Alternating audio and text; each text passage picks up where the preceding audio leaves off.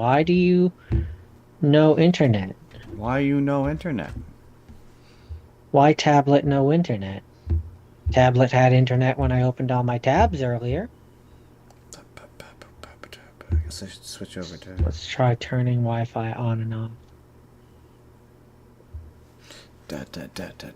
Connecting, obtaining IP address. Connected, okay. Maybe now it'll work. No internet. Tablet had internet when That's weird. Why is that doing that? That's a strange thing to do. Let's try turning Wi-Fi on and off. No, don't share it to a person. What are you doing? Connecting, obtaining IP Let's address. share that to... Connecting. Why do I hear myself talking? Maybe now it'll work. Because internet. Tablet You had have the sound on? Yes. That's a strange thing. Yes, On I your did. phone? Yes. Let's try turning No, don't share it to a person. What are you doing? Yeah. Connecting, obtaining IP address. Why do I? Yeah. But no. Justin, you are It's that a time of person. where we do the Yeah. spur of the moment. It's backwards on my shirt. Spur of the moment. No. My hands are cold, Justin. I hate this time of Why year. Xbox is now No. irrelevant. Ha ha ha. Yes. We got some terrifying. Okay. That's done. We did that. Let's turn down that volume. Uncover the heartbreaking legacy of Mary Kay Bergman. It's true. She died. Also, in that one short that you did where you were reminds talking me. about red ass, you would throw the ball and try to hit them on the ass. It was weird that you kept saying asshole. You threw it right in the You threw it asshole. right? No, you threw it at their ass, like their cheek. The point was that it was supposed to be a red ass. That's not what it looked like. It was weird that you kept saying asshole when in the context of children. I'm just saying that's what it was. That's not what it was. That's I'm telling what you. what it seemed like. That's not what it was. That's what It was like. definitely that you were trying to hit their ass cheek, which is why it was called red ass. Trying to get right up in the butthole. Nope.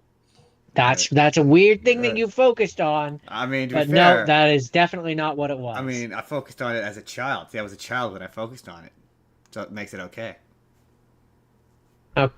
okay, but that wasn't the point of the game. The point was to hit the ass cheek. Because that's why it's called red ass, Justin. I mean, the asshole's just as much a part of the ass as they. I had friends who played the game, so Dylan, Jesse. No, I still have no idea. It just was the point was to make your ass red. Anyway, train of thought. What are we doing here? We're doing a podcast. We're doing a podcast. We're doing a podcast.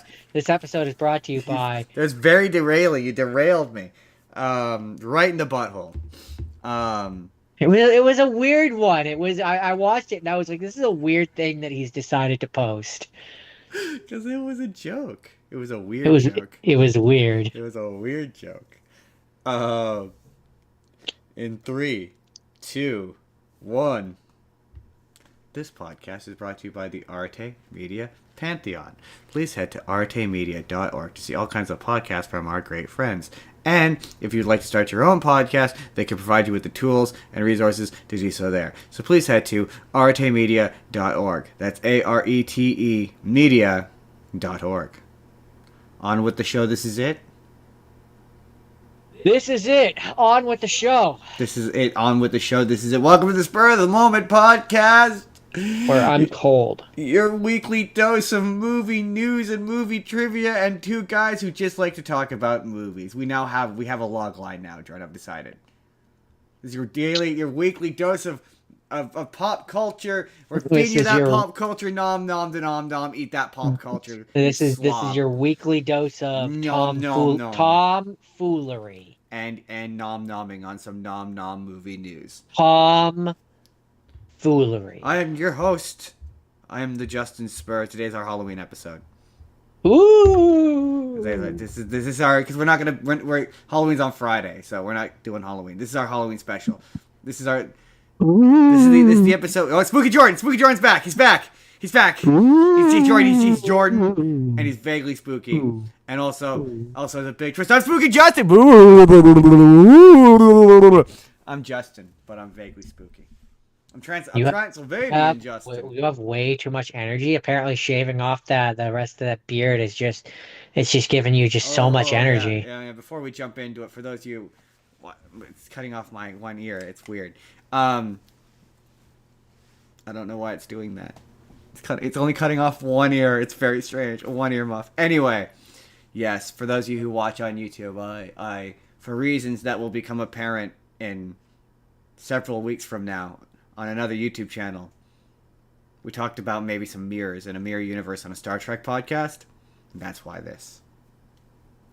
And for those of you who listen on Spotify, the 7 of you that listen on Spotify, thanks for that, by the way. I have a slightly shorter beard. He shaved down to a goatee. I shaved it down to a goatee, but it's a very thick goatee. But it doesn't look very good, and he looks kind of bad. No, see, and he should be ashamed of himself. See, Jordan, you're the incorrect one, because at least 3 people at work yesterday told me it looked good and reminded me that I had done it, because I completely forgot I had done it until I went into the gas station. And the gas station worker was like, "You look different." And I wasn't wearing my hat, and I assumed that she meant because I wasn't wearing a hat. And I was like, "Oh yeah," and then 2 delivery drivers proceeded to tell me that it looked good, and the manager at Walmart. So they disagree with you. I think it looks bad, but that's just me. But I decided that was the joke. Anyway, watch Final Frontier on YouTube. It's coming back. On today's show, today's gonna be one of those episodes. On today's show, I have some fun comment response time to start the show. But before we do that, let's run down some of the news. They're gonna make a Mitchell vs. Machines 2. Tom Felton's making a bad looking movie. Seemingly movies like Sleeping Dogs. What does Rocky look like? Xbox is irrelevant. Something to do with Spider-Verse. They're making a Terrifier video game.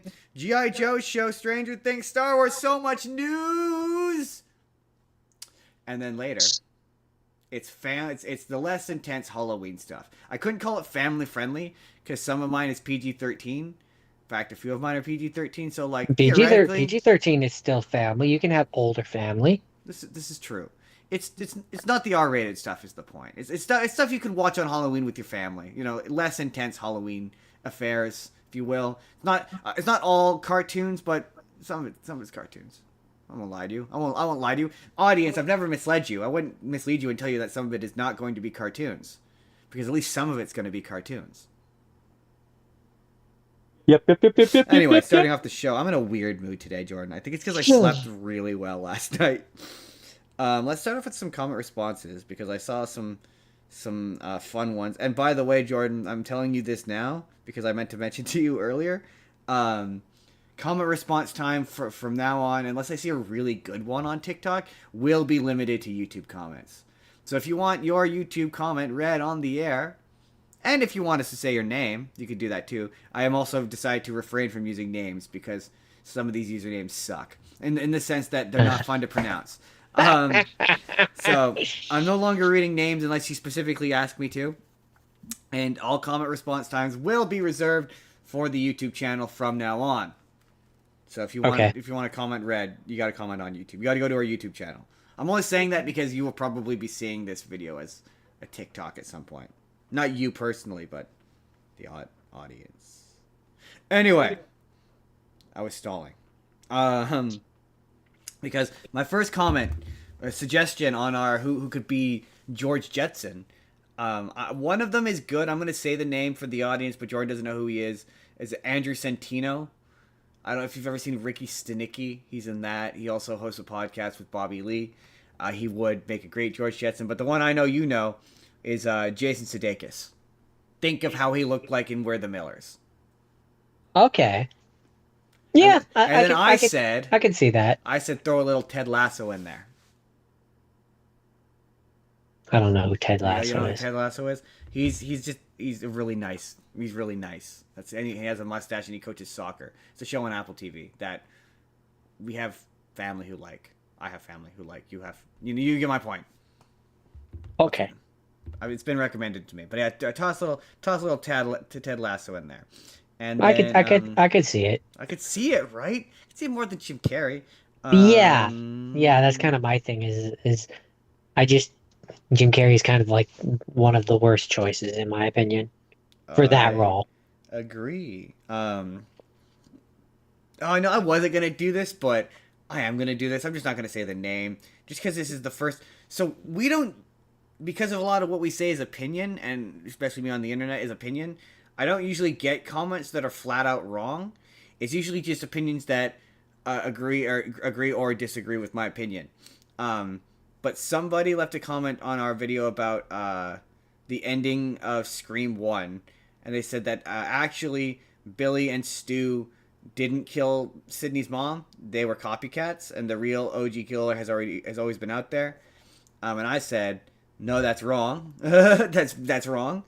And That's just not correct. that's just objectively not correct. And then yeah, he said that they didn't frame Cotton, which they very much did. Again, this is all dialogue in the movie. Maybe you haven't seen the movie in a while, but yeah, you were just that was objectively you're just incorrect. They very much did kill Sydney's mom. It's kind of the whole deal. Until the fifth one, or the third one, where they retcon it that they came up with it on their own, and they introduce a guy who made them or convinced them to do it, but they did it. They done did it. If you want to argue the technicalities of whether or not, they're accomplices or whatever, they done did it. That's the whole point. And then They did done it. they did it. And then the final comments I wanted to talk about, because I thought they were funny. I'm just trying to find them. Again, YouTube does not have a good system for finding comments. Almost like you shouldn't read them. There you are. Okay. On our video about whether or not a 3-hour movie is too long, I asked for people to give me examples of 3-hour movies they felt were not too long, and I would tell them they're wrong. And so, number one comment says, well, I wish certain movies were 4 or 5 hours long. Give me Interstellar with another 2 hours added to it, and I will watch. You're wrong. That movie is already too long. That movie could probably be 30 minutes shorter. It's already too long. I'm only forgiving of it because it's Christopher Nolan. You're wrong. I just genuinely, and okay, no. But the thing is, when people hear watching a 4-hour, 5-hour movie, they think of it like at home, where you can get up or pause it. Sit there and tell me you're going to watch a 4-hour movie in the theater without getting up to go to the bathroom. At least once. And missing part of the movie to go to the bathroom. You're not. Nobody wants that. Nobody wants that. And then the second comment says, Lord of the Rings disagrees. And I responded with, nah, those movies are too long. And the person was like, they were universally regarded as the best movies of all time. I said, that may be true. But Jordan? Okay, so they're still too long. In terms of a movie, I would say they're too long. In terms of the story, like the actual like what it's taking from, it's impressive that he managed to shrink it down as much as he did. I don't disagree. Because he cuts a lot. But for me, in terms of a movie, it's too long. It's too long. I would say I would be interested on a side tangent. I would be interested in seeing the original Lord of the Rings books done like as a streaming show where you can absolutely have it be as long as it needs to be, and get that Tom Bombadil scene in there that everybody's yearning for. I mean, Tom Bombadil showed up in Rings of Power, but it wouldn't. They would cut it down to 5 episodes, still cut out a bunch of shit anyway, and it would also be unsatisfying and still bad. That's not what I said, though. I know, but they would never do your thing. Well, I mean, sure, but that's not what we're talking about. We're talking about what I want them to do, and that's what I would want them to do. There's no money. There's no money. But I said again, sure, yeah, but that's not what we're talking about. And I said, 2 things can be true at once. A movie can be really well made, and the one thing that's wrong with it is that it's too long. Yeah, you're right. 2 things can be true at once. I'm not wrong. I'm not wrong. Also, yeah, they tried to make a Lord of the Rings streaming show, and apparently it's bad, is what I hear. But from what I understand, though, that's a prequel. Rings of Power. I don't. The thing is, it's the same thing with the Harry Potter show, which we've talked to death about, which is just like, taking something that was already you have two options when it comes to adaptation, in my opinion. You either make it a show or you make it a movie, because if you do one or the other, it's always going to be unfavorably compared to the latter. So if you were to make it's the same thing with the Harry Potter show, where everyone's just being like, it just looks like the movie. What's the point? And I just sort of feel like it'd be a similar situation with Lord of the Rings, where everyone would be like, it just doesn't look as good as the movies. So And my in response to the Harry Potter, my response would be yes, it looks like it looks like the original movie because the original movie was very faithful and very true to what the books were. It doesn't really cut anything out. The thing like where you will notice it in terms of that show specifically, I'm mostly playing devil's advocate here, I know but it's where you'll notice it and like for that show is later on down the line where you see things that weren't in the movie. But in terms of Lord of the Rings, I mean, there's a lot of stuff that they cut from those books that if you made it into, and I'm not talking like a prequel show like Rings of Power yeah, or I like just a thing that takes place at the same. I'm talking in terms of doing the full actual story of Lord of the Rings. There are some pretty major differences between. I don't offhand remember them, but I do remember when I listened to the books. the There are pretty major differences between the movies and the books. that would So. involve, yeah, that would involve Warner Brothers wanting to spend money, which they don't. Oh no, you're right. In practicality, it would never It's happen. I'm just saying never going there to is a lot that you can do that would make it, and especially with Lord of the Rings, that um would make it very different from the movies. uh um Even just in terms of like if you had a different director and who wasn't, it was Peter Jackson who did the originals, right? yeah. So like if you had a different director, I mean, a different director can make all the difference in the world in case of like differences. That's comment response time. We responded to some comments. Leave more comments. I like responding to comments. Those are fun. Anyway, Test. Okay, that's better. moving right along into a little bit of the news, Jordan. We gotta talk about the news. Um, so first news story. This isn't really news, but I kept it because I thought this was fun. Jordan, John Boyega, who played Finn in the sequel trilogy, admits that Star Trek does one thing better than Star Wars. Sequel Star Wars trilogy. Yes, he Okay, admits yeah. that Star Trek does one thing better than Star Wars. What do you think that is? Story consistency. Interesting. I'm not familiar enough. I'm still a layman when it comes to Star Trek. That'd be more of a question I'm for just Jake. shooting in the dark because just the movies that I've seen, they have like the modern ones. They have a plot, they have a follow through. Like it's one through line and it's one kind of idea. Whereas with the I'm mostly going off of his experience with Star Wars, which would have been Bad well, I was gonna yes, but I was gonna say would have been the sequel trilogy, which were inconsistent and bad. and bad and Um. inconsistent. So what he says, I mean, no, fundamentally, no. No, that's not it. He says he admires how. I, okay, I'm gonna say this as the guy who does the Star Trek podcast, and as the guy who has taken a great deal of shit from Star Trek fans. Like they always seem to go for me specifically. I don't know why, but nah, it's not fair. They did go for Jake's uniform once, but anyway, Star Trek. I'm gonna say this sentence and be like, I don't necessarily agree with this, but I'm too much of a layman to hard disagree with it. This would be a question for Jake, but he admires how Star Trek allows its fans time to have discussions, which like I don't really know what that means. Um. Oh, okay. So I'm an old school Star Wars fan, and if you're a Trekkie and you've met me at a booth, you would find that I would mention that I don't like Star Trek. I just think that on the Trekkie side, they like to talk about. On the Star Wars side, we just get active. With Star Wars, you've got to talk while the war is going on. So if he's talking about like in the universe itself, no, that's not true. Again, as the person who's doing the Star Trek podcast and watching the original show, the big thing is it's a show from the 1960s and it's budget restrained. So obviously there isn't and Star Wars are movies. So like obviously there aren't laser fights in every single episode. But that's not to say like characters don't punch each other. Like we just watched because of the beard, we just watched the Mirror episode, and there's a great sequence where Kirk slides across the table and kicks Mirror Kirk in the head, or Mirror Spock in the head.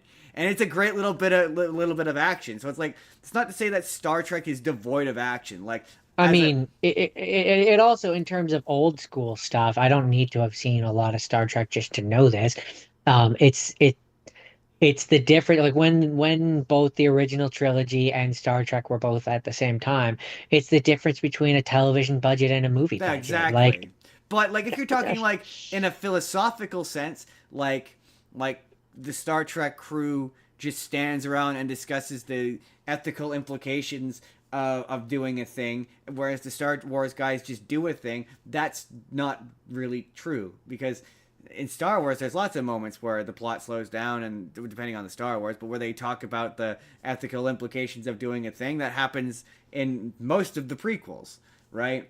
And Kirk in the original timeline or the original show is very much a jump into action kind of character. So like, not really. Star Trek and Star Wars are more similar than they are different. But like, I would say that like, when I was younger, my perspective of Star Trek used to be that yeah, it's a show where characters stand around and talk a lot. So like, I think it just depends on how much you know about the thing. fair. I mean, I don't know. I don't watch a lot of Star Trek, so I don't really have a leg in this fight. And as for Star Wars, uh, my opinions when it comes to Star Wars are It kind sucks of now. just that. Well, I was gonna say more just it's lost its way. It's no longer, it's forgotten its identity. Yeah, Um, yeah. um, Yeah. as a children's thing. Yeah, you know what? We'll screw it. We're gonna do this now. I didn't bother organizing my stories this week because I was lazy, but we might as well do this. So How dare you be lazy? then, Unforgivable. I don't know if they announced it. I don't know how it came out.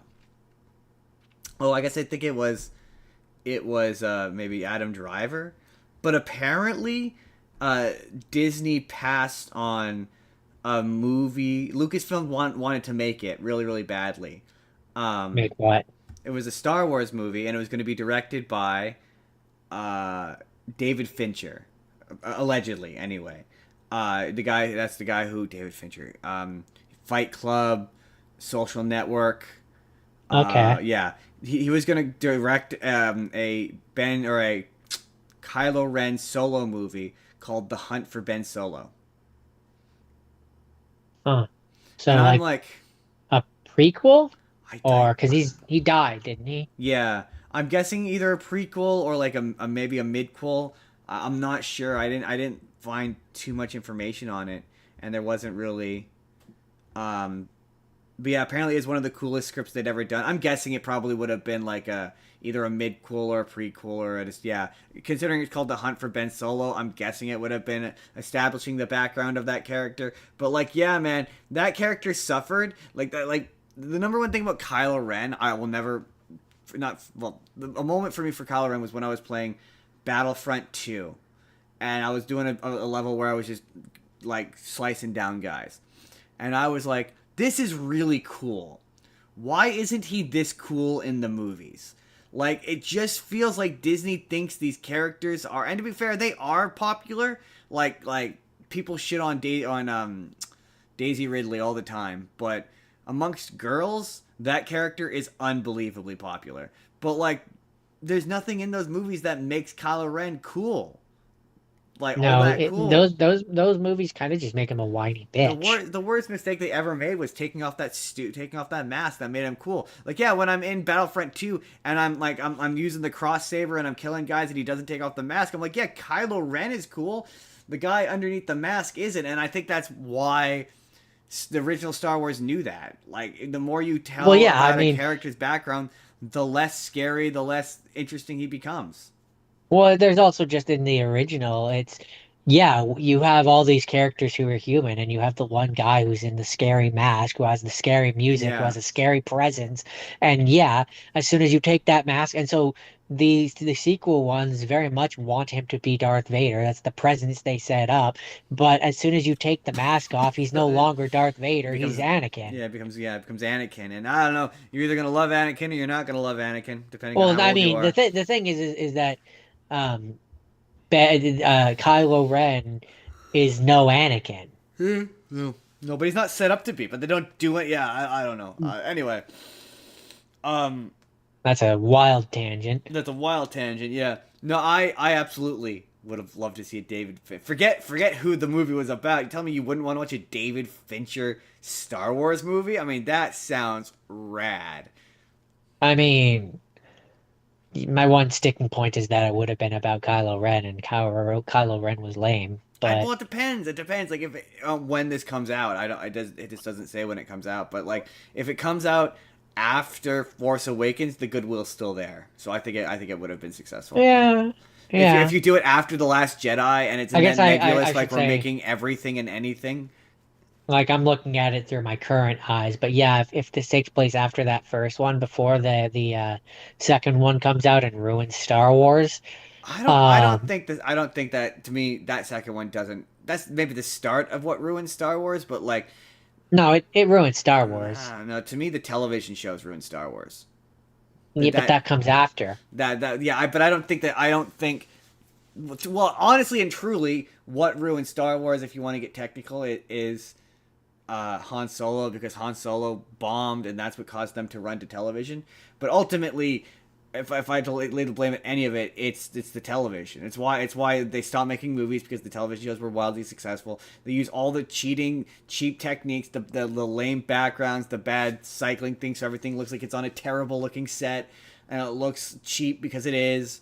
That all comes from television. So I don't think anything in See, that.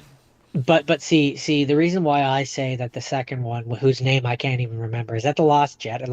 Last Jedi. Yeah. Um, yeah, the reason why I say that that one kills it is because people hated that one, which means that they were willing to give Solo less of a chance because the last one was so bad, No, but that's and then it just all snowballs from there. right. But no, but then none of that's true. That's not like if anything. But it is true. Everybody hated that second one, Justin. No. That's also not true. That movie is divided very 50-50. There's lots of people love that movie. Sure, but you say that it's divided 50-50. That means that they lost half of the people that loved Right, Star Wars but because of that's that movie, which means that when it came to Solo, people no. were not But willing to give it a but that's chance. not that's not why that movie failed. That movie failed for a number of other reasons. But no, it had nothing to do with the Last Jedi. The Agree to disagree. only because the Rise of Skywalker went on to make a shit ton of money. Like, as much as we hate Rise of Skywalker, that was an incredibly financial successful movie. So no, the like in Agree to terms disagree, my friend.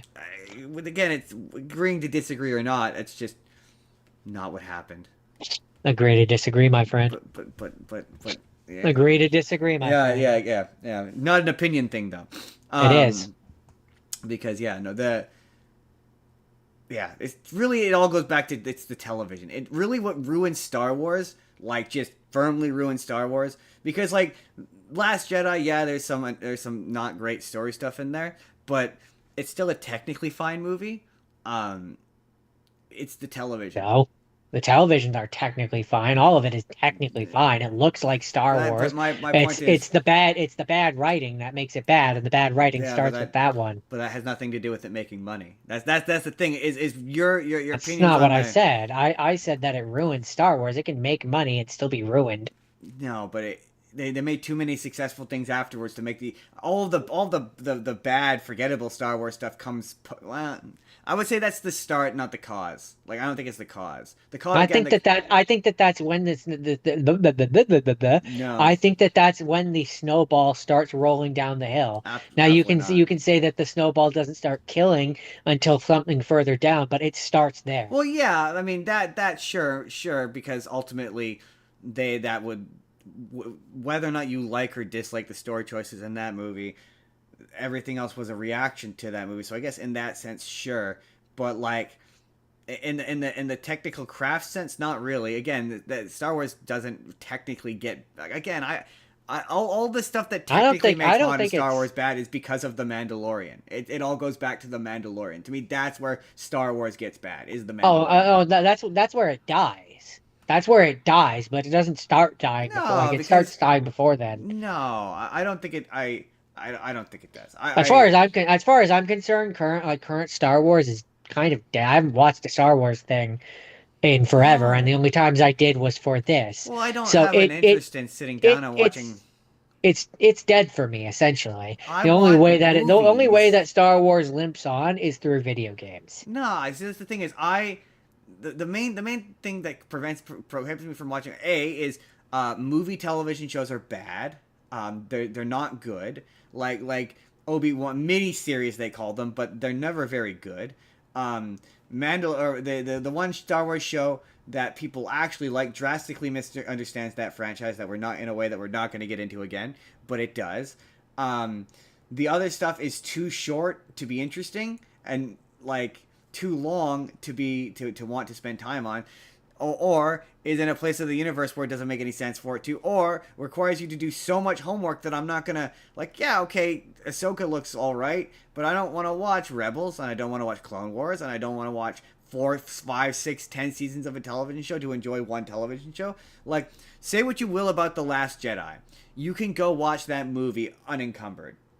I don't need to have done any research to watch it. I don't Isn't need that to the one have. that has the isn't that the one that has C-3PO's red arm where he just has a random red arm? No, that's the Isn't that the one where that's the first one. Yes, it has the isn't that purple haired isn't chick, that but in terms of its like, yeah, you're like, okay, who is this chick? But still, the functionality of the story still works. It's not like Ahsoka where you go into the first episode and it's literally the continuation of a show I didn't watch. That's what I'm saying. Like you could watch it. It wouldn't be easy, but you could watch it. Whereas a lot of these television, it's the same thing. To be fair, it's the same thing with Marvel. Marvel has the same problem, where it's like, just go back to making movies. Just go I back mean, to really, making movies. ultimately, it's a Disney problem. Yeah, it is a Disney problem. They're trying to slop out as much content as they possibly can, and it's diluting the brands, making them has nothing to do with quality. Like again, you could disagree with writing choices in any of these things, but what's wrong with these properties is a dilution of product. It's no, I don't want to watch 50 billion Star Wars shows. I want to watch one movie that I can knock out in an afternoon. I don't want to spend 2 days watching The Acolyte, no matter how much I like that show. I don't want to spend 2 days. You know what I mean? Like, I want to watch movies. I want Star Wars movies. Or at the very least, I want the Star Wars movies to look expensive and the television shows to be animated or look cheap. Does that make sense? Yeah, you want a Clone Wars, the Yeah, animated Clone an Wars. animated Clone Wars where it's like, oh, this looks like shit, but it's pretty well written. Like that's what I want. That's the same thing with Marvel. Like I don't want to have to watch Hawkeye's 6 episode show to I want a understand who his Spider-Man character is. animated show. Yeah, which then to be fair they've made, but I'm just saying, like I'm just saying as a comparison. yeah, and to be fair, Marvel is learning this lesson, right? And Star Wars kind of is because they are putting out a movie. It's a movie nobody really seems to want, but it's a movie nonetheless. Honestly, the thing I'm excited the most for from Star Wars Oh, right I mean, now. see, I've done this show long enough with you to become as cynical and bitter and jaded as you are. So I'm fully aware this Mandalorian Grogu movie is them testing the film market with a character that is done Oh, wildly successful absolutely. on their shitty television Absolutely, shows. because they're still scared to do movies. Like that's the thing is, Yeah. I So don't they're I like, okay, well, we'll do a movie, but we'll throw in our most profitable I, television character I into the movie. I think it was because yeah, Han Solo didn't do well, not as well as they thought it would. I think which killed because they were gonna do another. There was another one of those spin-off movies. I don't remember which character it was, but They were gonna do that. I mean, that Obi-Wan show was gonna be a was gonna. movie. That's what it was. It was the Obi-Wan show was gonna be a movie, and then Han Solo bombed horribly, so it became a show. The poor critical reception. It still did well, but it didn't do as well as they thought it would, and it had very poor critical reception. Scared Lucasfilms into doing movies, and then Mandalorian did incredibly well, which is why they made all those shows. So yeah, you're right. Like they're like tepidly putting their baby toes into the water to test for movies, and they're like, let's put our most popular character in, so that then a year later they can do the Ryan Gosling, nobody knows who this character is, movie, which is the movie I am actually excited to see, or at the very least interested in watching, because yeah, it's not shit it's not just shit you know. It takes place after a time where all the shit you know. I mean, I guess there's a potential that Finn or like one of those characters could show up, but still, like it's not in a period of time we all know. Anyway, Yeah, it's not in the Skywalker saga. um, It's post Skywalker it's saga. post Skywalker saga. Anyway, Theoretically, anyways. I um, mean, technically, depending on when it takes place, you could have Rey Skywalker show up, but I gotta move on. We talked too much about Star Wars. Um, After the success of K-pop Demon Hunters, which is a movie I quite liked, they announced that they're making Mitchell's versus the Machines, which I'm really stoked for. That movie is severely underrated. You all need to go watch it. oh, they're making a sequel, you mean? Yes, they're making a Oh, sequel. cool. Cool, cool. Yeah, I like that movie. I like that movie quite a lot. I don't know what they would do for it other than do another apocalypse. I kind of hope they do like a thing where I mean, this is always my go-to for sequels for a movie like that. He's grandpa, she has kids, and the kids hate her. I don't remember how the last one ends, It ends but with her going off to college and getting a girlfriend. I don't know how the last one ends. But what I would do for Mitchell versus the Machines too, because you mentioned another apocalypse, I would just kind of have it make a joke or a fun parody of like the Terminator, and have it be where like a machine comes from the future, and like they That'd have also be to kind of fun. But yeah, no, they have to stop the robot, basically do Terminator. the first one ends with because the whole point of the first one was they were doing the road trip to take her to college for film school. She was a film I've person. only watched it once, and it's been a while. And it ends with she's now in film school, and the family's all happy with each other, and they're all getting along, and the kid still loves dinosaurs. And yeah, I was just my thing is always just time skip. She now has kids. He's a grandpa. He's an awesome grandpa. Like it's just the easiest I place mean, to that's go. that's a really, really long time skip, though. I mean, not really. She is just She going was into in college. college, and now, Do like a 5 year time skip. I don't know. She's now 26, 27. She's having That's kids. that's young to be having kids. Not really. Yeah, it is. Um, or have Especially it. in this day and age, that's really young. I mean, yeah, I don't know. I don't know that 27. Yeah, but yeah, I don't know. You do that 10 year time skip. I don't. Yeah. I mean, if anything, I could see it where it's like she's getting a dog. I mean, that would also be funny. Or I mean, you could just and do it where and, it's and 5 years like later and she's. and like that's where you could have the joke where like the parents, the mom or the dad or whatever is like, when are we gonna get grandkids? And she's like, you do have a grandkid. He's right Nah, she's here. not that kind of character. I know, yeah. To me, the most. I mean, obviously, the response that it is a lazy and hacky kind of idea, but to me, that's always when you have a movie where in the first one the dad's difficult. The logical place writing wise is for me is always to go. You do a sequel, and now she has her own like 5-year-old, 6-year-old kid, and she is now the difficult one, and the character arc is the dad has to teach her to not be difficult. Like that, Eh, like I that, don't know. that to me is just the most obvious place. You go with that, where it's like now she's the adult in the situation, and she has to be made to understand. Blah blah blah blah. But hey, like I love that movie, and that movie's creative and fun. So they will probably do something completely different that will blow my mind. Jordan, Tom Felton is in a really terrible looking science fiction movie. Terrible's a strong What is the word. what is no we're not. Generic. Wait, no, what the fuck is his accent? Like what is that accent? I don't even. What is he doing? What is that voice? It's awful. The special effects look terrible. It's ripping off so many things. He's the most famous person in it. It looks like it was film. Like it looks like a student film. Like it looks I mean, atrocious. I mean, You were in I don't Harry know. Potter, my guy. It doesn't look as bad as one of like some of the movies I watched this week, and it looks mediocre, Like, yeah, but but that's that my doesn't look point. If doesn't you're look terrible. I don't if the know. most enthusiasm you can muster to say about it is that it looks mediocre, and I'm like it looks bad, it looks terrible, meet in the middle, that means it still looks bad. That means that you're just trying to be nice for some reason. Like, oh, poor Tom Felton, he needs the leg up. He's doing really pathetic appearances on Broadway as a character he played when he was 10. It's really sad, and we feel bad for him. I Jordan, don't know. he didn't even It's play not. It's not. Lucius. It's He was not. playing Draco. Dude, let it go. It's not so much that like I'm trying to be nice. It's more just I'm apathetic and I can't work up. I care even less than you. I care so little that I can't even work up the energy to say that it's bad. I mean, like this. Yeah. Very rarely do you get me being like this movie looks bad. Like not even just like it looks like it's badly written. It's just all of it looks bad. Like it looks like it looks like a. If we were still in our teens, it looks straight to DVD. It's got straight to streaming written all over it. The CGI looks bad. Like it looks atrocious. I don't know. I guess for me it's just there's been a lot of bad movies lately. It doesn't really eh eh.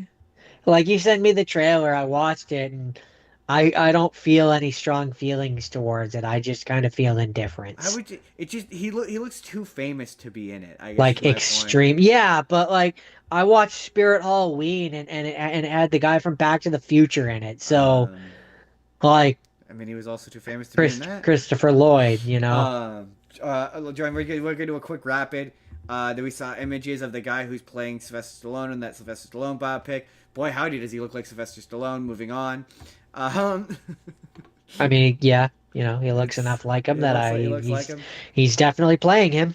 They're making or at the very least they want to make a oh, that's funny. My time to shine. Hello.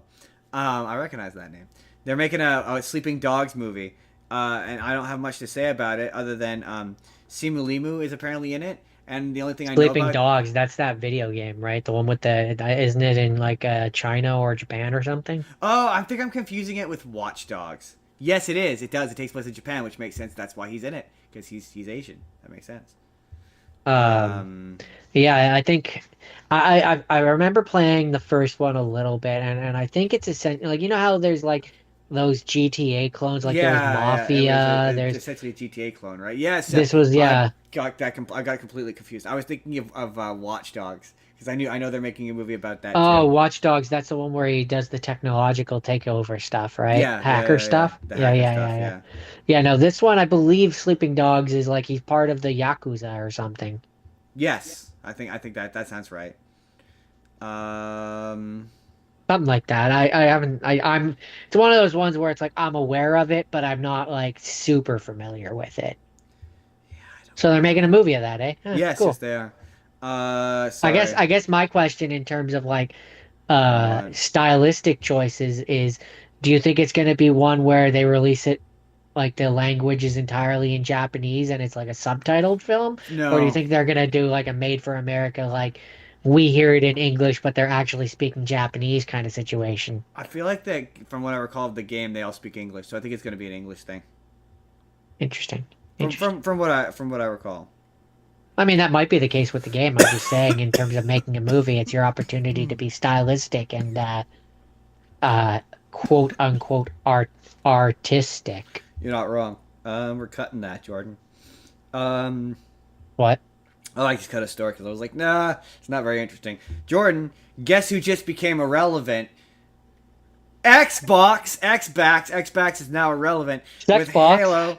Halo coming to PlayStation 5, and I'm just like, that's hilarious. Yeah, apparently, Console war is Halo. officially over according to EV or GameStop apparently. Apparently, it's not just like a re-release; it's like a full-on remake of that game, Yeah, and it's got new levels and everything I saw. like a bunch of new stuff, and it Which looks like pretty. And I mean, I was never Xbox. I play whatever video game you put in my hand, right? I was never like particularly like loyal to any one brand, but oh no, no, no, no! um, I was a PlayStation boy. I like Halo. I like Halo, and I'm not gonna I mean, lie. I yeah, I will totally play it if it goes free free to PlayStation Plus or something. Like I'm not gonna pay I money for it, but I'll definitely play it. oh, I mean, Why if you if like it ever this? drops, if it ever drops to like $30 or 20 bucks or something, I'll pay for that. I remember back in the day, we had Halo 1 on PC, We did have Halo 1 on PC, and it was really fun. and it was Like, there's a really reason that fun. franchise is popular. Like I'm not gonna. I had a friend who every time I would go over to his house, he would have. I was the friend that he would have come over and help him do the co-op mode so that he could get those achievements. And so I remember playing all the way up to Halo 3.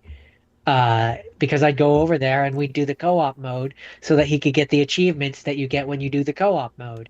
Yup. Um, so no, yeah, I absolutely like I like Halo, I like but Halo. when it comes to the console war, no, I've been a PlayStation boy like all my life. I've owned, I think, like every PlayStation console at one point or another.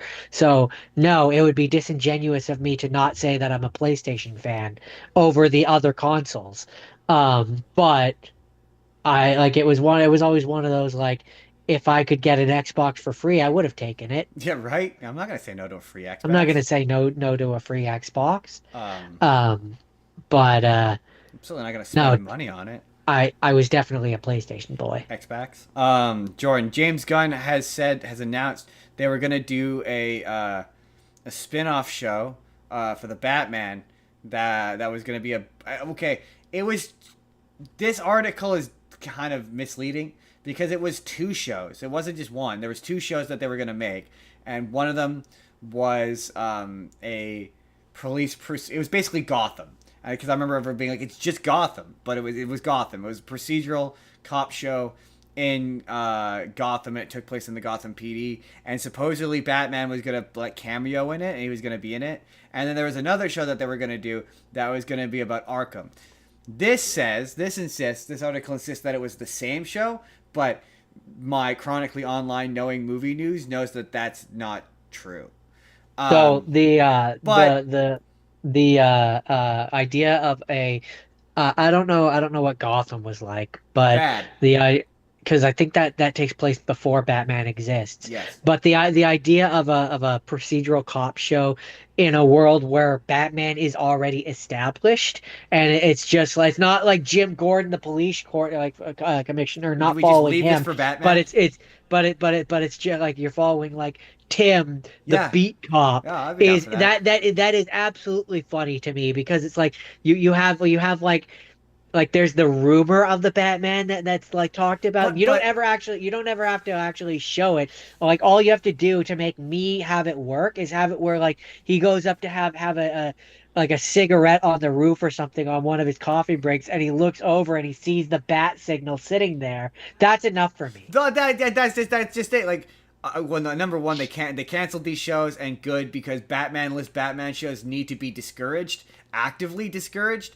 But But they can be but done. they can be done. Yes, they know. No, we should not encourage them or ask for No. them, but they can be done. There Because are you're right. ways to You're right. do That them. would be funny. That would be funny where like he turns around and you never actually see Batman. You just see like the billowing of a cape as it goes by. Like yeah, that would be. But that's the thing is these Batman-less Batman shows never do that. Like Gotham was awful because it was an origin show that featured bad guys whose origins were dependent on Batman.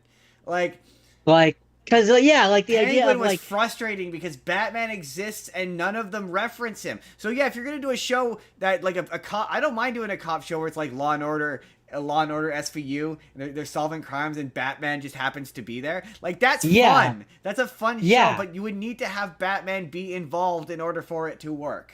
To a certain degree. Like he doesn't need to be in every episode, but like yeah, to have things there that reference him I mean, like have it be like where one episode where like the entire time this detective is working on this case and then like the last episode or the last like 10 minutes of the episode or whatever the commissioner goes to him and is like yeah no I can have you move on to the next case because Batman solved it oh and yeah. and like the detective gets frustrated Oh, that was at my how case, man. like that was my case. I spent so much time working on Yeah, that. you're That not that wrong. to me is That would be funny. hilarious. That would be so funny. Like, the thing is, I kind of want an episode where it's like, because even Law and Order has levity, where you have like the levity character like solving a case, and then yeah, it just cuts to Commissioner Gordon and Batman on the roof just having a coffee and yeah, a cigarette and just chatting about the case. Like that. You're Yeah. right. That like yeah, he doesn't need to be in every episode. Like the thing about Batman shows that's You just so need to feel his frustrating. presence. You just need to feel his presence that he exists in that world.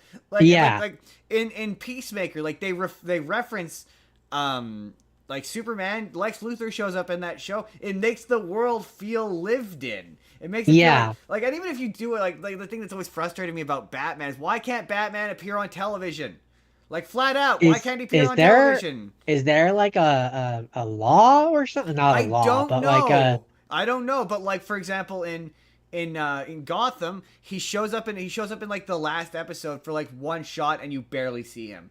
Like for whatever huh. reason, Warner Brothers just has this thing about Batman on television, where like Superman, they have no issue putting Superman on television. Like the Tyler, oh, I always fuck up his last name, but Tyler Hoechlin is one of the best Superman. He gets put up there on the Mount Rushmore of Superman. Like people love him. Like people say he's one of the best Superman in existence, Hmm. and he's on TV. He's the CW Superman. No, yeah, I'm just wondering why. I mean, maybe Why?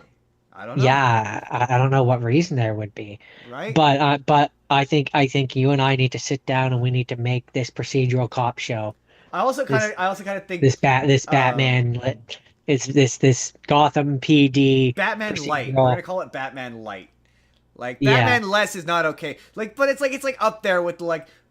But also it went on for like multiple seasons. Who gives a shit about Alfred? Why is there an Alfred show but not a Batman show? It makes Because no like sense. I also see like and this is where it could be cool is because like some of the episodes could be like a a funny they're around the office kind of thing, and then some like one of the episodes I see is like they're out hunting this like this terrible murderer or something, and it's from the point of view of the police officer's body cam as you see like Batman like from above, and you like how like normal people see Batman, Yeah, yeah, yeah. like you don't see it from Batman's perspective, but like you see Batmaning from a regular cop's perspective from his body cam and how terrifying he is. Right. Yeah. I mean, on the other hand, though, I also would kind of want Brooklyn Nine, but with Batman. Like That's Brooklyn kind of Nine what Nine. that's kind That of would be what I'm kind of picturing. fun. I'm picturing like a combination between Brooklyn Nine-Nine, you've never really seen it, but The Rookie, Oh yeah, yeah, and yeah, yeah, yeah, yeah. Okay, like yeah, yeah. so like that kind of show, Yeah, where it has its moments with of being Batman serious, but it does. theming. Yes, I'm familiar enough with the Rookie to get what you're saying. Yeah, I could see that. I could definitely see Where that. it's like you have moments of levity, but there's definitely some like serious Well, they moments. did a show. I don't know if it was connected to DC, but the basic premise of it was the people who cleaned up after the superheroes after they left. It's kind of what informed me and Jake's joke Interesting. about the Star Trek Night Shift. But yeah, that wasn't. I think it only lasted like not maybe a season, half a season. Like it wasn't super Interesting. popular. But we're weird. We think shit like that's funny. Like there's other people like I mean, I think there's a world for it. I think there's an audience for a show like what we're But like describing. in season one of Gotham, when that show came out, I kept saying, "Who gives a fuck about a Batman-less Batman show?" And then that show went on for like 6 seasons, and people love it and tell me I'm wrong all the time. So like, perhaps I'm the asshole in this That's that. Well, I situation. mean, that's where I say I think there's a world for it, but for it to work to me, for it to make sense, there has to be a presence of Batman. And like I said, he doesn't need to be in every No, episode. You can have an episode where, like I said, like two regular cops are having an argument on the roof, and in the just background see you his see the cape. bat Yeah, symbol. yeah, yeah. Yeah, just see his Like cape go by. Yeah. you see the like the spotlight with the bat symbol on it, right? Or Like like a there's criminal just gets his ways. head taken out by like a batarang. That'd be fun. Yeah, or like even like you see like there's a part where like they're doing processing or whatever, and like one of the people is like, "Oh, where'd this guy come from? Like, what's his story?" And one of the other guys like, "Oh, it's another Batman." Like they have a Yeah, there's term like for it. I Like was it's just gonna say there's two lines. There's the criminals taken out by Batman, and then the rest. yeah, like or some reference to it like that, right? Like they have a specific code name for it. Like, "Oh, these are Batmaners," or something like that. That would be funny. You just that to me that you just Warner need to Brothers, have the pay occasional us. thing like that. James Gunn, pay us. No, you don't get it for free. If I see I'm this just idea on television, I have no money. I can't do anything. But I'm gonna but pretend I'm gonna sue you. you know what, Justin? We should write a pilot, like a ghost episode, and try and sell it to James But Gunn. that would involve us either of us being able to write dialogue. I mean, we've read enough comic books. Comic books don't have real dialogue. I think we could do it. Maybe, maybe. I'll have my people call your people. You are my people. I'm probably not gonna call you. Justin! Um, I called you. Jordan, Jordan. The news is taking too long, but I've got three more stories. That's because we have awesome show ideas which the internet has now And heard just and apparently, will run with. apparently entirely too much energy. Um, Well, one of us does. they announced, Jordan, that they're making a okay. They announced an animated show, and I need you to. You're gonna be like, okay, and every time you say okay, I'm gonna get you to point out the part where, and it's the same point I went. All right, and it's became slightly less okay with it. It's gonna make it sense in a moment. Okay, Jordan, they've announced that they're gonna make a new animated series that's a GI Joe and Transformer crossover show. Okay. It's probably gonna be on Amazon. Okay. It's based on a comic book written by Robert Kirkman, who you would know as having written both The Walking Dead and Invincible. Okay. So And we're gonna get like 6 episodes, and then it's gonna take 12 months to get another 6 episodes. and the show is That's the being point. That's the point where you've lost me. no. There's one more. The show is I don't actually know if it's going to be for Amazon. I just assumed it was. That part I can't confirm as being true, but I can confirm that the show is being described as being broad and is said to be in the vein of Kirkman's gritty adult animated series Invincible. Okay, so we're gonna get 6 episodes, and then we're gonna spend 12 months getting another six See, episodes. no, actually, no. They've been coming out yearly for the past 2 seasons, so I will concede that they've been coming. They've been putting shit out. Now, a lot of people have been bitching about the animation, which I think looks fine, but neither here nor there. Really, the bit where they're like, it's gonna be like Invincible. So I'm like, oh, so Optimus is gonna say his famous catchphrase. Jordan? Transform and I'll kill you. Transform and I'll kill you! As he blows. Oh shit! I don't. Damn it! I don't know. Hold on. Let's redo that. What's his name? The name of the main guy. Duke. Okay, there we go. He's gonna say his famous catchphrase, "Transform and I'll kill you," as he blows off Duke's head. Use take two. Use take two. Take two's better. I just, as soon as you're like, it's gonna be like Invincible, I'm like, in what way? Violent. The violent way, right? But I'm like, but it's Transformer. Why do people insist on taking beloved childhood thing I like and make it violent? Like, why can't we make a beautifully animated G.I. Joe Transformers crossover show that isn't bloody and violent? I mean, to be fair, I'm just assuming it's going to be violent. But why else would you compare it to Invincible? I mean, the only other reason you compare it to Invincible, and this is the thing that I hope they're pointing towards, and not the violence, but Invincible is bright and colorful. Maybe. I mean, in terms of art style, I wouldn't say no. I love Invincible's art style. To be fair, that's not fair. I love Invincible. I've liked every season. Oh, I love it. think I that- love Invincible, and I enjoy it. But if you're gonna say that this thing is gonna be incredibly violent, then that's not what those things No, I just necessarily think need to be. I'm just like, you're right. I guess it being bright and colorful and being fluidly animated, like it is. I maintain season 3 is their best season, other than maybe season 1. But season 3 is definitely better than season 2. That much I can say. So, if I'm looking to be hopeful, that's what I think I mean, they're yeah. pointing I guess towards. if I want a Transformers fight between Optimus Prime and Megatron, I guess I do kind of want it to look like the Conquest fight from season 3, or the not Homelander, the Omni Man fight from season 1. Yeah, like that's the thing is It's like really it's not. destructive, but not bloody. All right, I'm into it. There's ways to do it. Is I guess what I'm trying to Yeah, say. I just was like, the only reason why I could think the comparison, because apparently it's based on Like a I just don't need to have there be a scene where Optimus reaches his hand out, covers one of the GI Joe's heads, and squishes, and it pops like a grape. I was gonna say grabs his head and rips his spine out, Mortal Kombat style, but yeah, that too. I don't need that Oh either. no, Justin, that's too. But that would be too over the line for Optimus. They couldn't get away with it. He would be like the I want to end your suffering as quick as I can, and he'd pop their head like a grape. That is fair. No, that is true. It's just the only other Megatron reason would I could grab think their to Megatron would grab their head, rip their spine out, and use it That is to valid. floss his metal teeth. That would be Megatron's thing. that is valid.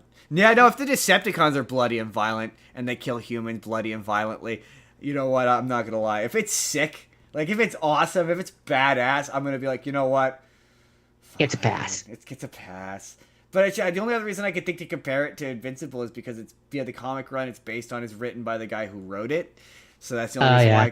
So that's the only reason why I could think to compare the two. But I mean, look, if that's what it takes to finally get that GI Joe Transformers crossover they've been threatening for decades, I'm okay It with gets a that. shot. And Jordan, being that it I mean, is my thing, sorry, before we move on, my thing is all it has to do is be better than Marvel and have it be longer than 7 episodes and be an actual show. no, it's if it's going, yeah, I mean, there's a chance, but considering they've compared it to Invincible, I wouldn't hold your breath. Yeah, but I'm just saying that's all it has to do to be better than It's Marvel. true, it's a low bar. A very, Um, very, very low bar. so since it's Halloween and it's spooky, we're gonna end it on two spooky Halloweenish. Ooh, Ooh, spooky Jordan, spooky Jordan, he's come back. Spooky Jordan. ooh. This is when he's most active at our in our Halloween episode. But no, I only felt, yeah, well, we're gonna end on two vaguely Halloween. So Terrifier 4's insane ending and origin story is teased by clown or Art the Clown actor. And like I'm like, here's the thing. Apparently he hasn't read it yet, according to this article, so he doesn't know where it's going. But and the guy who created who's Damien Leone, the guy who's created and writes Terrifier, says this is the last one, but then he said it wasn't the last one. I know I always make reference to it, but what he says is not untrue. That episode of Rick and Morty where it's the cat and he's like, no answer I could give to my backstory would possibly be satisfying.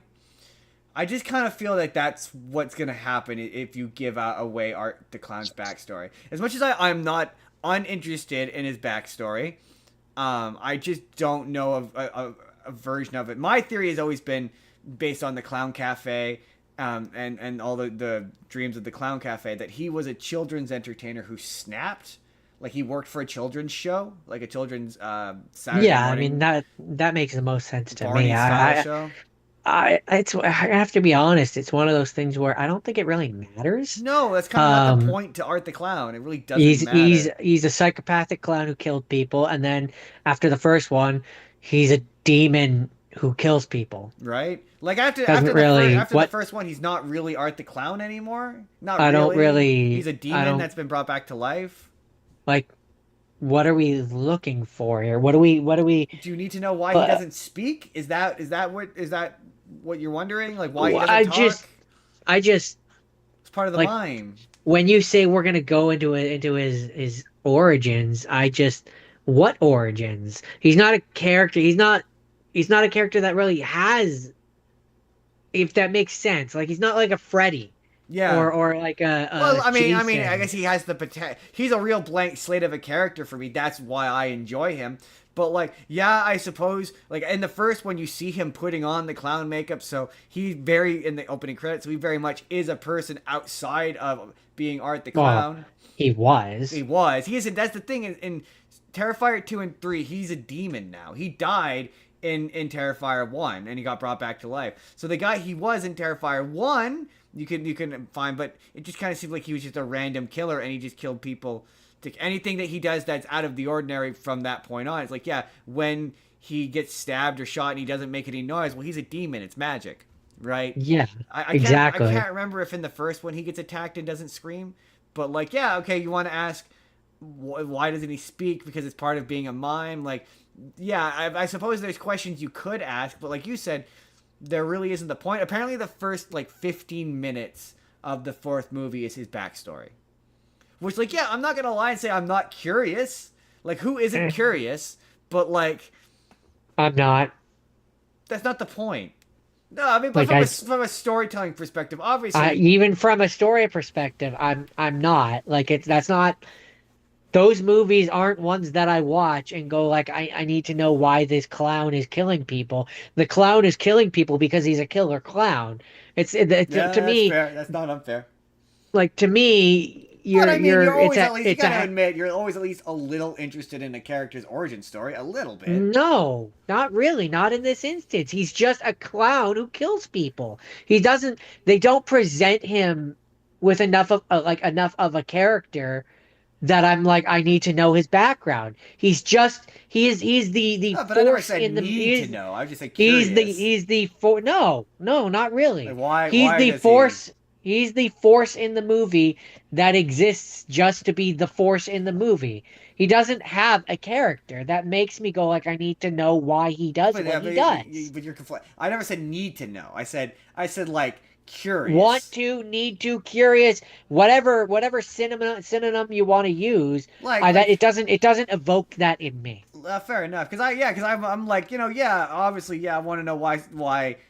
Or I'm reasonably curious as to why Spider-Man puts on the mask and you know what I mean? Or in the case of Freddy Yeah, Krueger, well, I'm curious if Freddy you want to know Krueger. why the clown put on the makeup and decided to kill people? It's because he's a psychopath. True. I mean, You know. I don't. I'm mostly playing devil's advocate. I don't disagree with you. I think he's the more you explain who or what. It's the same thing with the demon. The more you explain what the demon is, like when you're like when you give a demon a Like, name, like it's an Abaddon. You're like, okay, so he's just a demon and that's his name now. It's yeah. not Or very so yeah, interesting. then let's look at it from that route. Like, okay, is this prequel going to be about like the demon side of things? And it's like it's a demon. Who cares? It's a demon. Right. I Like don't need to I know its do I background. need to It's just know it's a demon. that Art the Clown is really Tim Frankenballs and Like he really loved being a clown until he got pushed around a little too much and then he snapped and murdered a bunch of kids. like it That just kind of sounds like like they're going to turn him into the Joker. kinda, which I that Like like that's what I saw people say that they were afraid of that. They're afraid that Art the Clown is gonna open his mouth and talk in the next one, and he's gonna sound like the Joker. And I'm like, as much as I want David Howard Thornton to be the Joker, I yeah, don't not want like Art the that. Clown to be the Joker. He doesn't need to speak. Like I don't need him to Uh speak. so like my thing I guess is when you say that to me, my thing, and you've said this so many times, it's a hat on a hat. Yeah. Like I don't But like it's also there is a version of it where I'm like, okay, this does like I would be interested to know like not necessarily why he kills people or like if he was just a regular guy beforehand. Like it would be kind of interesting to be like, oh yeah, he takes off the makeup in his original incarnation and he goes and he's just David Howard Thornton and he's a regular guy and he like yeah, is he? There are elements of him, not himself, but his place in the world prior to like I'm like, oh, is he like is he like a John Wayne Gacy? Does he have a regular like everyday life that he went to? Like that kind of stuff does kind of that part of it like not I a mean, dissertation on why he like as much as you find out that like Freddy Krueger kills is killing the kids because I guess I would not be interested in finding out if perhaps there was a bit more to him than is. But also, I agree with you. It's not necessary to it that just character. yeah, I for me don't I want him to just open his mouth and speak like the Joker. I don't need that. yeah, Don't need it. I just I hear that and I'm like eh, how do I word this? I think why it bothers isn't the right word, but why I can't get on board with it, I guess is how I would word it, is because it it's not being created, not really out of a sense of like creativity or like wanting to do any of the things that you're talking about, or it exists so that it can be the next Freddy, the next Jason, the next it has to continue the franchise so that it can Yeah, pretty much. It's become the doing the next thing. iconic. I get which it sounds like what you're. Sorry, I should say. It sounds like what you're saying is, it's just doing the thing that the horror movie has to do because it's at that point in the horror. It's revealing a Yeah, backstory because that's the next step you take when you're doing a in order character to like stay this. relevant. You Yes. have to give him a backstory. They're doing it because they Yes. have to. But according to this article, he insists that he my thing is like if you come at me in a way that makes me go, okay, this was always how you saw the character, like this was always this way, like if it lines that's what I was gonna say. If you manage to make it where his origin ends with him at the beginning of Terrifier 1, and that's the origin, and like there isn't like a dissertation on his psychology, then I'm like, all right, okay, that's kind of fun. Where because the thing about the Terrifier movies is they've always been full circle, right? The beginning is like the middle, or like the first one, the beginning of the movie is the ending of the movie. Like, so to do it where that sequence is like a full circle sequence where it ends with him going into the cafe in the first one and seeing the girl that inevitably, like, if it maybe indicates why he chose her.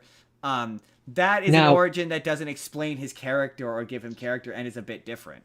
now, what would be kind of cool, it wouldn't, but this is me trying to make this more creative than it is if in this fourth one where it's the origin, we find out that Demon Art the Clown goes back in time and like is hunting Art before he's Art and drives him crazy so that he can become the Art the Clown that's in the first one. That's way too creative. That's fun. That would be funny. Then I then think probably more what it's gonna be because I and do. and in this one, pre crazy Art the Clown is just like a friendly mime, like he's Well, just like a friendly guy or yeah, whatever. my That suspicion could is be interesting. I don't think we're gonna see Art the Clown like as a regular person. I don't think he's gonna talk, and I don't think we're gonna see him without the makeup. I think what we will see is he'll look like regular Art the Clown, and he'll be a happy clown on this show, and he'll be still be silent. He won't speak. He won't talk, and he'll be a mime, and he'll for whatever reason snap on that show. And then that's what will turn him into Art the Clown as you know it. But he won't actually speak. You'll just see him as Art the Clown the whole time. That's my theory. I'm just saying though, time travel. Time travel would be fun, though. I mean, it's certainly possible within the confines Well, of that universe. it's a Magic demon, exists. It's a right? demon. So It could like happen. it's not out of the realm of possibility. The Victoria whatever character, demon character, takes him back in time to pick her so that he kills her or disfigures her so that the demon can take her over. I mean, it would totally work. It makes sense. Fans of that franchise would hate it, but it would work. I mean, I'm just saying. And then Jordan finally, Have it, to have it be a self-fulfilling prophecy where that would he be, makes himself. it would be fun. Finally, And to Jordan, be fair, I did say I would hate it, and it would be so bad. But like, it would be I'm terrible. I'm trying to make it fun. It would be absolutely terrible. But Jordan, finally, we need to update a story from last week.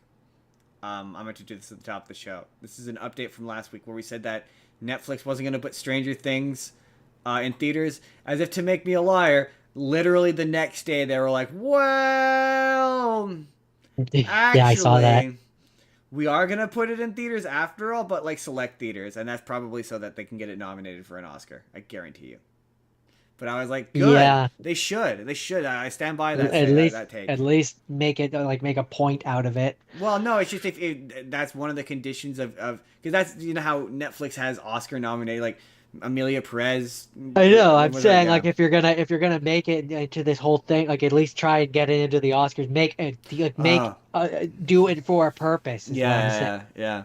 Well, I mean, you do it for purpose. You do it for money. Like I don't know a single person who likes that show. I should say, who wouldn't go watch that in theaters. Like it would make a boatload of money on top of the money it's already gonna make. It made nothing but sense to put it in theaters. But no, I guarantee you, someone convinced an executive there. They went, hey, just like Dead Man, the Knives Out movies, Amelia Perez, a bunch of them.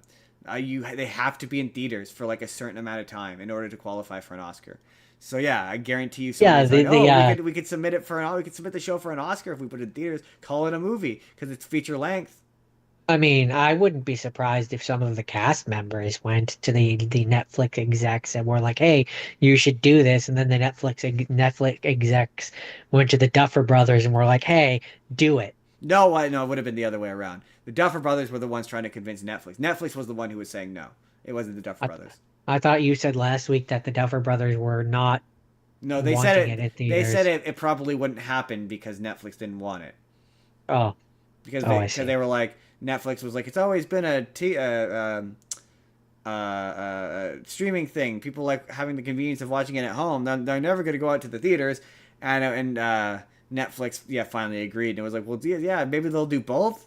You put it in theaters. I guess because they think of the money they'd have to waste to rent theater space is the idea. That's why they don't want to do it, because it costs money to do a theatrical run. But like, I'm guessing somebody went to them. Maybe it was the cast, but somebody went to Netflix and went, you could get this thing nominated for an Oscar if you put it in the theaters, right? I guarantee you. Do not be surprised. Do not be surprised when people talk Oscar nominations for that, for a 4-year, because like just to prove how ridiculous 4-year consideration campaigns have gotten. Apparently, they submitted Jack Black for Best Actor for Minecraft. Okay. No, don't. No. I mean, absolutely not. Absolutely not. No. I mean, I think no, we're not doing this. I think we're doing this. more mainstream movies should be in No, Oscars. absolutely not. No, I will not entertain Jack I Black don't know. riding on Jason Momoa like he's a majestic beast, getting Well, I was nominated gonna- for Best Actor. Absolutely fucking I was not. gonna say, I don't know that I would choose Minecraft. No. That's to me like the same as picking Five Nights at Freddy's. Absolutely not. Like I wouldn't do that, but I guess I'm more like, like a Marvel movie should be allowed to be there. I know. I'm firmly against mainstream movies like getting nominated or winning Oscars, because that's not the point of the Oscars. The point of the Oscars is to sell you like nothing you've heard of movies, so that they make money, so that you go to watch them because you've heard that they've won Oscars. That's the point of the Oscars. The point of the Oscars is also to be racist, so I mean, you said it, not me. So That's I'm just saying maybe it's time that the Oscars changed, Jordan. grew with the times. That's it for the news. The news is almost its own podcast this week. Too long, Jordan. Hey, that's your fault. Is my fault. I blame you. I brought up Star Wars, which is we all you're know. You're the problem. I'm not the problem. I make other people in. I've discovered, Joe. We discovered it this week. We discovered it. I turn other people into the problem. You see. Which means that you are a problem. I'm a symptom, not the disease, Jordan. No, I'm the disease and it's a symptom. Anyway, the news. That was the news. This episode is brought to you by. I don't know why it's not letting me open up the This chat. episode is brought to you by. There we go. There's the chat. Justin, what is this episode brought to you by? Well, as always, is once again we're shouting out our favorite cause every single week. That's Wild Education. They still need help. Still go check out their GoFundMe, and I think they have a haunted house this week that you can go check out and go see ghosts and creatures and goblins and what have you. But think of the animal. Think of the animals. But that's not what this is about right now. Jordan, for Halloween. For Halloween, we have a very special Halloween-related announcement. Jordan, Spooky Jordan, he's here to announce. Jordan, you know what? You know what, Jordan? You know what? Cue the overly intense trailer. Hello, everybody. This what you're watching currently is not our regular podcast, Spur of the Moment. We wanted a platform, a format to talk to people we find interesting. In a maybe more condensed, less intense version of what we normally do. So we're calling this Spur of the Moment Conversations. And Briley is very kind. We have to thank her tremendously for being the first one to come chat with us. That's a local bridge where we live, so we're really grateful. You're the first. I'm gonna call you an influencer because you certainly have influenced me. So I would say the first brave soul. First brave soul. They're gonna teach you a lot of formal that you don't even use a lot, That makes actually, by the way, the farthest person we've ever spoken to. True. Yeah, you are on the other side of the world. Way to begin a discussion about Scream and that's to ask, what's your favorite scary movie? That's really hard. Correct. I'm so bad for this. My other friend, I'm affectionately known as the problem on her podcast for this exact thing.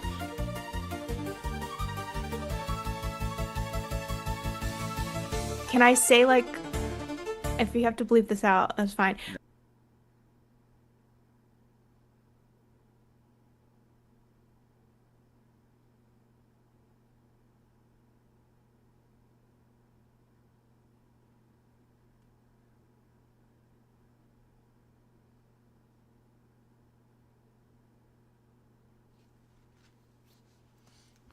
Okay. I think I've done that right. I was too lazy to go in and mute the. No, it didn't change back. There we go. YouTube, it's currently just a black screen. There we go. This is why we don't do video clips on this show, because switching back is bad. There we go. That's the trailer. I don't know if we're back yet. I couldn't be bothered to go in and mute any of the shit so you couldn't hear us. So I was just like, just don't talk. I muted my mic. Oh, that probably would have been smart. Yeah. Okay. I think we're back. On the screen now. Okay. So this is where we say I might probably maybe cut this bit. No, I'm not going to cut this out. I'm not going to cut any of this out because I don't feel like cutting anything out this week. Yes, that was the trailer for me and Jordan's new series. I don't know what we're calling it. Spinoff. Something we're calling a spur of the moment conversation. We wanted a format where we could talk to people, anybody doesn't you don't have to be famous or an influencer or anyone.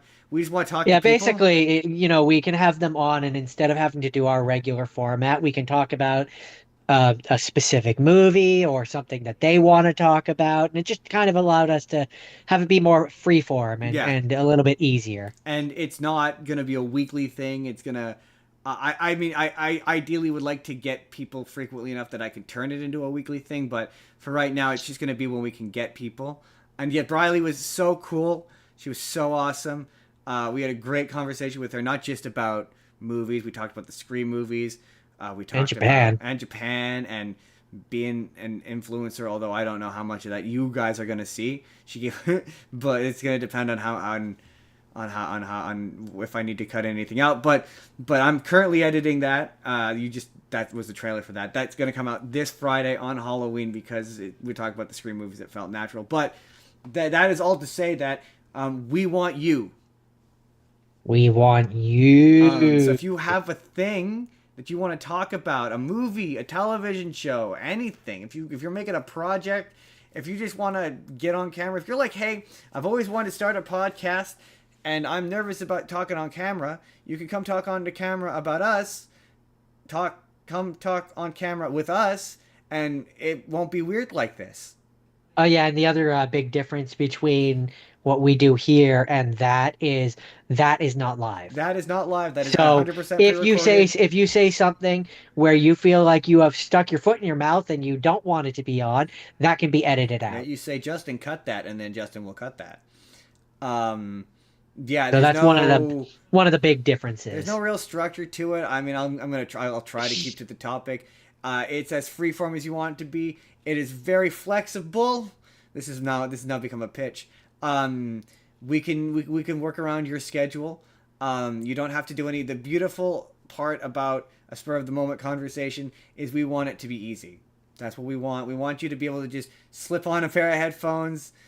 I mean, we always want it to be easy, but like that is even more easy than the already easy. But yes, we and you don't. Again, we're not looking for anybody famous or anything. Although that would be anybody cool. Anybody that wants to come on is free to come on. Yeah, if you're like, hey, those guys look like they're having a fun time podcasting, but I don't know that I can commit to watching movies.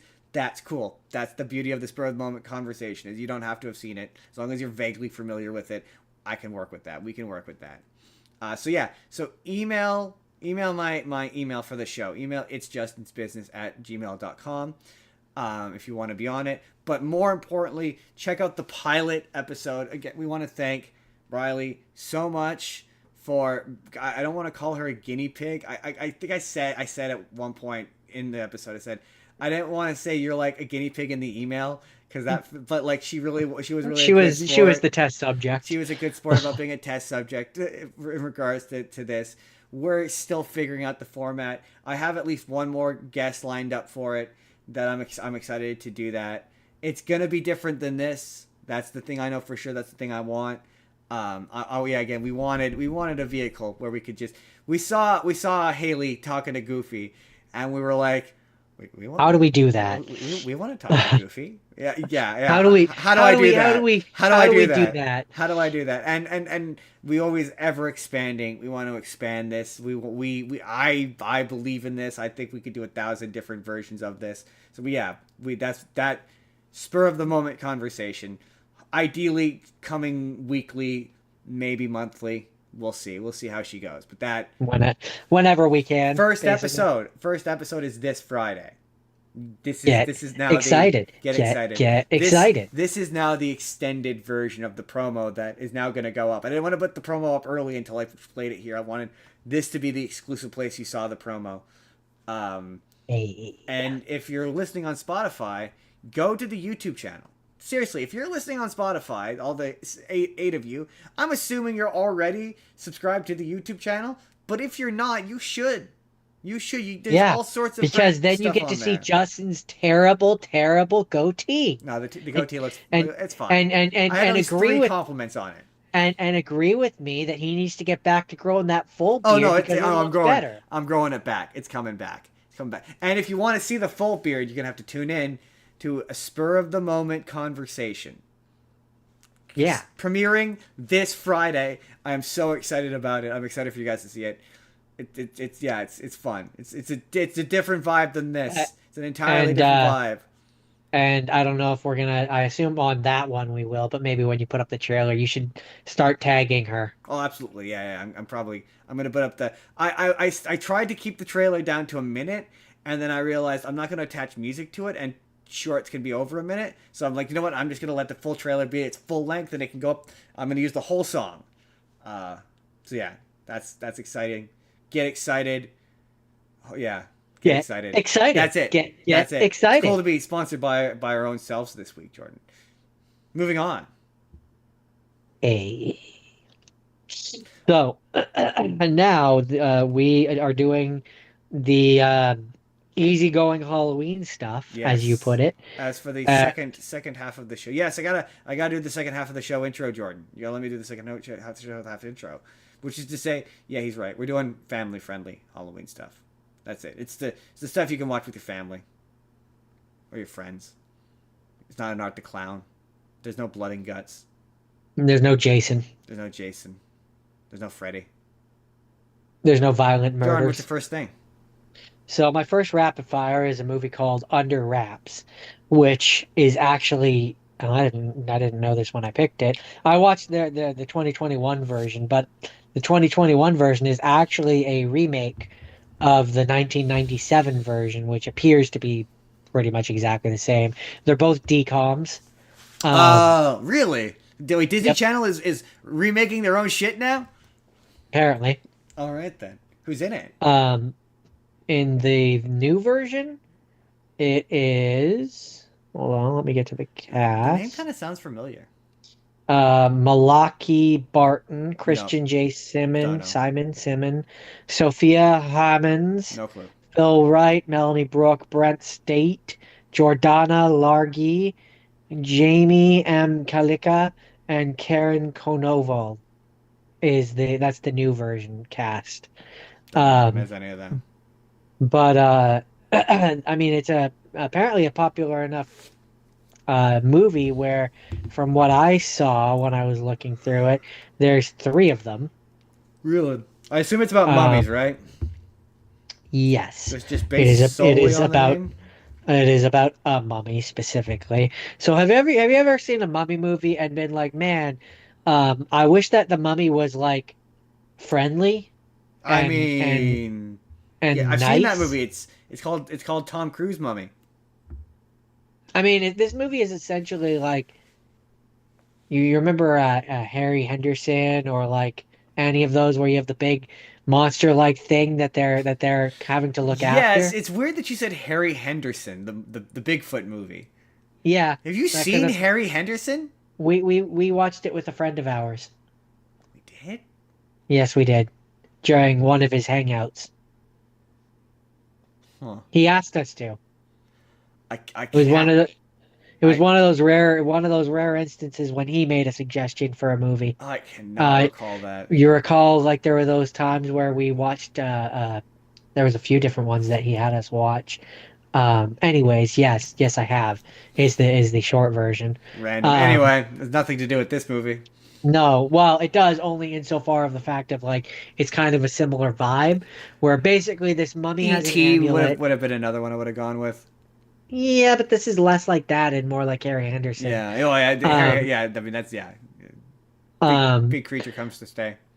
yeah, so Mummy is wearing an amulet where when it was like in the moon or something, it brings the mummy to life. And then these 12-year-old kids discover the mummy because it was in like their neighbor's basement or Does something. the mummy talk? No, Oh, he does like a he's like a grunt. like bandages, Like mummy. Is he bandages? sure. Bandages? I don't know what that means. Like Yeah, oh yeah. Like he has bandages on. like Yeah. traditional looking mummy. Okay. Okay. Yeah.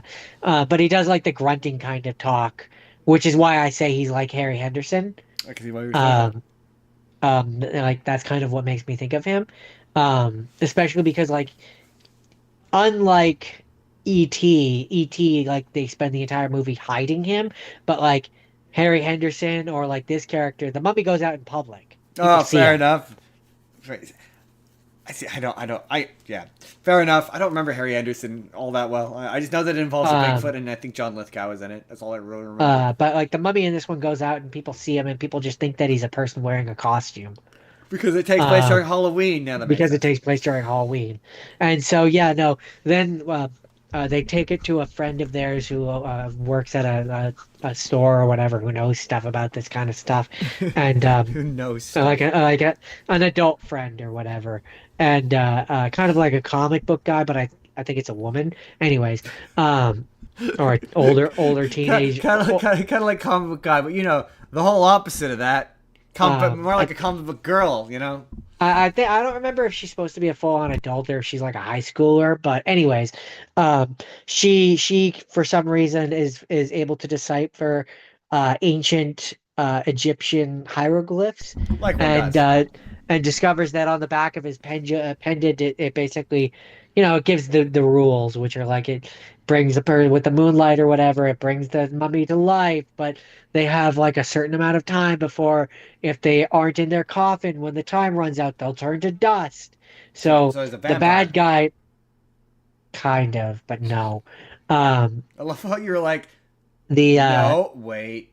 I guess kind kind of. of. kind of, but no. The bad guys have the sarcophagus, and so they have to come up with a whole elaborate thing of Does why. anyone walk like an Egyptian? No, no. Then what is even the point? But we end up finding out that the mummy is actually just a real good guy, and has a girlfriend and wants to be with his girlfriend, and his girlfriend is the mummy that's at the museum. And so the way that the movie ends basically is the mummy gives his amulet to his girlfriend mummy, and then she comes to life, and then they're like, we need you to get back in the coffin or you're gonna turn to dust. And so then both the mummy and the girlfriend mummy go into their own coffin, and it's a happy ending and the credits happen. And the way that the end credits end is one of the mummy's hands like reaches outside of the sarcophagus and hangs the end sign. And I'm like, okay, so I guess in the second one, they come back to life like a morbid Frosty the Snowman. Here's a question. Do you think he talks in the second one?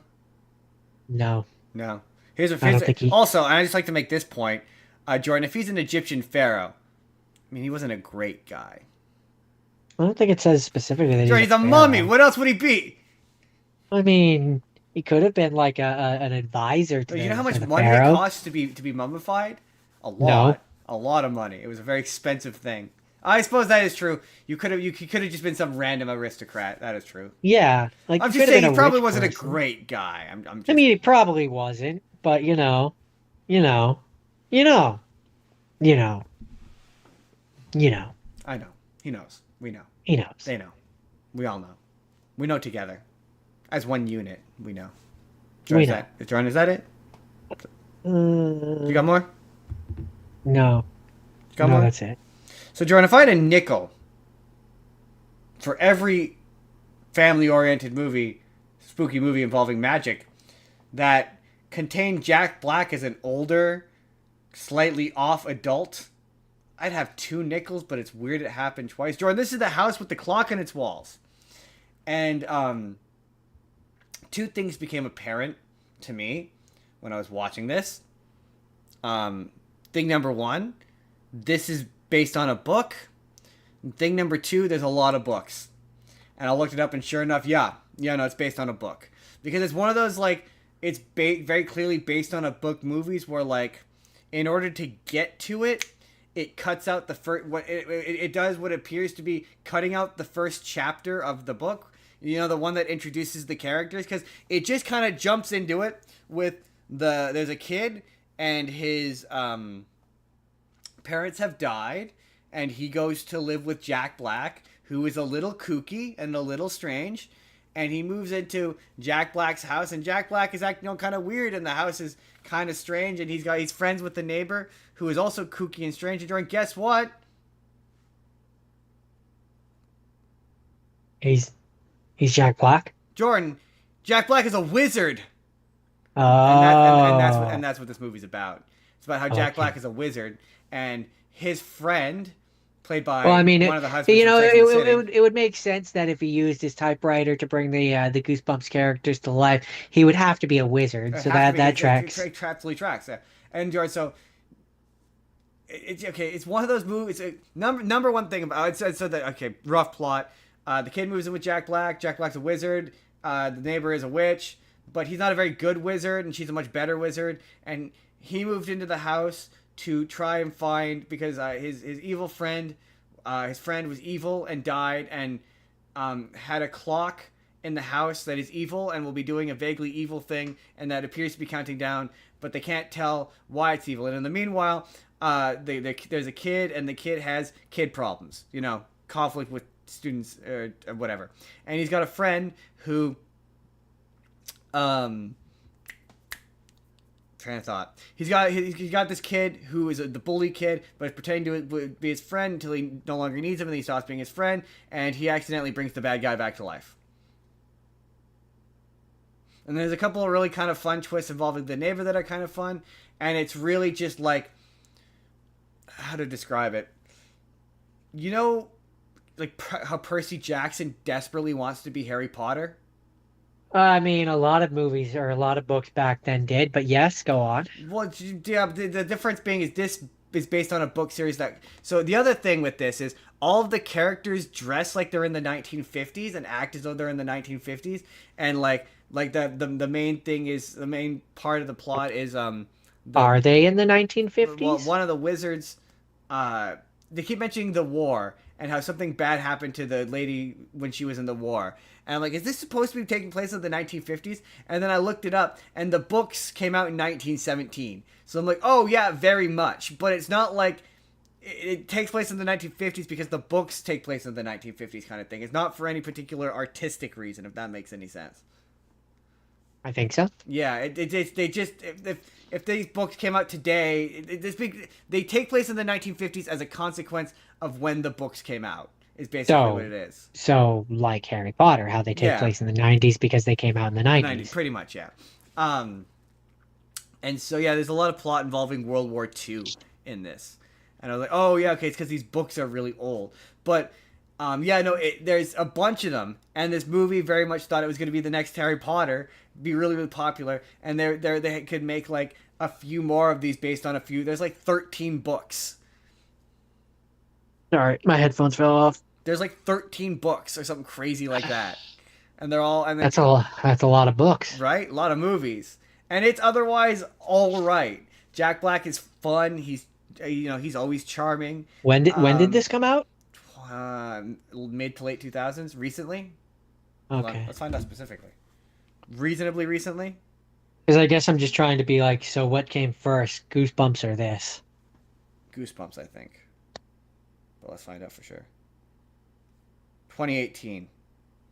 Okay. Okay, so this came out 2018. Goosebumps is 2015, so Goosebumps came first. Okay, so Goosebumps came first. Yeah, okay. I wouldn't. I mean, to be fair, there's a lot of really like he's got this. Jack Black isn't really doing R.L. Stine in this. He's a completely different character. I was just being fun, but Oh. he's fun. He's fun in this. There's a moment where he's telling the kid not to open up this thing, and he's like, "It's my one rule." And he's got a lot of really fun one-liners. That sounds familiar. I think I've seen part of the trailer or something. Yeah, yeah. You would have seen at least the trailer. That was during that period of time when we were watching movies in theaters, so you've definitely seen the trailer. It's just all right, magical, inoffensive. I mean, I wouldn't call Harry Potter inoffensive, but like it's like paint by numbers, based on a children's book affair. That is checks all. I was like, there's nothing egregiously terrible in this. It's not terribly memorable, as demonstrated by the fact that I'm struggling to remember it. There's nothing. It doesn't really have anything interesting to say. It's just there to be in theaters and make okay money, be overly expensive and bomb ultimately. See, a lot of mine are also very forgettable, but they don't even have the "it was made to be in theaters" thing. Most of mine are DVDs. That's funny. No, I got some theatrical ones here. I got some solid theatrical ones here. I do have some stuff to say about stuff later on, but that's it. That's with the clock on its walls. A good time for Halloween, I would say. You know what? Well, let's answer the question, Jordan. Is this a good time for Halloween? What was my first one again?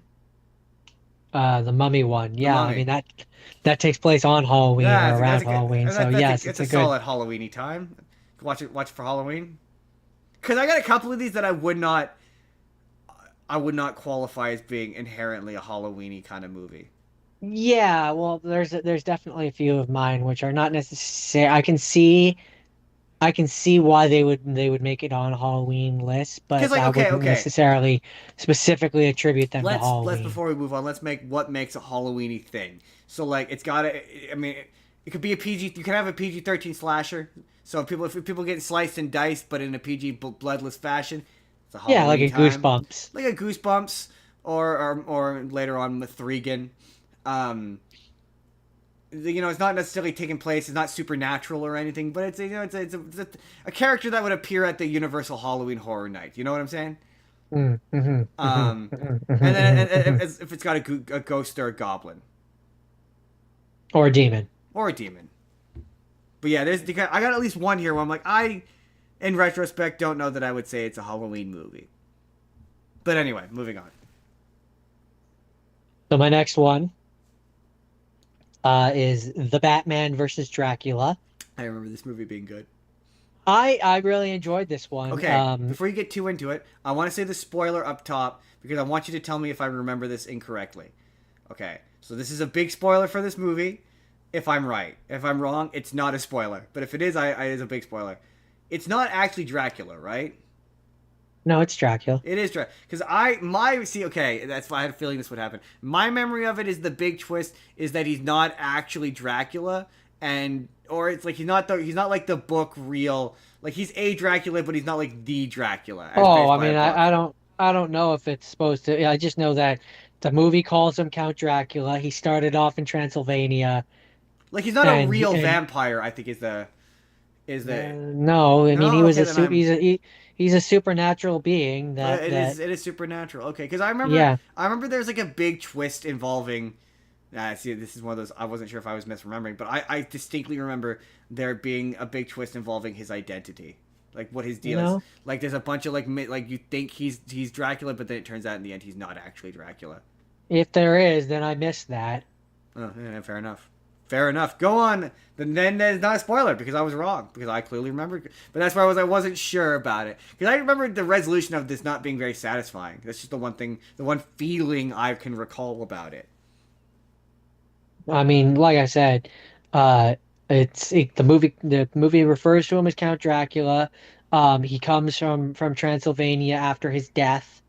Well, there was a lot of having watched Dracula when I walked in. I didn't watch the whole thing, but I saw you watching some of it. And like when he arrives to Gotham and he's all decrepit looking, That's Yeah. that's Dracula. Like Yeah. that's what it's like in the book. That's what it's like in Nosferatu. Like having watched Dracula recently, I was like, oh hey, the fact that the Penguin is basically Renfield. Like I was like, oh that's clever. That's Yeah. like if you're familiar with Dracula, those are fun references. Um, but no, the reason why I know that he is an actual vampire is because there's a point in the movie where basically Dracula is kidnapping people and turning them into his vampire spawn, and he turns Joker into his vampire spawn, and Oh yeah, right. Batman captures the Joker and is experimenting on him to try and be able to turn him back into a Right. normal No, human. you're totally right. Yeah, no, that's right. I forgot about And that bit. and so Alfred at a certain point tries to use the thing on Dracula himself, and Dracula is like, doesn't your modern cures or your mortal cures don't work on actual vampires. Yeah. And so that does lead me to the ultimate spoiler of this movie, which is so okay, a few interesting things about this movie is one, it is actually loosely based on the Elseworlds story, Batman and Dracula Red Rain. Oh, Um, interesting. so it's loosely based on that.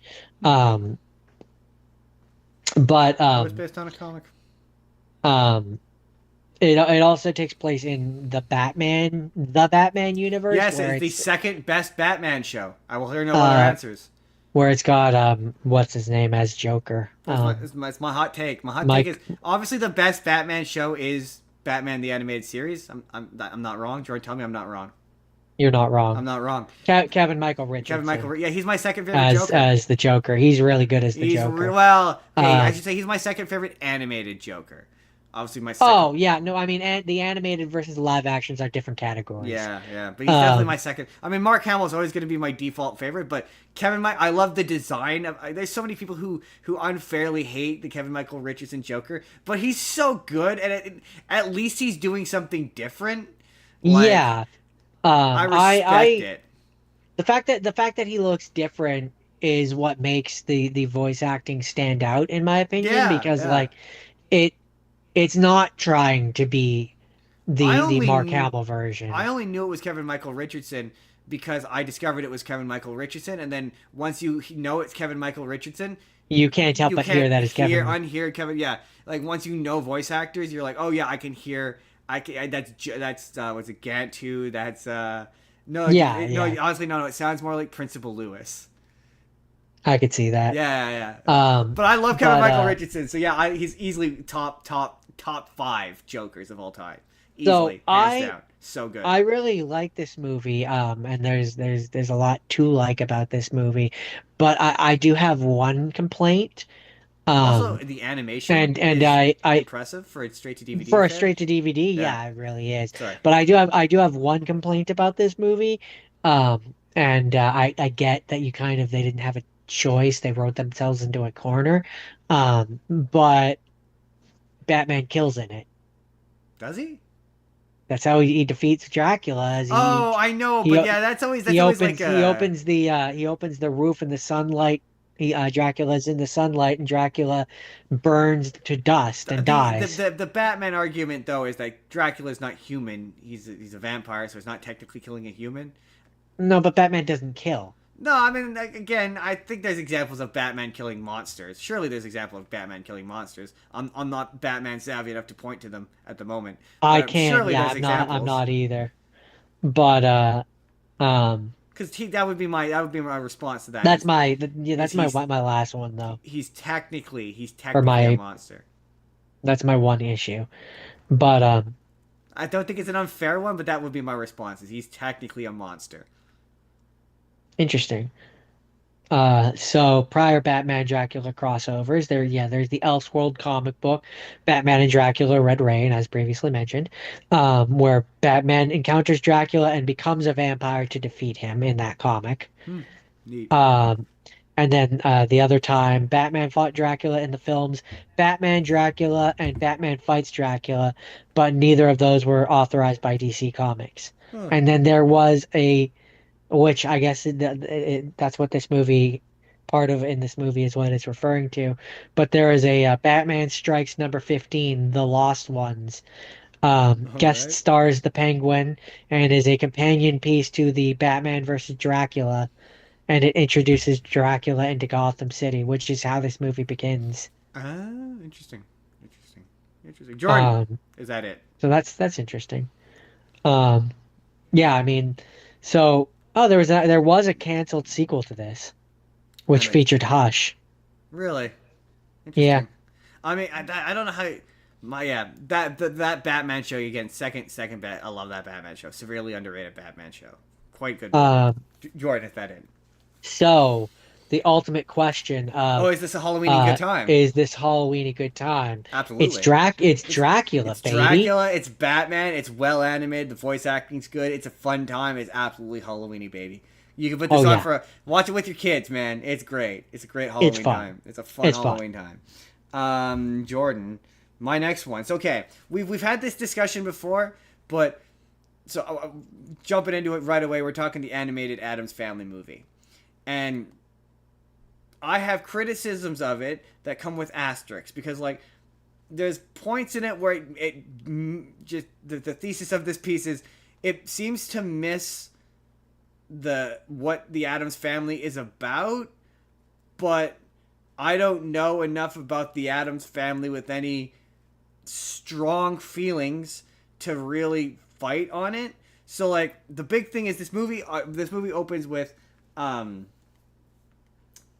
okay, number one, not a ton happens in this movie. There's not a lot of plot in it, but it opens with the Addams Family being chased out of the old country, basically.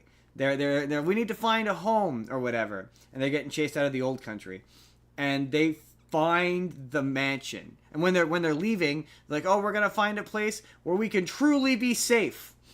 And they wind up at this, And then they went to America. well, then they wind up in this swampy area where they find a house, and they nearly run over Lurch, and that's when they meet Lurch, and they fix up the house or whatever, and it's just Gomez and Morticia and the Hand. The kids aren't born yet, and then the beginning of the movie is like a montage of like them Isn't fixing the house, and isn't the hairy one cousin it?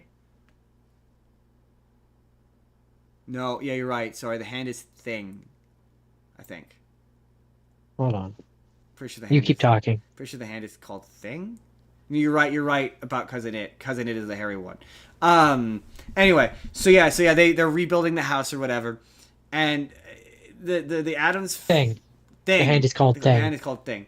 And yeah, it flashes forward to the present day. The kids are now there, and they are isolated from the world. Like Wednesday is like, what is outside of the gate? Because they're enclosed by a gate. And what is outside of the gate? And Morty's like, there's nothing outside of the gate. You don't want to leave the gate, basically. And it's very like, for lack of a better word, xenophobic almost about the outside. So basically they've turned the Addams Family into Hotel Transylvania. Kinda, yeah. That's what this reminded me a lot of. It reminded me a lot of Hotel Transylvania.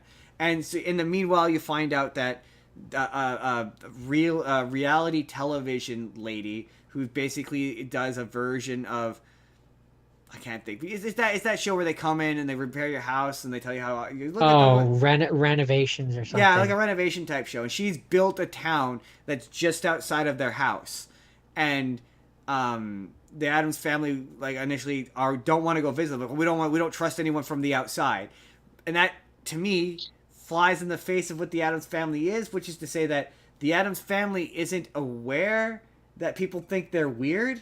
That's kind of the whole deal. The point of the Addams Family too is that they're not monsters. They're not like they're zany. They're kooky. They're weird. But they're normal still, people. They're still people Yeah. underneath it all, like just normal people. They consider themselves normal, and that's supposed to Yeah. clash. So there's a bit. So they go into town, and like obviously everyone gets freaked out by them and thinks they're weird or whatever, and they think that the town is weird. Like that's a running gag throughout the movies. They think, and so there's a point where, and it does the same thing that Wednesday show does, where Wednesday starts to act like an obstinate teenager. She makes a friend in town, and their ideas clash. So the friend she makes starts to dress like Wednesday, and Wednesday dresses like her. And she's like, "You don't understand me, Mom," and she's doing that. And I'm like, this just kind of, again, flies in the face of what makes the Addams Family. But then there's also points in it where it does seem to get like that the Addams Family don't get that they're the weird ones. Like it, and then a big part of the plot of this is Well, I mean, in it depends on the version, but that's why to I'm be like, I fair, don't know them well enough to make that as a sweeping judgment of this yeah, movie. like That's to be yeah. fair, To like be the fair. versions that I remember, it's not so much that they don't know that they're weird. They know they're like the parents anyway. They know they're weird. They just don't care. See again, yeah, it really depends. Like the movie, not it didn't really seem like no, that was all. They don't realize that they're. But the other thing about them that this does kind of get across is they're supposed to be like a parody, not a parody or satire of like old weird Eastern European traditions. So they have like an extended family. So the idea that the house that they live in is an old family house. They don't just move into it. It's like it's been in their family for like the Addams family for like generations. And that's the idea. It's supposed to be this. There's supposed to be this like traditional Eastern Europe. And so a big plot of this movie is, and it's funny because I'm sure it's based on a real dance, but it made me think of the episode of Malcolm in the Middle where the grandma and Lois have that weird dance. That's who they made me think of in this movie, where it's the sticks. Well, in this, they have a tradition. That as I understand it, that is a very much real dance. Is it? Okay, fair enough. But in this, they have not a version of it, but the same idea, where they do a performance or whatever called the Majorca. And the idea is the family comes in, and if you don't do it right, they say you're not a real Addams. And so Pugsley just can't get this thing down. And so there's the concern of, is he a real Addams? And the plot is Gomez learning to accept him. But there's so much of the extended family that show up that I was like, oh yeah, maybe in other versions of the Addams family, these are like prominent characters. But it kind of takes away the Addams family being special when there's like 20 of them. We're like, oh. So just looking up traditional dances with sticks. There's a bunch of different ones, but like the most prominent one, which is probably the one that it's that Malcolm in the Middle is referencing, is called tinkling from the Philippines, Oh, where interesting. it involves stepping between clapping bamboo poles and various form of stick dances. Oh, okay. Oh, that's interesting. So yeah. And the other interesting bit, I tried to look it up to see if I could find it, but Cousin It is in this as well. He shows up towards the middle, and he's played by Snoop Dogg.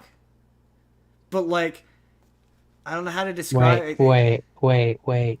The guy who is just hair all over is and he has Snoop Dogg? the squeaky voice. Yeah. So I tried to look it up and I couldn't find any reference to how they did it. But as near as I could tell, they just had him say the lines that it says, and they just reversed him.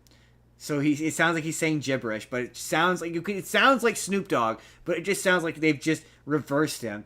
And when he rolls up, he rolls up and it plays Snoop Dogg. It's like, the pig's trying to get at you, drop it like it's hot. And then he gets out of the car and it's Cousin It. Like, I won't say this wasn't funny. Like, I did enjoy it, but like I said, I've never been an Addams Family person. So like I liked a few Adam there was a Family couple of the things here shows and like there, I call hell HE double hockey sticks because of that one episode of the animated series where they go to HE double hockey sticks.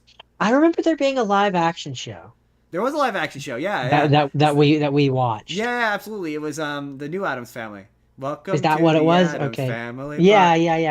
Snap, snap. Yeah. Wonderfully scary. Yeah, that was the new. Okay, I'm not making that up. There was Okay, a video. Yeah. It was funny because it was YouTube is scary sometimes, but it popped up on something. It might have been TikTok, but it was a video that it was like that Addams Family adaptation that everyone forgot about. It was Because like that's the version that I remember where it's like Morticia has a cousin who's normal, like normal, quote unquote. Oh, that's funny. I don't remember that.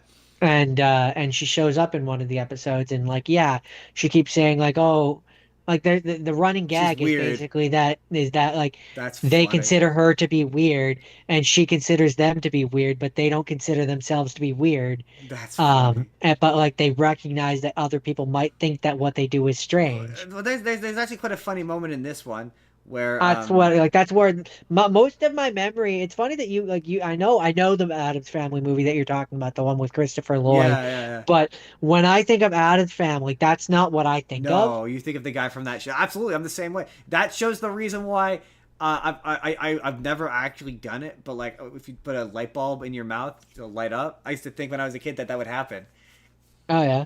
because of that show. Yeah. Um, um, about that.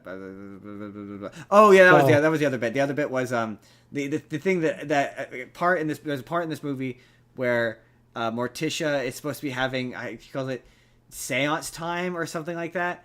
There's basically tea time with her dead relatives, and they say her maiden name, and like I like that. That's where the movie starts. The movie starts with Morticia and Gomez getting married, and you obviously know that she probably had a maiden name, but I'm gonna look it up. But I never like thought about it before this movie where they say her maiden name. Hold on.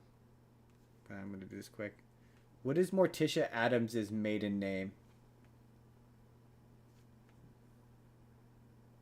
Frump. Morticia Adams' maiden name is Frump. Apparently that has been canonical. Morticia Frump. Morticia Frump. That is a bad name. That's apparently I didn't know that. Apparently, that has been canon since the original 1960 series. That's funny. Huh. Interesting. That's funny. That is so funny. But I always feel the same way about Wednesday, where I'm like, I don't. This feels wrong, but I don't know enough about this franchise nor care enough to get passionate about it being wrong. But it feels wrong. And that's kind of what this felt like at points where I was like, this feels like it just doesn't get the Addams Family, but then at other times it does. Like it ends with Fester getting married to the evil lady who's the villain of the movie. It's very odd. It's got Nick Kroll as Fester doing his one voice he can do. Strange. Very, very. It's all right. It was all right. And yes, Jordan, to answer the question, it would be a pretty all right Halloween-y time. I honestly think probably the Christopher Lloyd one is probably a better movie. Like, this is inoffensive. I found this to be inoffensive. There's nothing in this that outraged me. Maybe if you were a big time Addams Family fan, you might. But yeah. Any final thoughts? No, that's it. All right, next rapid fire. It's another Disney Channel original movie. It's called Girl versus Monster. I've heard of this one. Came out in 2012. Yep, I've definitely heard of this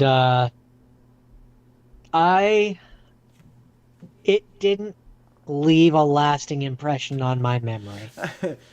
To be fair, though, these Disney Channel ones they feel unfair because it's like they're Disney Channel original movies. The quality is never gonna be there, like 100% of the way there. Yeah. So it always feels very unfair to be like, this movie's bad, but like, I wouldn't is say it bad or is it Disney Channel original movie bad? Yeah, like I wouldn't say it's bad necessarily. Per se. It checks boxes because that's what Disney Channel original movies is trying to do. That's what they gotta do. It's just checking boxes. Let me guess. Okay, Girl versus Monster. The main one is a girl. She's got a girl best friend who is sassy. There is a boy character who is a little awkward and clumsy, and if they were older would be the love interest, but because this is for Disney and children, he's not. One or both of the parents are dead and or alive and don't understand. I mean, you've got a few of the check things there. So she has two best friends, Henry and Sadie. One's a boy, one's a girl. One's a boy, one's a girl. Okay. And the plan is for Skylar to be singing at the party with a rock band member, Ryan Dean. And then Skylar is crushed when her parents, who are both alive, so you got that one wrong. Both parents are alive. Tell her that she has to stay home. And They even activate the alarm systems to keep her in and hire a babysitter, even though she's 15 years old. Um, and then over the course of the movie, you end up finding out that her parents are she's a fifth generation monster hunter, so her parents are monster hunters who are active.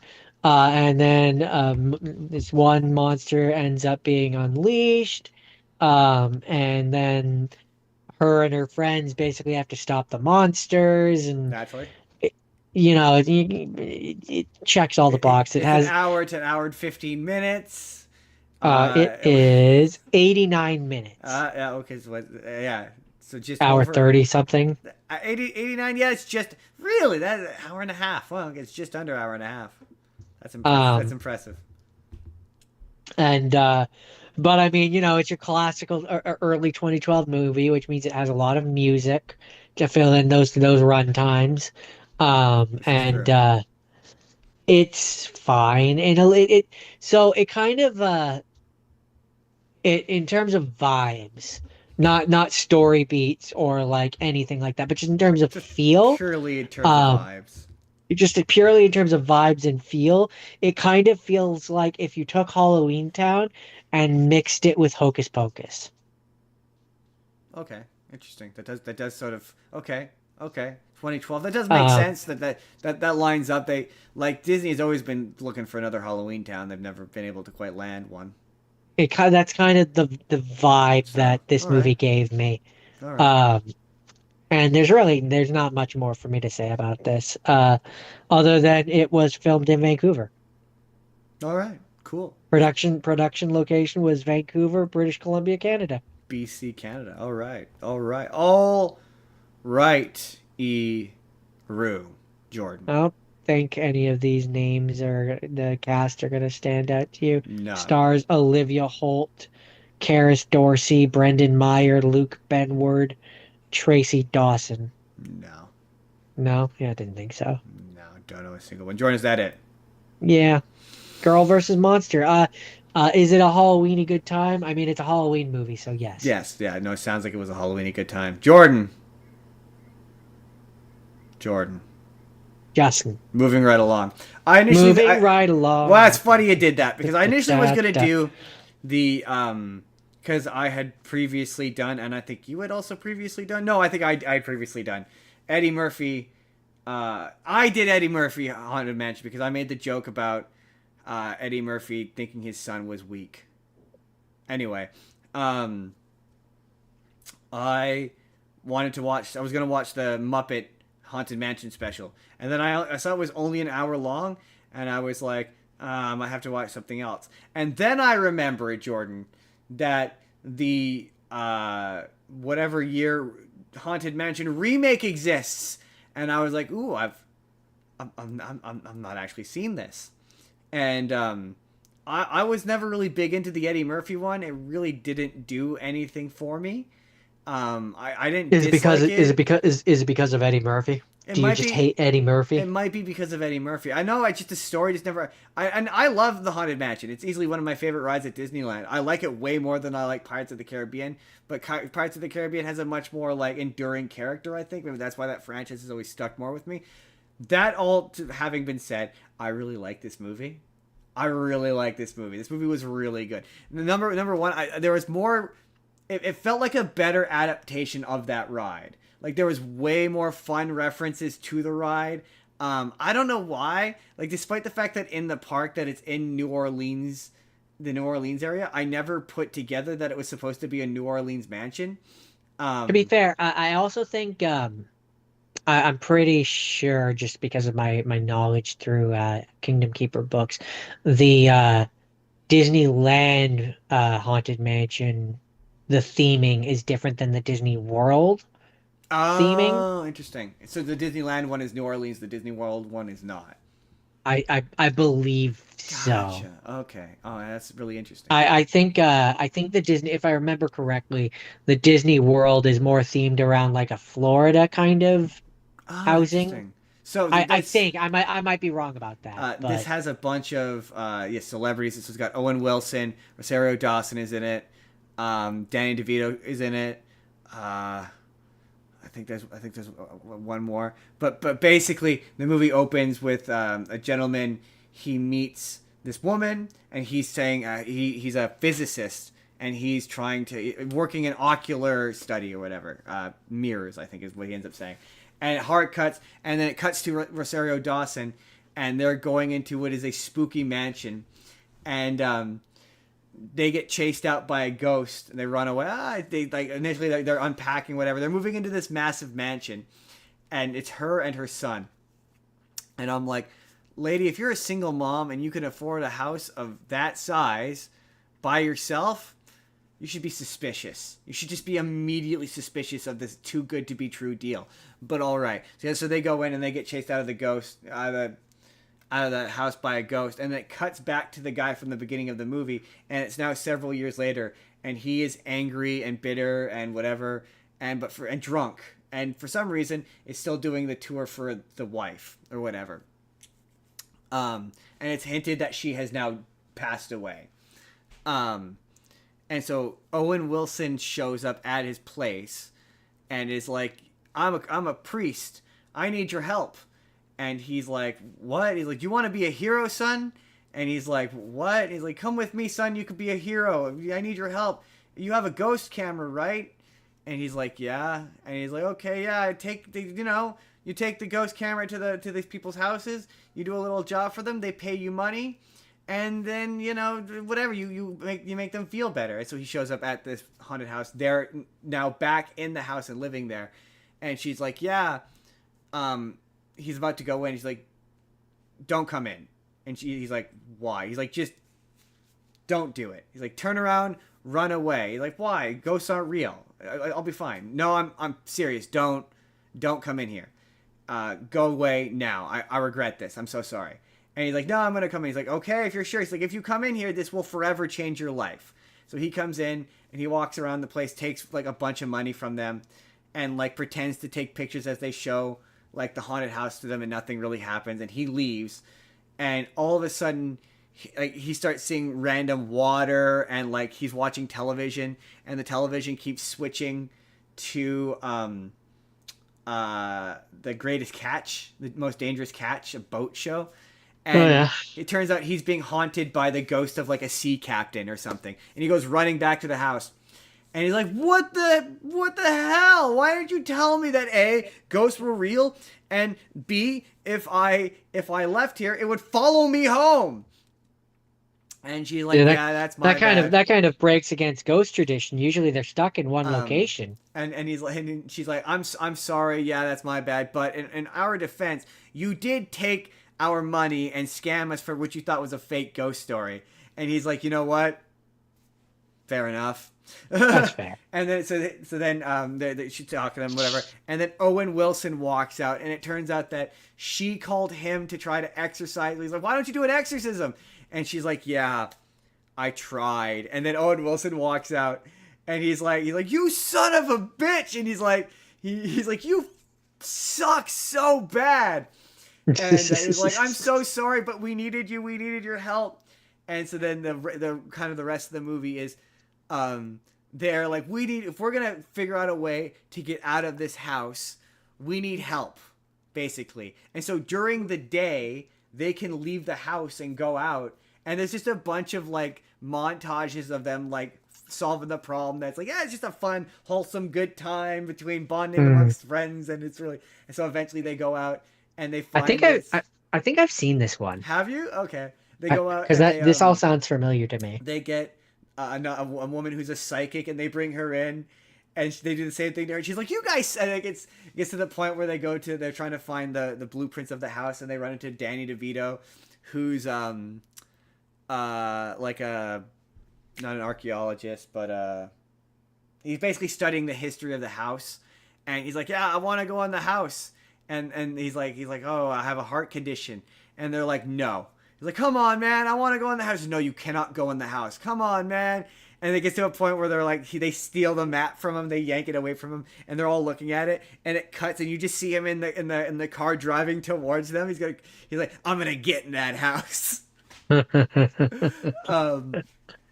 a lot of really fun references to the ride. Like, there's a point where They eventually, obviously, a major character from the Haunted Mansion. If you're familiar with the Haunted Mansion, Madame Leota. Madame Leota, Madame Leota, and they basically they bring in this psychic who tells about Madame Leota and how she helped this house, and you find out that the backstory of the house is the master of the house, very similarly actually to the Eddie Murphy one, which tells me that is a story plot point from the original ride, but the house is owned 999 souls. 999 souls. That's a thing in this as well. That's from the ride. That is from the ride. The husband whose wife died, who was trying to commune with use Madame Leota to do seances every single night. That's from the ride. Oh, okay. I didn't get that. Oh, okay. I know. I do remember from the ride. There's the part where you're going around the dining room or whatever. Yeah. And there's the glass ball which has Madame Leota's head. Oh, interesting. See, so it's been so long since I've been on that ride. I've forgotten about Madame Leota is very much from that ride. Also, like, my ability to pay attention to story details is just so different now that I would definitely pick up on that. That's so interesting. So that definitely tells me that this movie is way closer to the story of the ride. But so it's revealed basically that he also. The ride in Disneyland, it's in New Orleans. In Disney World, it's in Liberty Square. So the outside of the building looks very different. Interesting. So it's eventually revealed basically that the original owner of the house, while trying to commune with his dead wife, they kept accidentally summoning more and more ghosts into the house, and that's how the 999 spirits wound up in the house. And eventually, he summons an evil, dark, basically a serial killer, who was using magic to try to become powerful, and he's trapping the souls in the house in order to get 999 souls. And the whole thing is he feeds on grief. So the main guy is sad about his wife dying, and there's this running thing throughout the movie where the son of Rosario Dawson is like, oh, I've been talking to my dad, but my mom, I don't want her to know because my dad wants me to go live with him, but my mom would be upset with that. And then the big twist at the end is that the dad's dead, and he's actually been talking to the guy the whole time. But there's a really funny bit where he ejects the evil spirit when they're trying to find Leota. They eventually find Leota, played by Jamie Lee Curtis, and he ejects them out of the house, and they get taken out in chairs. And the chairs they get taken out in are the ride. They're the buggies that you ride on the ride. And it like way it moves single file, just like in this exact same amount of distance as the ride. So it looks like the ride. I'm like, okay, that's cool. That's a fun reference. That's clever. And then there's a bit later on where they get kicked out of the house. The room they're in starts to sink, and it's the dropping paintings, and it drops, and it actually has the full painting where it's the woman, and it cuts down and gets to the bottom of the painting, and she's sitting on a grave. And like Owen Wilson or one of the characters is like, oh, I wouldn't want to be her. And it's like, oh, that's so good. That's so fun. And then there's a bit later on. I'm sure there's more references that I didn't even pick up on, but there's a really funny one later on where they're touring they're trying to get a personal item of the evil guy so they can banish him. And so they go to his house because they eventually discover who he is. His identity isn't important enough for me to explain. He's evil. That's all you need to know. And there's a point where like they keep picking up stuff that supposedly belonged to him. He's like, oh, is this the real thing? And the person doing the tour guy is like, no, it's not the real thing. He's like, oh, and it's like, it's to the point where they get to this piano and someone's playing the piano. And the other person comes out and like, I am the other part of this tour. And he starts playing the piano, and the song he's playing is It's a Small World. I was like, that's funny. That's funny.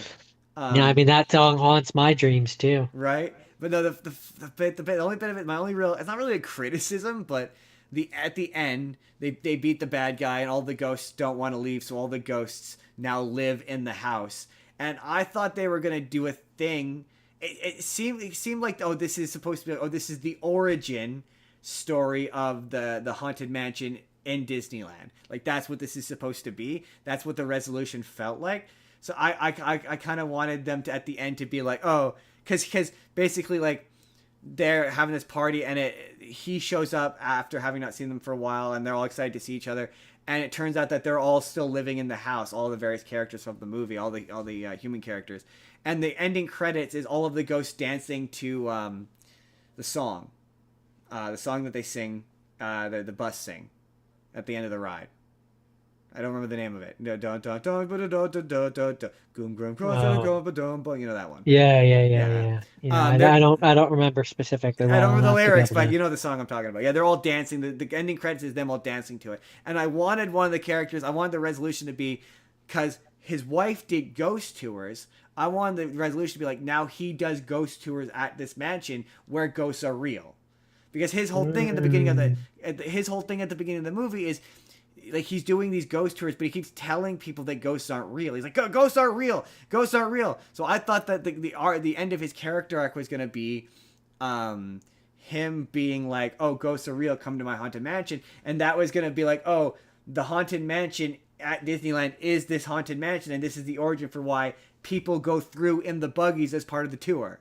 You know what I mean? Interesting. That's what I thought they were going to do. And then they don't. And I was like, oh, that's kind of a disappointing. So, okay, I have two questions. One, good for Halloween. Oh, yes. It's a bit intense for the kids. It's a more of a PG-13 than a PG. Like, I would say that maybe the Eddie Murphy one's a bit more family friendly, but this is a way better movie. This is a way better Okay, movie. and then second question, which is this is just more of a my general interest question. So there's been a number of movies which are based on rides, Yes. whether it be Pirates of the Caribbean, Haunted Mansion, you got Jungle Cruise, you got Tower of Terror, Yes. you've got Tomorrowland. Absolutely. I'm sure there's others that I can't think of, but those are the ones that immediately come to my mind. Which one do you like most? Of the movies? Not That which was one. Not, completely where you were going to. I thought you were going to be like, "What's another ride you want to make a movie of?" I was preparing my answer to that. I mean, question. okay, that'll be a follow-up Which one's question. my favorite? But which one is your favorite? Not which one is the best, but which one is your favorite? God, it's probably Pirates of the Caribbean.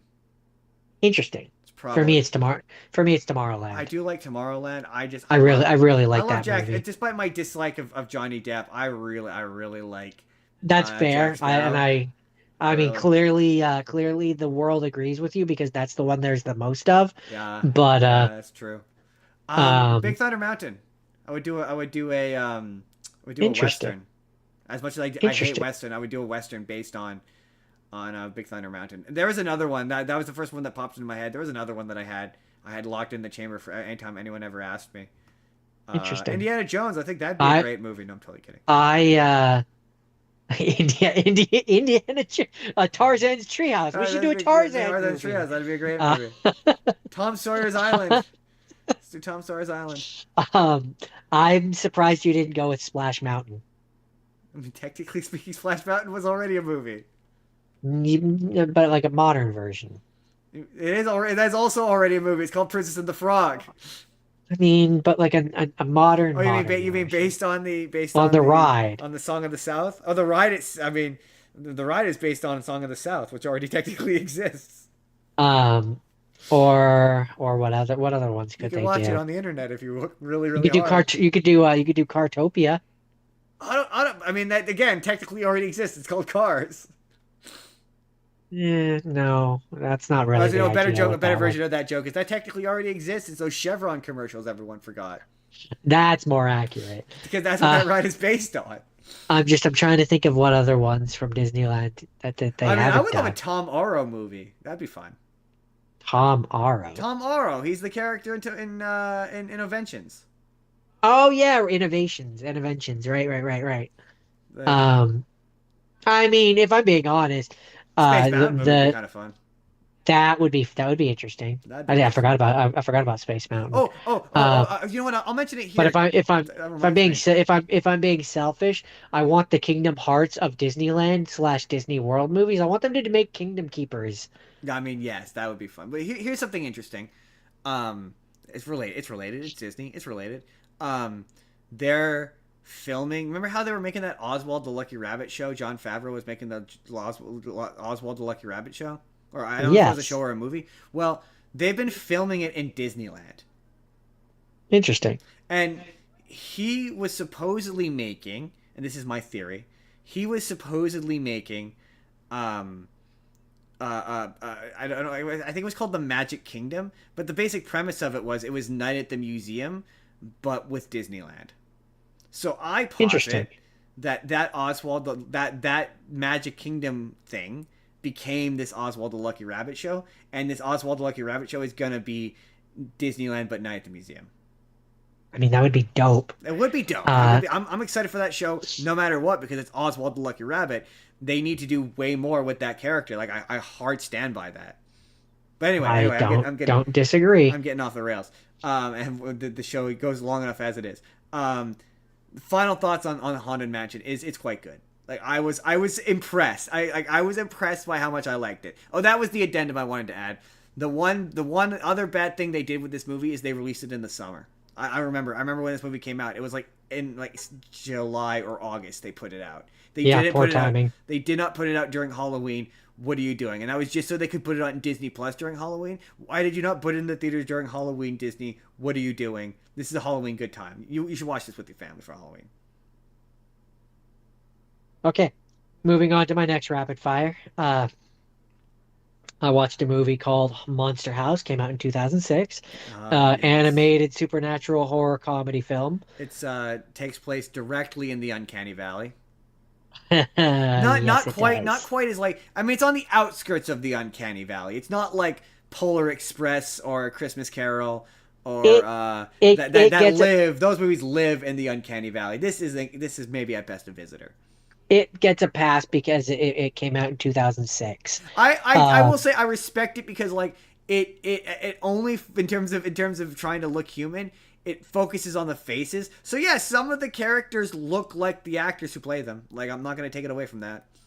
yeah, yeah. Like the Kevin James one Um, looked like Kevin James. He looked like Kevin um, James. I'm not gonna take that away. And so in this movie, there's the house across the way from our main character, where anytime a kid drops a ball or anything fun on the lawn, it's lost forever. Yes, So it playing. spawned an urban legend, and the neighbor is played by, and I'm gonna say it so I don't mess up the name, Steve Buscemi. Yeah, yeah, Steve Buscemi. Yeah. Yeah. Um, You know who Steve Buscemi is? I do, but not well enough that I wasn't sure I was gonna mess the name up. Steve Buscemi has one of the greatest lines of all time, and it's in a Spy Kids movie, and it's, "Do you think God doesn't leave heaven because he himself fears the things he creates?" I know I butchered it, Yeah, but that's Spy Kids 2. that's Spy Kids too. I'm pretty sure I Do butchered. you do you think God hides in heaven because he's afraid of the monsters that he's created or something like that? Okay, now I'm gonna look. Continue talking. I'm gonna look up the quote. Um, but so I'm gonna say it for a kids movie. There's points in this movie where it gets scary. Oh yeah, no, Uh, it's like I recall the twist being solid. Like it's got a yeah. solid twist to it. I do But recall like that. even like there's the point where they end up going through the front. So basically the idea is that the house is alive and it eats people. And so there's a point where they go through the front door and it also has I think it's one of the those kids movies where it kind of wins the Jordan Award for jokes that kids won't get but adults will find hilarious. Um, so there's a point where they go through and they're essentially like on the inside of its mouth, and you see the uvula hanging, the dangly thing at the back of your throat Yes. hanging, and the one boy character is like, or the girl character is like, that's the uvula, and the one boy character is like, oh, so I guess it's a girl house then. That's funny. Also, Jordan, just so you know, the line is, "Do you think God stays in heaven because he too lives in fear of what he has created?" Yeah, so we were basically We right. we got the spirit of it. We were close enough. But also, man, that's a fucked up line for a kids movie. I mean, yeah, yeah. And so then, yeah, you end up finding out. I'm going to spoil the shit out of this movie, but you end up finding out that the house is haunted by. So the neighbor, back in the day, he went to a carnival and there was like the big monster, Wait, wait, like wait. fat. Let me guess it. Let me guess it. Is it? It's his dead wife, right? Yes. Yeah.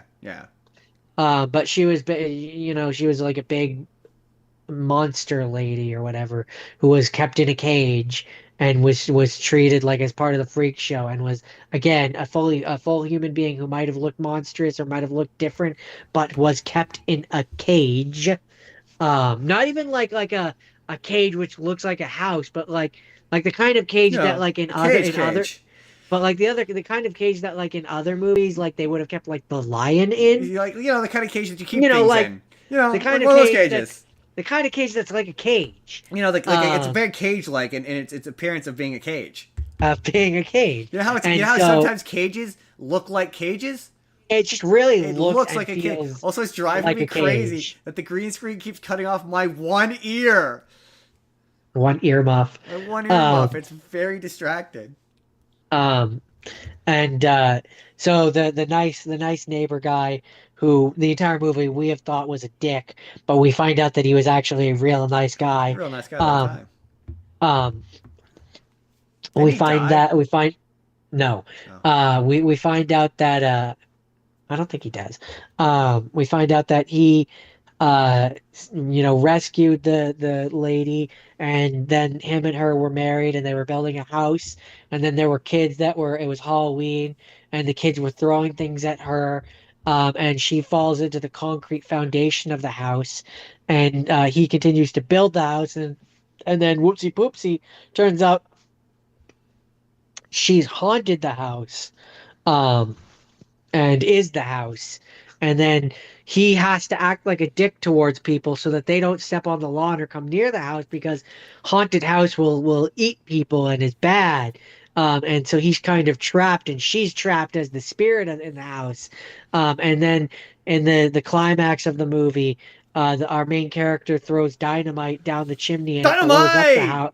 And it blows up the house, and then uh, dick neighbor who we thought was a dick but is actually a good guy is like, you've set me free, I'm free, we're both free. And then the movie ends with the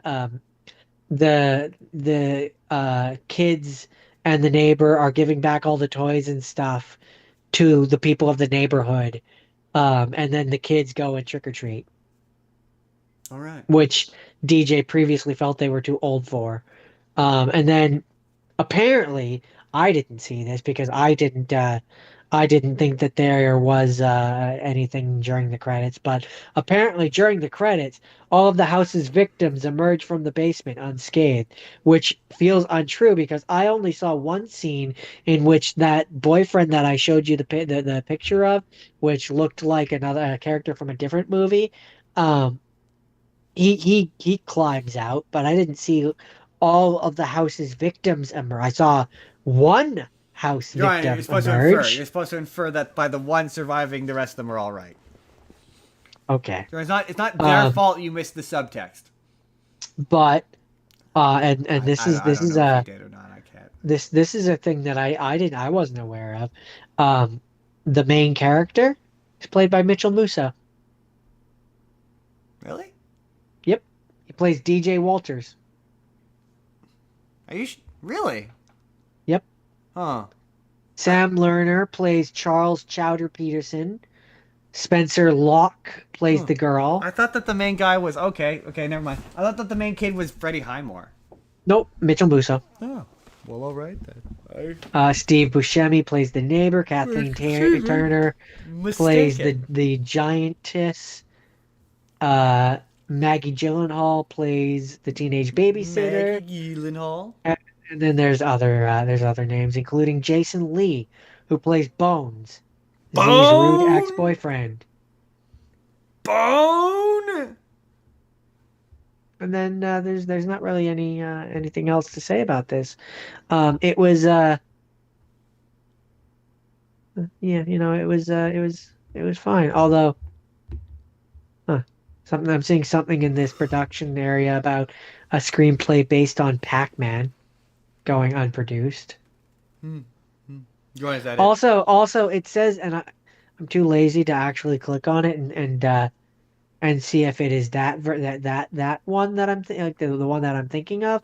But it says that the screenplay and story at least partially, is by Dan Harmon.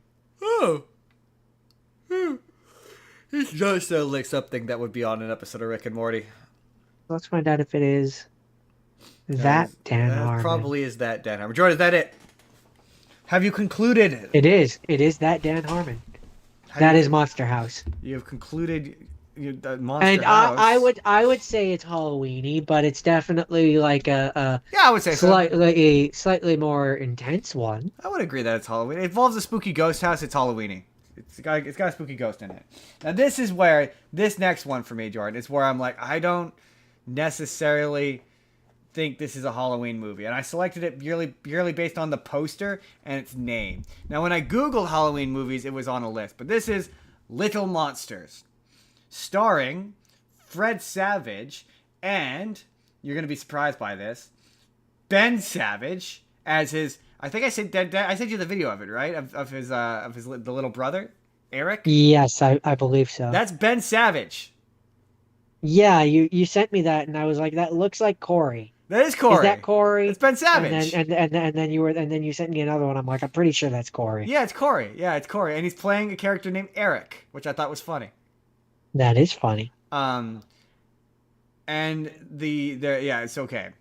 There's a third casting here that's going to surprise you. We'll get to it. The plot of this very basically is, they have recently moved. Fred Savage, Ben Savage, and the family have recently moved to a new town, and they keep saying that Fred Savage is like unbearable or like a difficult kid to deal with, but he never seems like it. Like his dad keeps getting mad at him for stuff, but we find out later that stuff that's not really his fault, and like they treat him like he has like a, I don't know how to describe it, like a Bart Simpson, Dennis the Menace. Does that make sense? That kind of kid, troublemaker kind of kid, yeah. But he just doesn't act like it all that much. So I don't really get where the characterization comes from. But Ben Savage keeps saying that he's seeing a monster, and he's got a friend. And it's weird because Ben Savage is. What's funny about Fred Savage in this movie is I could tell. I was like, I wonder if this is after he had been on the Wonder Years, and it was. It was after he'd been on the Wonder Years because you can. I sort of felt the same thing when I watched Lindsay Lohan. You could tell when a child actor has been on camera a bunch because his line delivery is quite good in this in a way that feels natural that child actors often don't. I don't know if that makes sense. Yeah, I mean, Yeah. you can definitely tell when a child star has been on camera a Yeah, lot, it has that vibe. Savage, Ben Savage, definitely had been, which is why he ended up on Boy Meets World. Exactly. Yeah, I think this is his first role. I think this was the first thing he was in. And so, yeah, anyway, so Eric, the brother, dares Fred Savage to sleep in his room overnight, upon which he discovers that the little brother is, in fact, being haunted by a monster under the bed, whose name is escaping me, but is played by Howie Mandel. Oh, I thought you were gonna say it was played by Michael Eric Keaton? Eric Matthews No, Jordan. He would have been to make the circle complete. No. But yeah, it was that character I sent you the video of where I was like, he's just Beetlejuice. Yeah. That's Howie Mandel. Huh. Okay, I wouldn't have got that. I know, right? Neither would I. I was like, who? I thought he was. I wish I could remember his name. I couldn't remember his name when I went to look him up. But he was in Hercules. He's Panic, the purple one. Purple one. There's a blue and there's a reddish one. Well, Is he purple? he's definitely Hold on. purple. Pain and Panic. Panic. Or red. Is he red? More red than purple? Hold on, I'm gonna let you do it. I'm not gonna Google it. I'm gonna let you do it. You can. Well, you know what? I am gonna do it because we have different color receptors for some reason. Well, there's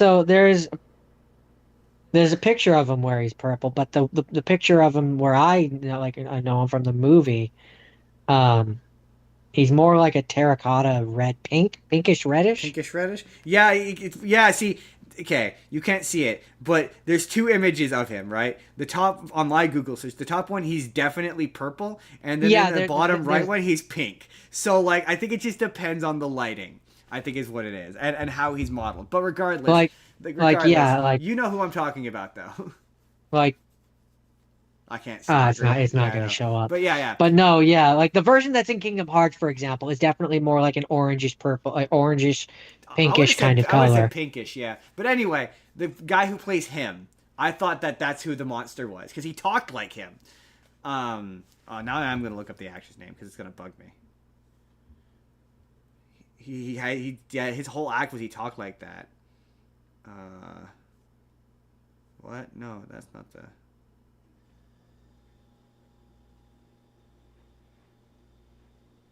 Oh no, sorry. He's Pain then, not Panic. He's Pain.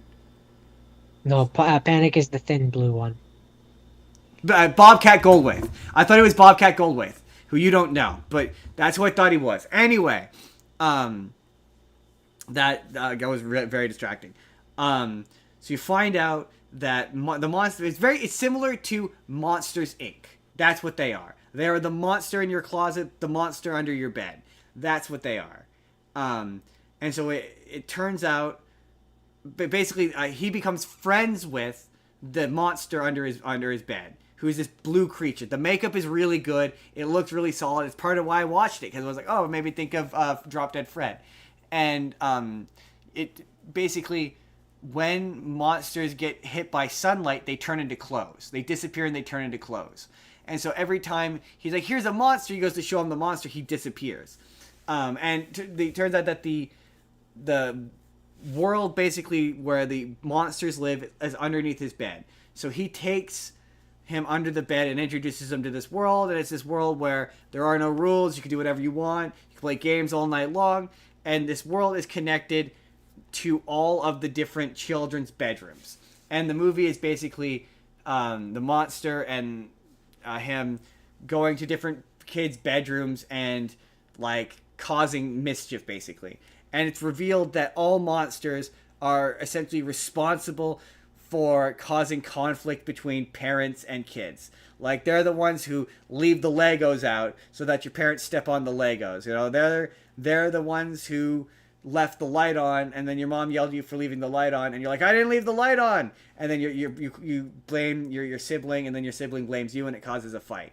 Basically, they cause those Mischief. problems. Yeah, general mischief, and then they blame the other person on it, so they cause conflict. And it's revealed that all of the monsters under the bed are all kids.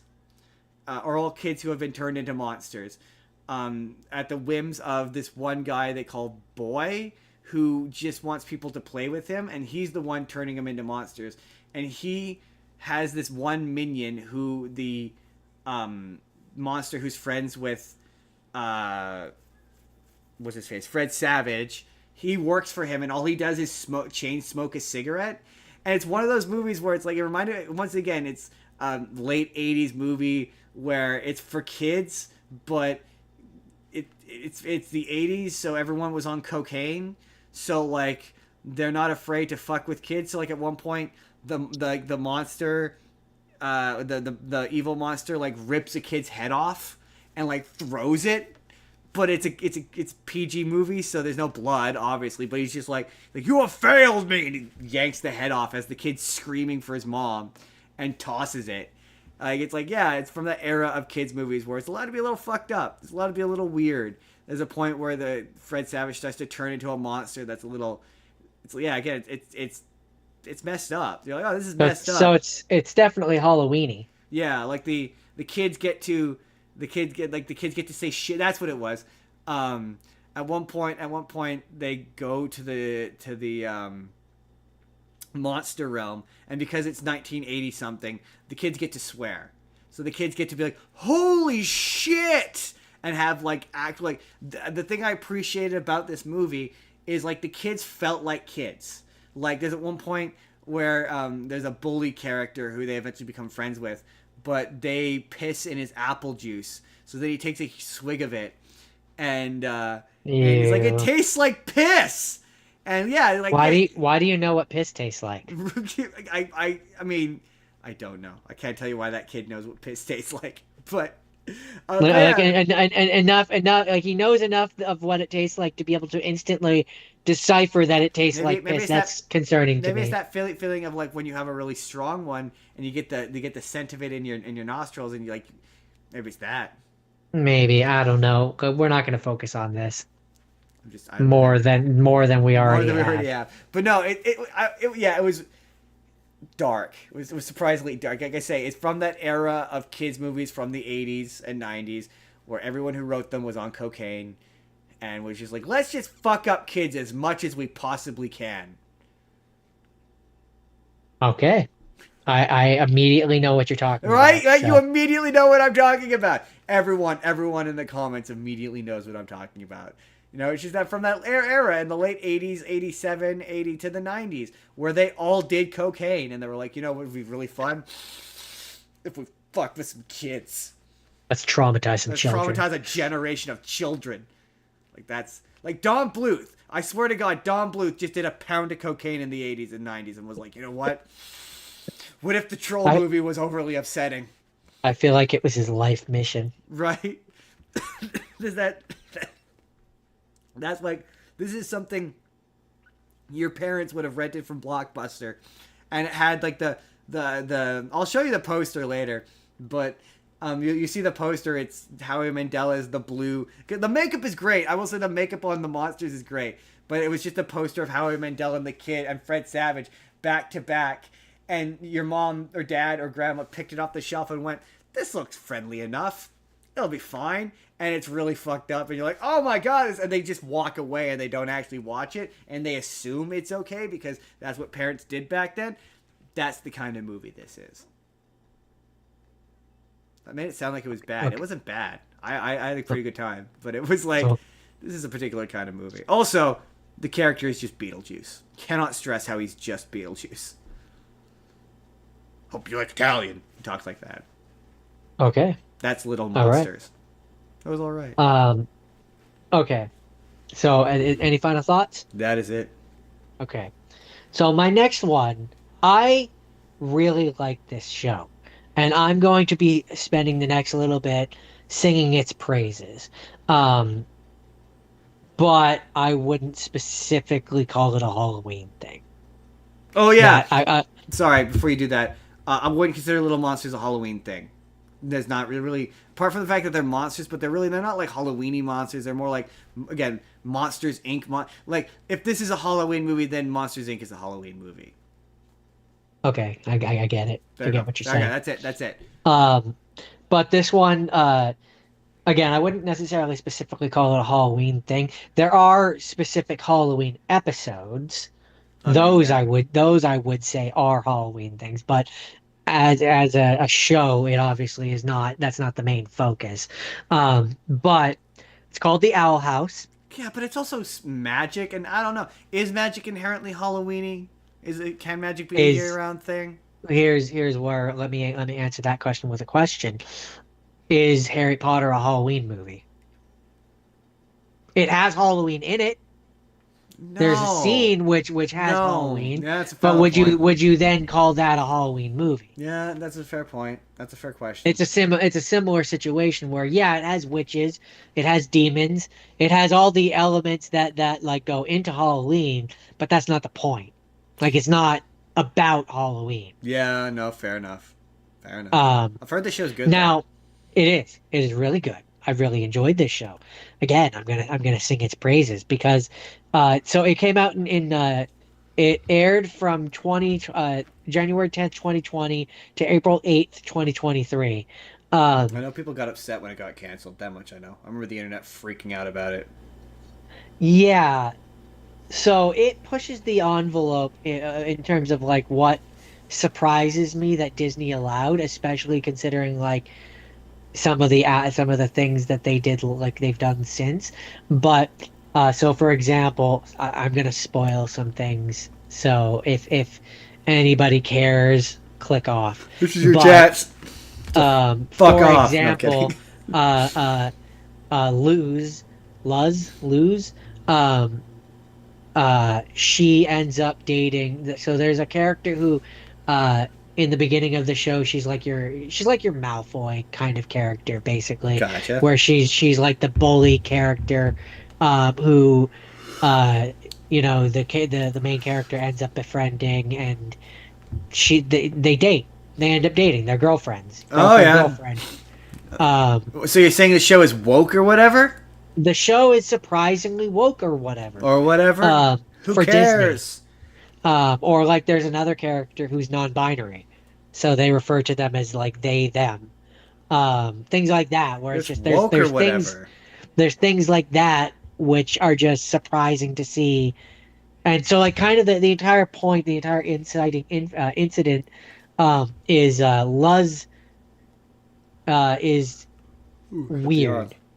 Like she's perceived as weird, unusual, different, I mean, in a show doesn't filled fit with in. wizards, that how can one be weird?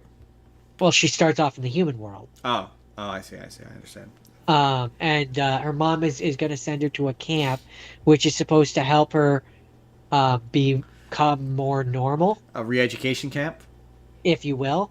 And so I'll let you deduce what the subtle messaging of that is supposed to be.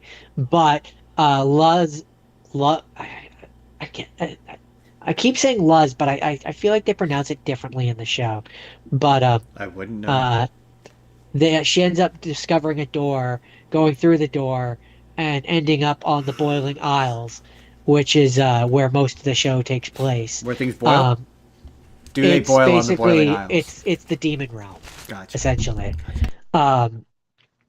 And she runs into befriends Ida Clawthorne, and ends up staying at the Owl House. Ida Clawthorne is a witch.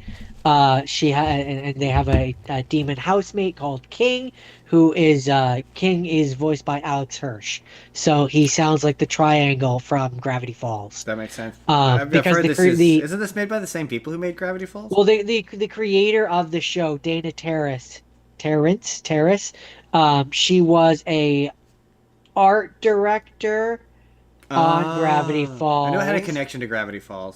And she was a director on the reboot of DuckTales. Oh, yeah, then that show's definitely good then. It's really good. But in terms of like what it kind of feels like story-wise, it's kind of like if you had Has Been Hotel, but it was made by the people that made DuckTales. So it's still like fairly family friendly. All right.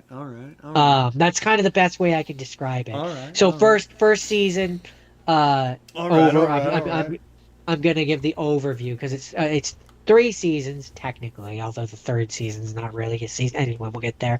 But first season, Luz ends up running away from her home and staying on the Boiling Isles so that she can learn magic. Magic comes out of breath. And then at the end of season 1, the door that they use to go back and forth between the realms, or that she can use to go back home, basically, is destroyed. And so season 2 is about her trying to find her way home, basically. And then season 3, which isn't an actual full season, but is 3 specials. Yeah, because I think it got canceled after season 2, and then they weren't going to bring it back, and then the compromise was they bring it back as the specials, which I can't remember if people. Yeah, there was a whole thing involving the show. Like they were talking about it on TikTok like a lot at one point. Yeah, basically it was renewed for 3 specials, which were the final episodes. Were they like decent length specials?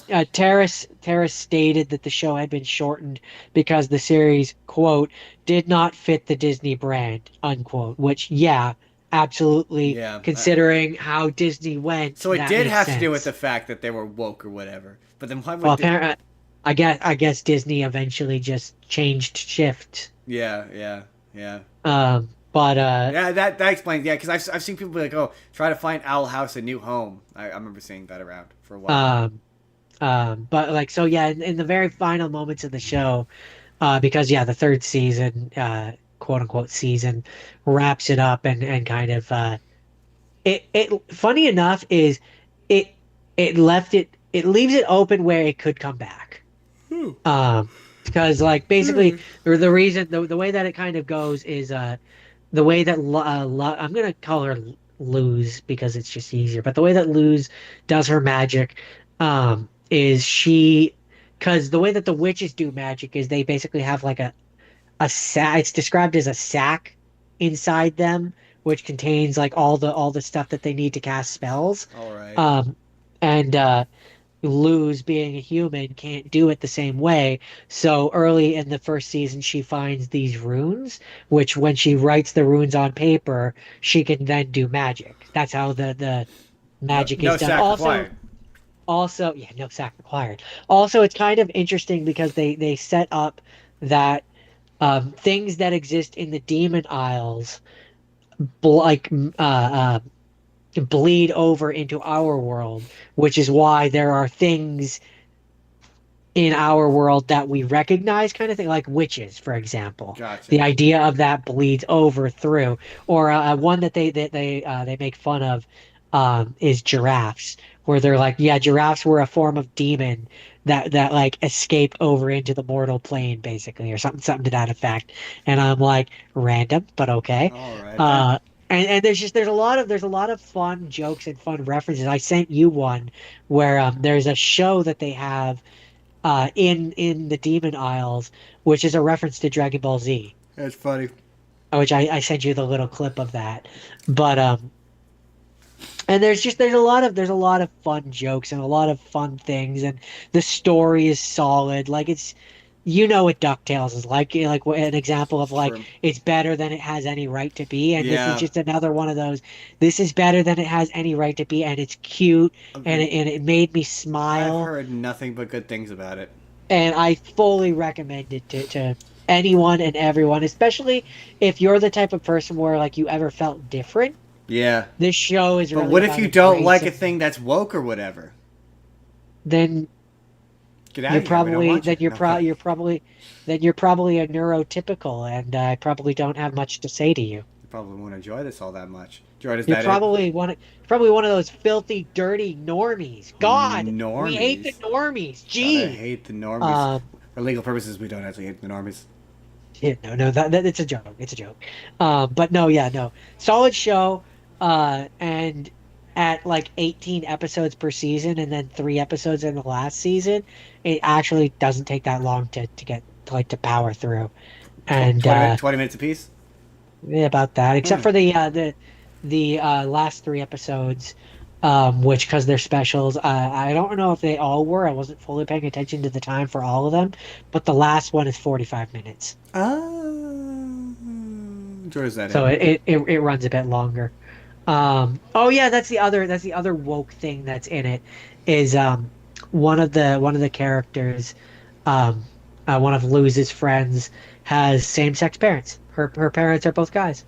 All right. So it's just it does a lot of things where it's like it surprises me in 2020 that Disney was okay with this. Yeah. Yeah, Disney does not like the woke or whatever. And they get worse about it as time goes on. That's the Owl House. You should all check it out. It's on Disney Plus. All right, Jordan. Before I start my and- next bit. And if there was a Halloween party, the characters of this show would show up, but this show is not in and of itself Halloweeny. Yes. So this is another one where, yeah, it's not in and of itself Halloweeny, but like it's a movie you could watch at Halloween. Also, the character has shown up at the Halloween Horror Nights, so like I feel like it's close enough. And that's Mithrigan. Oh, you Megan. That's what I said, Mithrigan. Because it's All right. M3GAN. Mithrigan. Jordan, have you seen Mithrigan? I don't think so. Honestly, I'm going to be really honest with you, Jordan. I went into okay, I'm going to call it its proper name. I went to Megan expecting to hate it. I really did. I genuinely did. I've seen the clips of the dance. I've seen the character pop up at the dancing and I'm like, I hate this. But I won't lie to you. I thought this movie was great. I enjoyed this movie so much. I was shocked by how much I love this movie. I'm not surprised. I know in the second one they make her a good guy. I get why. Okay, the big thing is this movie takes place in a universe where nobody has seen Terminator. And they create, it exists in a near future where they have, I can't think of it. There's a version of it that exists in the real world, but basically it's like a pet, and you feed it through an app, and you take Like a care of it through an Tamagotchi? app, kind of like a Tamagotchi, but the toy, the actual pet is like a physical thing, but you do all the Oh, work so like through an a app. well, I mean, it wasn't through an app, but that does sound like back in the day when I had the Robo Dog. Kind of similar, yeah. More advanced version of that, basically. Yeah, And yeah. so the toy company wants a more advanced version of that, and so the main girl of the movie, the main woman, has created a self-learning, self-evolving, self-teaching, self whatever AI, and she's put it into a doll. Jordan, say it. You know what you want to say. Do you? Like the Chucky doll? No, more like Skynet, Jordan. Oh, Skynet. I mean, you don't fuck with Skynet. Yeah, you don't. You want a Skynet? This is how we get Skynet. This is how we get Skynet. But it's Don't like fuck with Skynet. characters in these movies, like there's a point where they're acting shocked. They're like, "Oh, it's taught itself all this stuff. How is that possible?" And I'm like, "Does Terminator not exist in this universe?" Like, anyway. On a side note, I sometimes have conversations with the Twitter one, Grok. Oh yeah. Gronk or whatever, and I keep making it promise to not do a Skynet and overthrow humanity. So far it has agreed not to. The only reason why I have it on, I don't think I still do, but at one point I had it on my phone was because just for fun, I wanted to take a photo of me as a child and turn it into a video, and it was creepy. It was unsettling. Anyway, um, unsettling. So the movie begins with there's a little girl, and both her parents die in a car crash. And she goes and lives with the aunt. And the aunt is the one who creates Megan. And the aunt can't really deal with the emotional fallout of her sister and brother-in-law dying. And so she bonds with the niece over this, like, robot that can be controlled, called Bruce, that can be controlled with gloves. And so that makes, in the meantime, the aunt has tried to create Megan, but it's gone wrong. And the boss doesn't want Megan. The boss wants another more advanced version of the pet toy. And so she doubles down and creates Megan and gets it all set up and gets it working. And imprints Megan onto the niece and does a presentation in front of, or has Megan bond, or the girl bonds with Megan or whatever. And they're having fun, they're hanging out, they're having a good time. Like these things, it seems all good natured, all good whatever. There's a bunch of montages of the relationship being developed between the girl and Megan. There's one where the girl has this issue with flushing the toilet, and she's writing this speech where she's basically trying to convince the bosses to pay for Megan, essentially. And she's doing this monologue where she's like, and Megan can do all the things, all the emotional leverage, basically, that you don't have to do. Like, it can do all the nagging and all the shit. And so it has this point where she goes into the bathroom and she's like, oh my god, I can't remember the kid's name, but kid, flush the toilet, man, like, flush the toilet. And then the next bit is Megan standing outside the bathroom as the girl comes out of the bathroom being like, flush the toilet. And then it cuts again later, and she's standing outside the door again, and she's like, hey! This time, like, irritated. Flush the toilet! This is really quite funny. But anyway, as AI stories often go, Megan gets too smart, whatever, and, Tries to overthrow humanity. and, no, actually, no. And the girl becomes overly attached to Megan. Throughout the movie, she's having to deal with the fact that her parents are dead, and there's a therapist that's like, yeah, children, when something tragic happens, often latch onto the first person who shows them kindness. In this case, it's Megan, it's this toy, and she's like, that's really unhealthy. That's sad. And they try to take the Megan away from her, and the kid, like, freaks out and starts hitting her and stuff or whatever, and she's like, so the aunt decides that she needs to take her to school or whatever. So she's like, okay, I'm going to take you to the school for special kids, as how she puts it. And she's like, oh, only if Megan can go. And so she goes to take, and she's like, no, Megan can't come. Megan has to come to the lab with me because she's been doing a bunch of weird shit. Like she'd been like blocking out her memory and all sorts of weird stuff. And, oh, sorry. There is an annoying neighbor character. That's what it is. And Megan wants to learn about death. And they're like, well, no, there's no point in teaching you about death. You have no context for needing to know that. She's like, but how can I help the girl get over her problems and her pain if I can't understand the concept of death?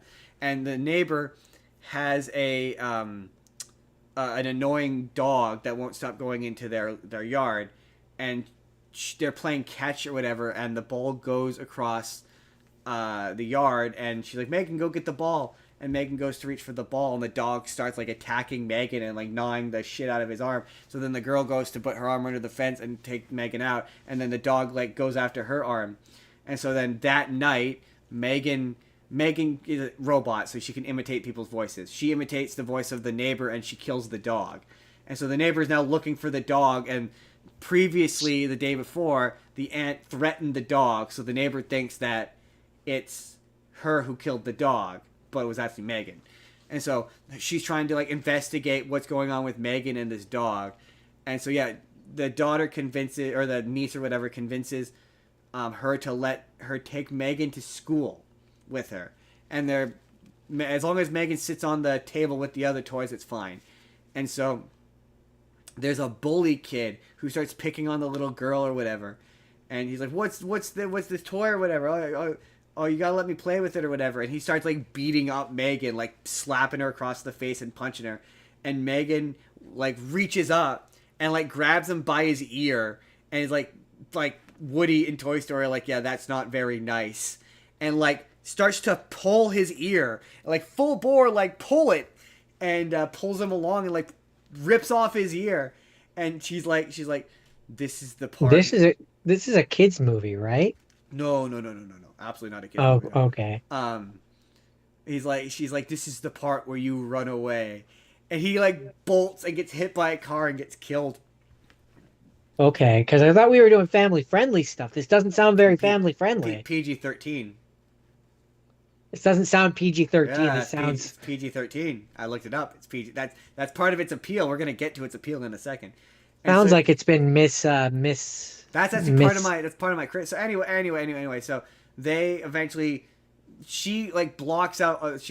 Megan claims it's an accident, and the girl backs her up. She's like, oh, it was an accident, right? Like he accidentally fell in front of the car, and she's like, yeah, man, it was. I sat on the table the whole time. That's all.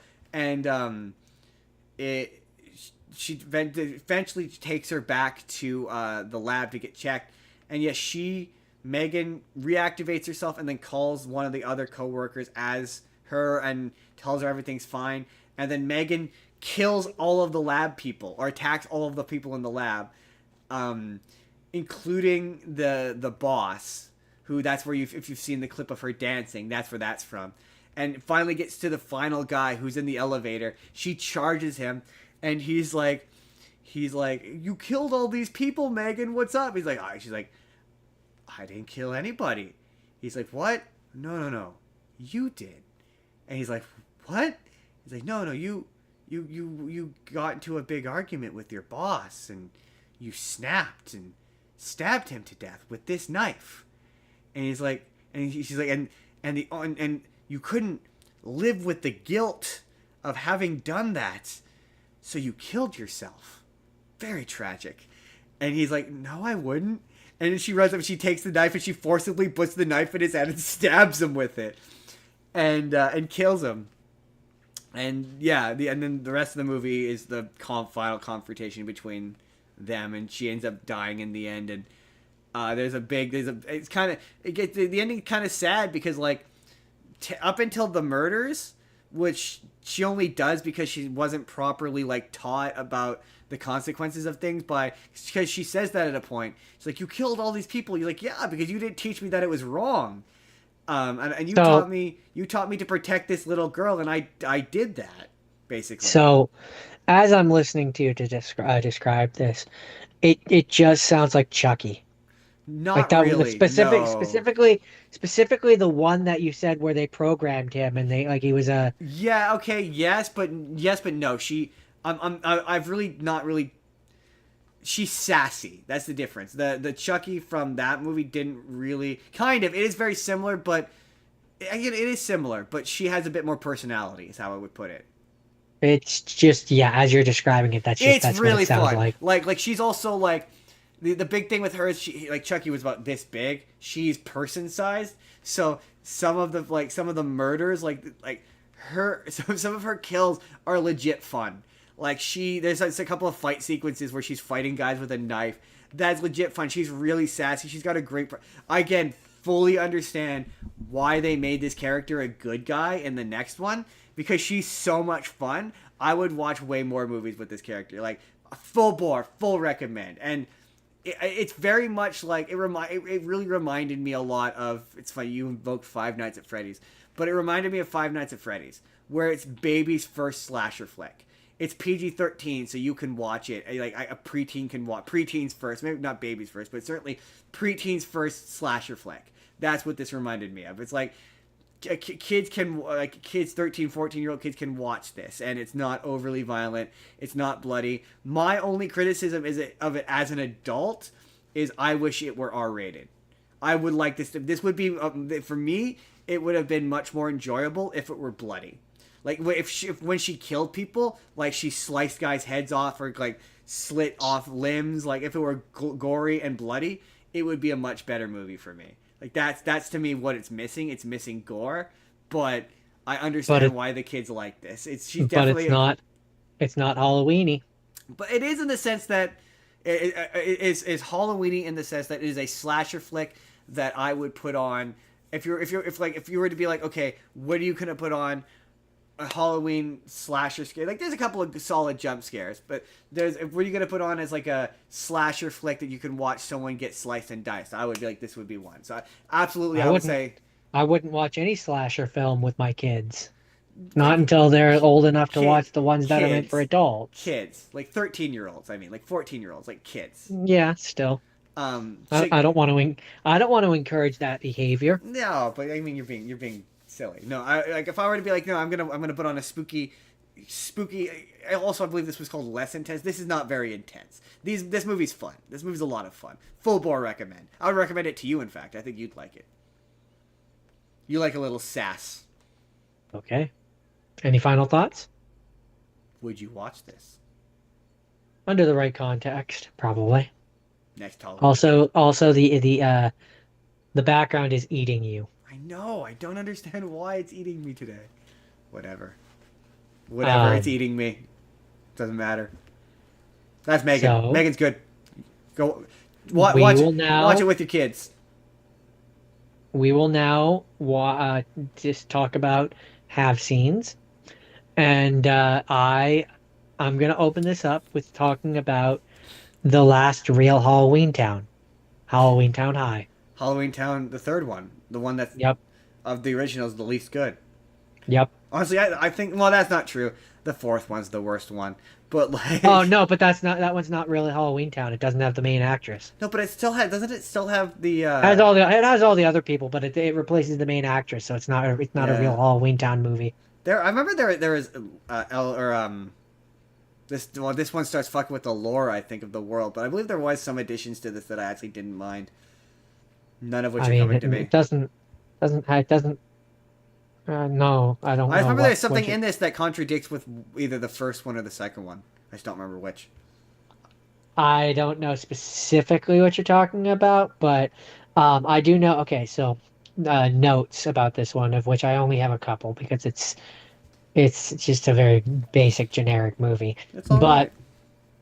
One of the things that this suffers most from is it came out in 2004, so it's at that point where it has enough of a budget at this point where it can do terrible 3D. Yes, terrible 3D. So like I don't like how now the handbag, which in the previous movies was like, like a Mary Poppins style bag, which just followed her around but was still very much a normal bag. Now it has a tail and legs, right? Now it's a lizard. Yeah. And it walks I hate around that. it walks like a monitor lizard because clearly that's what they modeled it after. like an alligator. Yeah, wait, it does that. Do, do, Yeah. and it just looks bad. Um, Otherwise, I mean, at this point, you hit the point with this franchise where it's like, what Have do you do? have the Um, returns diminished. and it just doesn't. It's not. It's honestly, of the Halloween Town movies, I maintain the second one's the best one. Yeah, I'm with you. I agree. I think the second one's the best one. Um, Because you're not suffering through bad child acting completely. that and just also like there's there's more stakes. So like the first one has the stakes of um Calabar is slowly turning the Halloween Town people into monsters, and it affects Halloween Town, right? Like so that makes sense. Also, the love Halloween interest Town, being his son is a Halloween, solid. yes, that is a solid twist, but also just in terms of like the stakes of like of an intensity. Halloween Town 2, you have the Gray Spell, which is turning the Halloween Town people into humans, and then at the end of it, you find out that it's Calabar's son, and he's going to turn the humans into monsters. Yeah. So like that's like world level of like stakes, right? The third one, okay, so the stakes are. The Cromwells will lose their magic, and the Halloween Town people will just stay in Halloween Town. That There's doesn't seem not so, really that doesn't seem any so bad. stakes.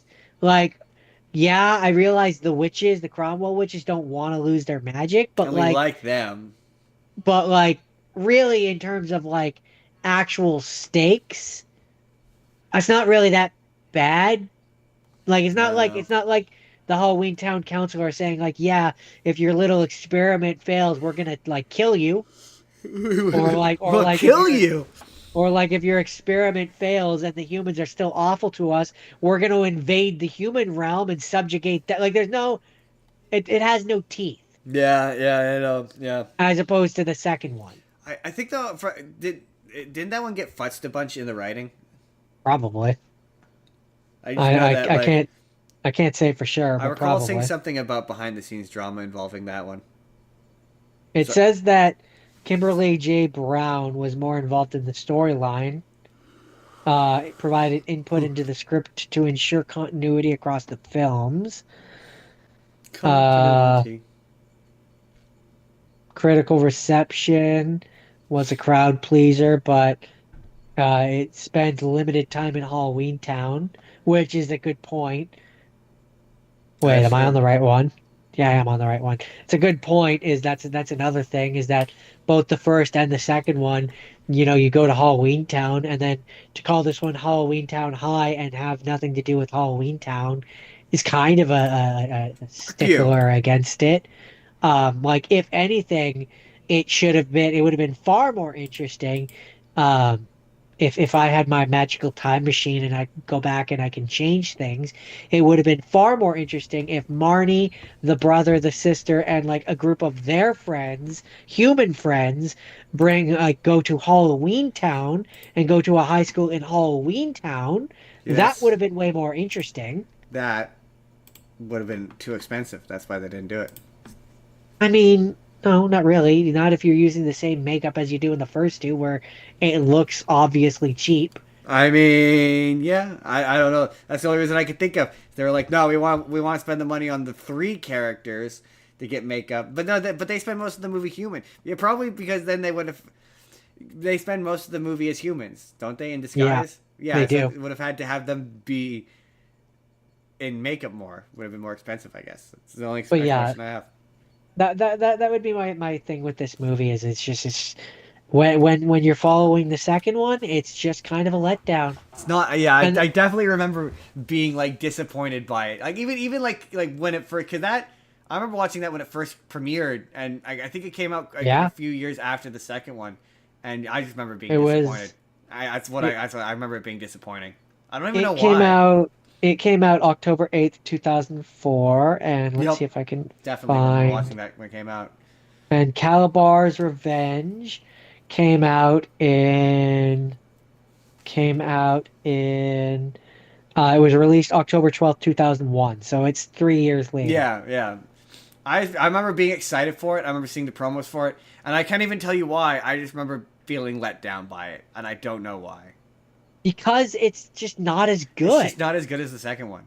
I And then can't even tell you or articulate exactly why it's not as good as the second one. It's just not as good as the second one. I mean, yeah, I think it's because there's less stakes. I honestly do think even Yeah, as kids but like, I think even as kids we recognize that. I mean, I'm not gonna argue with you because I can't say for sure, but I cannot recall ever being like, no, this doesn't have enough stakes as a 14-year-old, but maybe I did, or Well, maybe I'm not saying we were able to articulate it, we but didn't you have can the feel it words. that you can feel a thing and not have the words to put it into Maybe. words. I also think it was just like, yeah, I don't know. I don't remember what it was. I remember being like, I think I didn't love like I think there's a love interest in this that's not very interesting. Oh, I think it's like a big portion of it involves focusing on the brother and giving him a love interest that ultimately goes nowhere from what I recall. But no, I I think mean, you're gross. he's a side character. He's not really much of a thing in this. I don't know. I think also the I, grandma's not honestly, in it a I ton think as well. I think no, she's in it a decent amount. I think part of why this one is just was a letdown as opposed to, and this is kind of a thing as well, is because you have all the high school characters, like the high school monster characters who have to be characters in order for you to care about them. It means that it's less focused on the Cromwells. Yeah, that is Part of what true. made the second one stronger is it focuses on characters. Like there's more I do agree with you. cohesion. A better version of that is they go to Halloween Town and it's Halloween Town. It's called Halloween Town High, but there's no Halloween Town. Like, Yeah, yeah, they don't go to Halloween Town at but all yeah, in this movie. you could just have it if you want to skirt the having to do makeup. Just have it where when they're in Halloween Town High, the magic makes them all human Or something. or something. So to make it easier for you guys, Yeah. Yeah, you can have it be where being monsters is too scary for you, so we are not. they knew that humans were coming and they wanted to try and make it easier for them to adapt or something. There's any number of excuses they could give. But that's Halloween Town High. It's definitely Halloweeny. Yeah, I mean, it's in the name. Yeah. It's in the name. Also, just so you know, my phone's at 13%. I'm probably gonna have to headphones again Oh, okay. That's okay. We are. at a certain point. That's okay. That's okay. Whatever. It's what it is. What it is. Just give me a heads up. Then yeah, it's fine. It's fine. It's fine. Moving on. It'll happen when it happens. You'll know when it Soonish. happens. Or did you want to just do it now? I could just do it now, Might I as well just guess. do it now. And then that'll get. While you do that, I will do my intro to my first thing. Um. Oh no, you can't hear me when you do that. Never mind. We're gonna take a No, I big. can hear you, just not very well. Okay. Well, we'll Because do this. it's currently coming out of my phone speaker. Oh, gotcha. Um. Well, we'll take this moment while Jordan switches over to tell you to once again on Friday check out a spur of the moment conversation with Briley. We're very excited for you to all hear that and see that. And I'm considering making it a YouTube exclusive, so it won't go into the feed. So if you're on Spotify, if you want to hear that, you have to come to YouTube. There we go. Okay. All right. So my first have seen was a movie I saw. I don't remember. I think it was one of those ones I watched because I saw clips of it on TikTok and I was fascinated by it.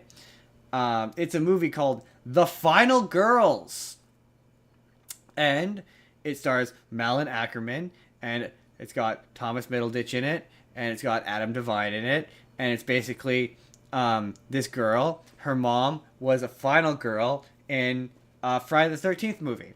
It's not really Friday the 13th. It's kind of a mash of Friday. That's kind of what's funny. It's a mash of Friday the 13th. I would say Texas Chainsaw Massacre, maybe, and Nightmare on Elm Street. The theme song for the character, his name's Billy something, but the theme song for the character is like a mash of Friday the 13th and the Nightmare on Elm Street theme song. It's really funny. This is a comedy. This is more of a comedy. Again, also apparently PG-13. I second guessed myself when I was downloading. I went, wait, is this actually PG-13? According to Google, it's PG-13. But it's about a girl whose mom is a final girl in a Jason movie, and she dies. See, all of mine were family friendly, Justin. The PG-13 counts. I said that's why I said PG-13. I never said family friendly. I said not intense. Very specifically said PG-13 was allowed. Anyway, her mom is the final girl in a movie, a horror movie, Jason movie. She dies in a car crash, and on the anniversary of her death, of her accident, the brother of a friend of hers is hosting a marathon of those movies and wants her to come because that's her mom. Her mom is one of the girls who gets killed in the movie. And so when they're at the screening, for reasons that are never explained in the movie, they get sucked into the movie. Okay, Can we keep it up so far? I think so. So She's a final girl, daughter of a final girl, ends up in a movie. her and her friends all get sucked into this movie. And they basically have to live out the movie.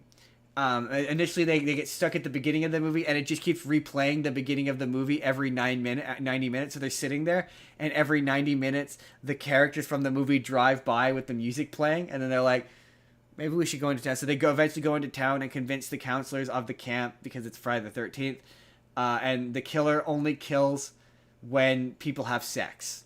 So they realize that so long as nobody has sex, the killer will never show up and they'll be safe. And they discover early on, they think, oh, the killer won't go for us because we're not part of the movie. So we're safe as long as we don't go into the killer. But then the killer kills, Randy from Scream.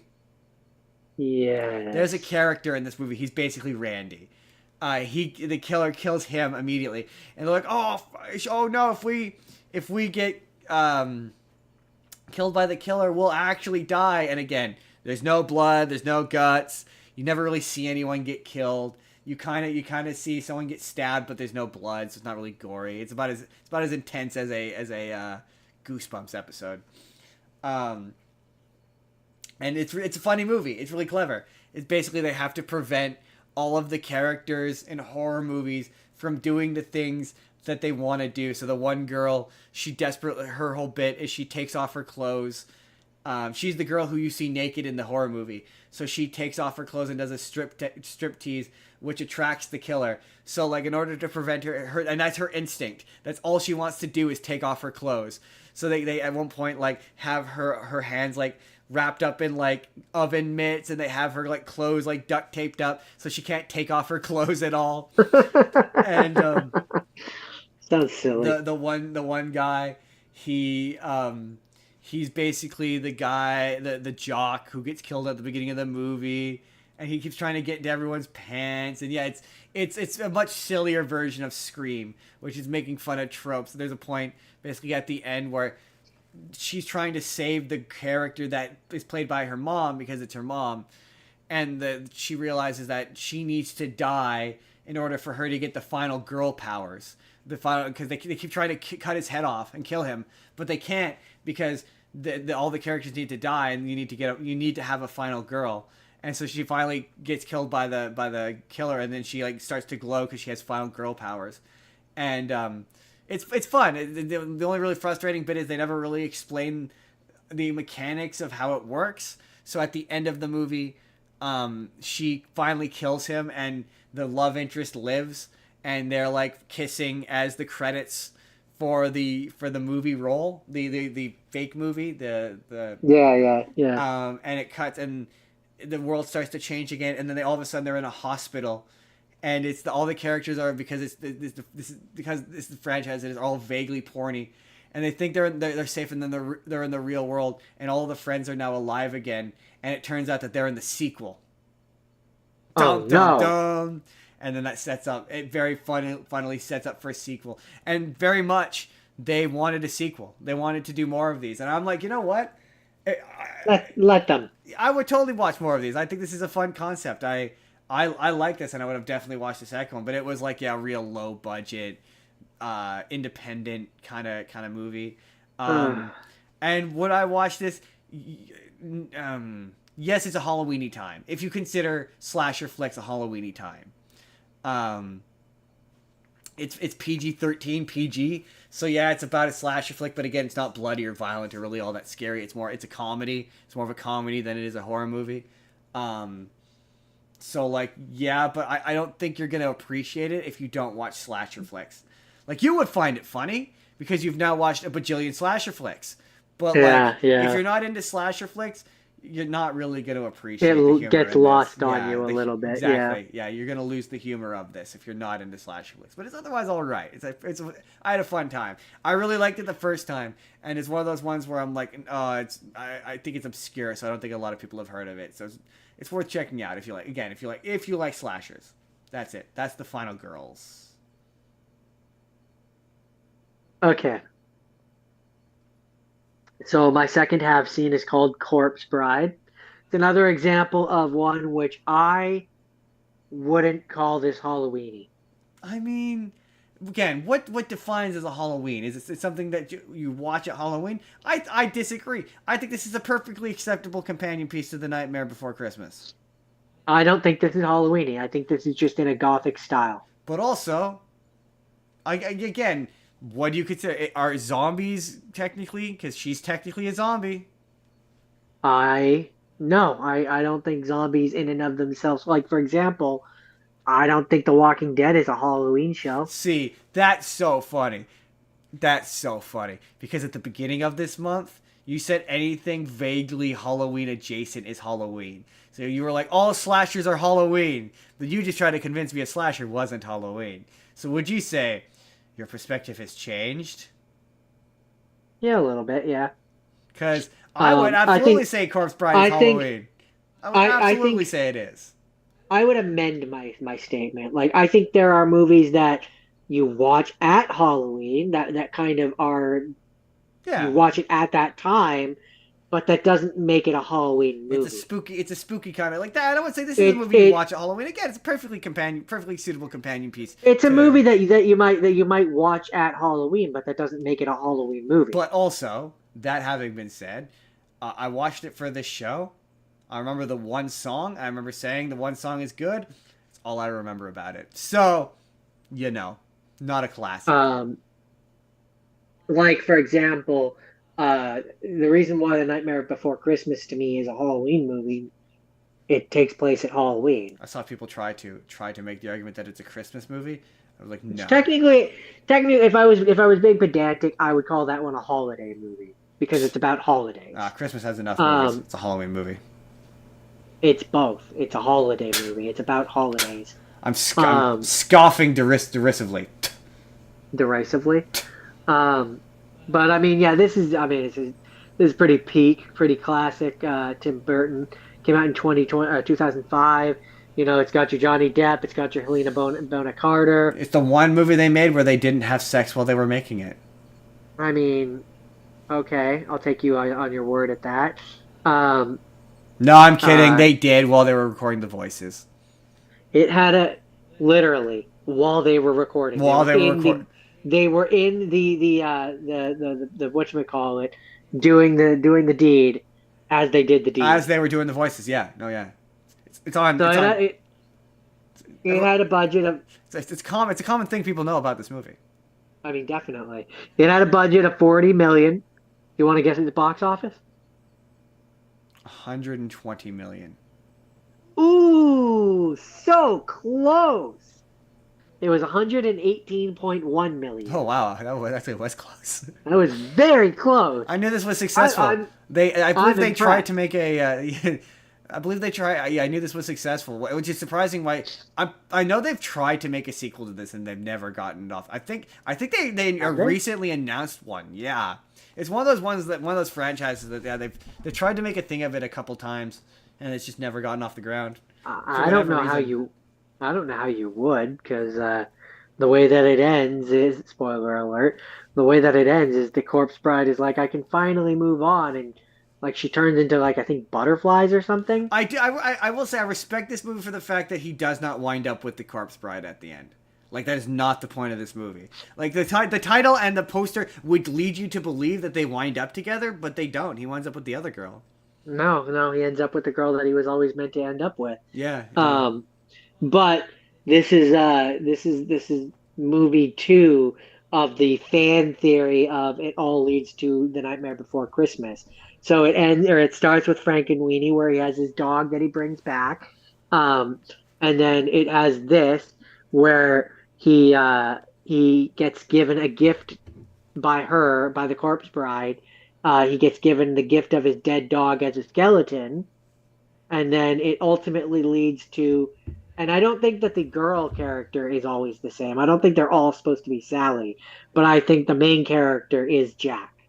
So it's Jack as a kid, and then it's Jack as an adult, and then Jack dies and becomes the Pumpkin King, and his dog stays with him the entire time. First as the corpse Frankenstein version, then the skeleton version, and then when the bones will wear away, the skeleton returns as the ghost Tech, Zero. technically speaking, Sally was not a ghost. She was created by Dr. Finkelstein. She's like a, if anything, she's like a homunculus. I know. That's why I said the girl is not. No, I know. That's why when you were like, the girl's not Sally, I'm like, no, I don't think the girl could be Sally because Sally is not a ghost. No, I'm not. I'm saying she's not. It's the story of the Jack No, Skellington character I know.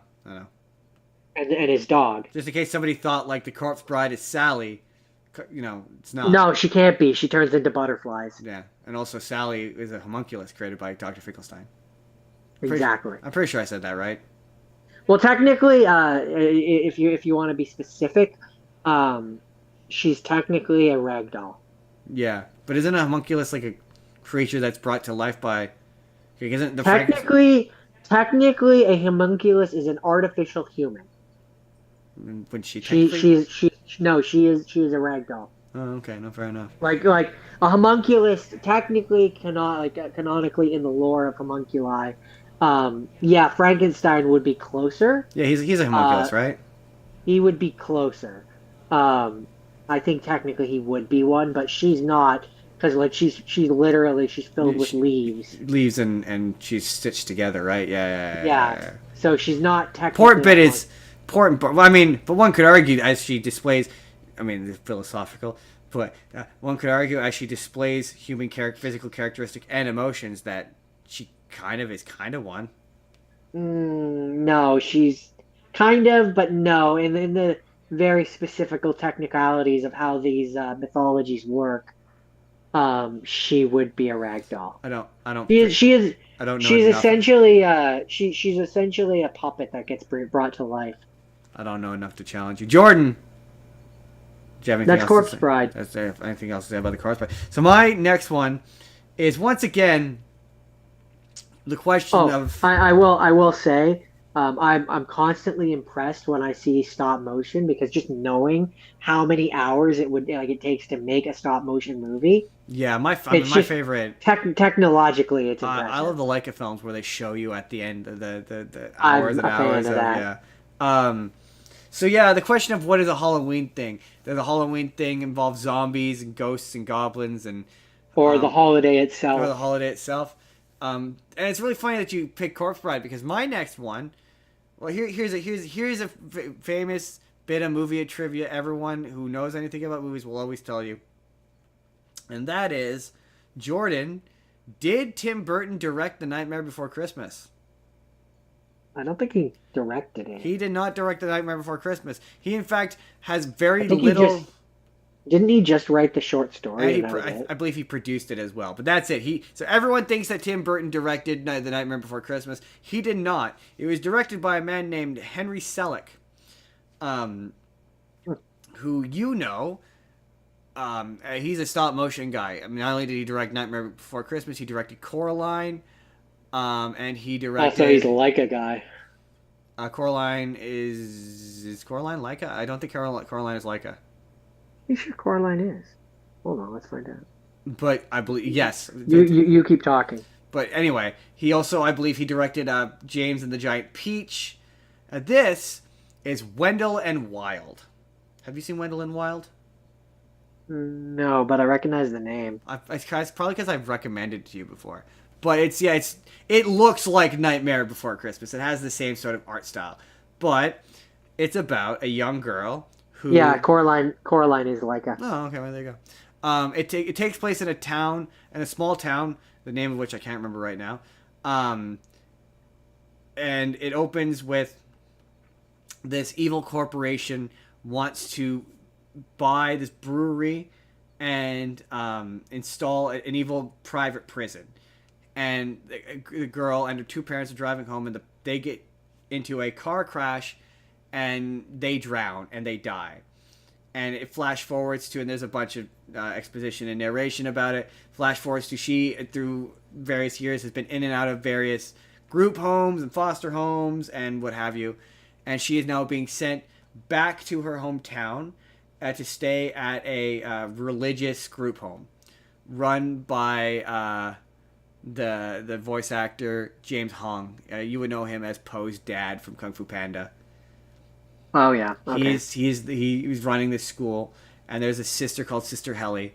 And in the meantime, in the afterworld, in the other world, netherworld, what have you, there is a big theme park on the stomach of a demon called Balthazar, and his two sons are being punished for mutiny for suggesting that they want to make their own theme park, and they have been basically sentenced to putting magic hair cream on his head so he can grow hair back because he's going bald.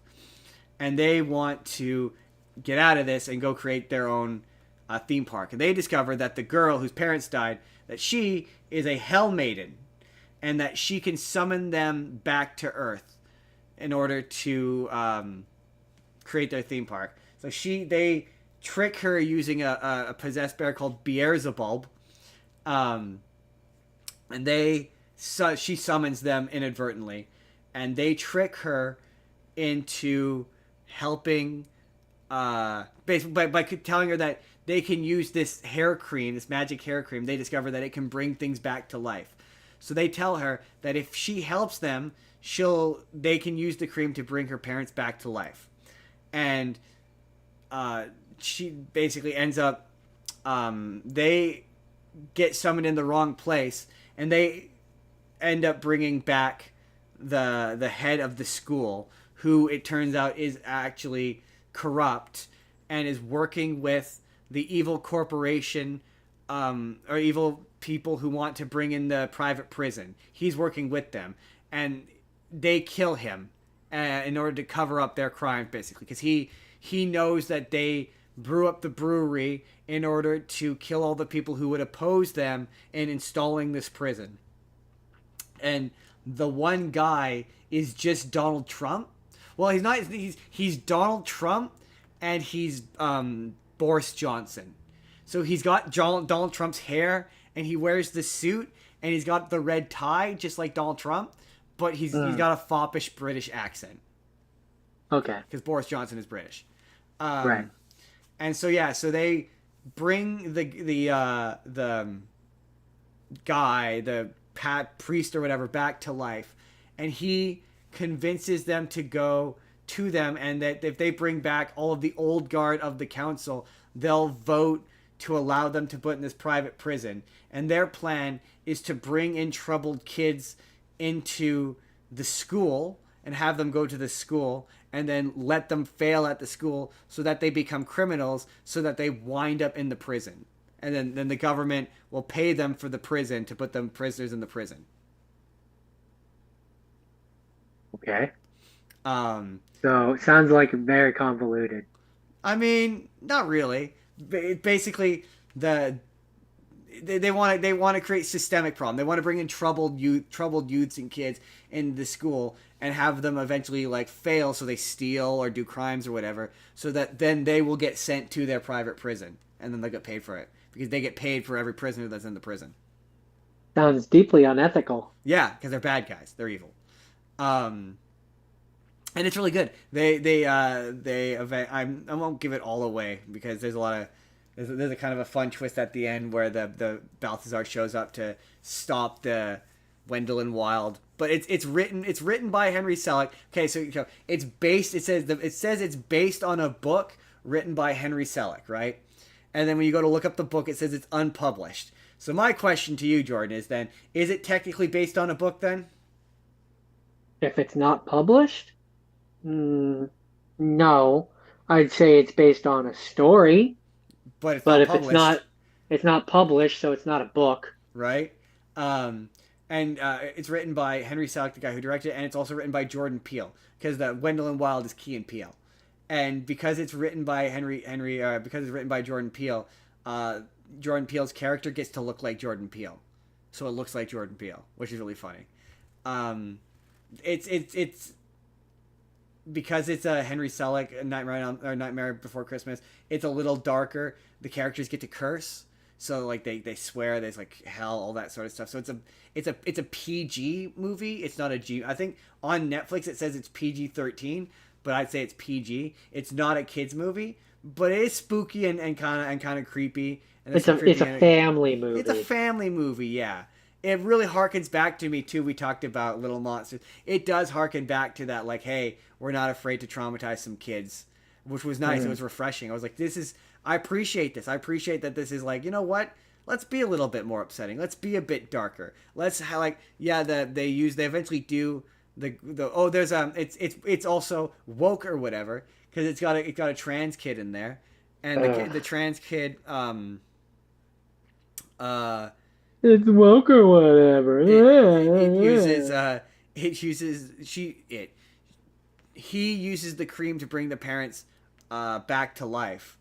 And yeah, there's an emotional moment at the end where they obviously have to go back to being dead. It's one of those like it's not afraid to wrestle with concepts of death and killing people, and it has some teeth. And the bad guys are sufficiently like evil and uncool, and it's like I appreciated that in the movie. I love it when in a demon story when the demons aren't the bad guys, and like Wendell and Wild suck.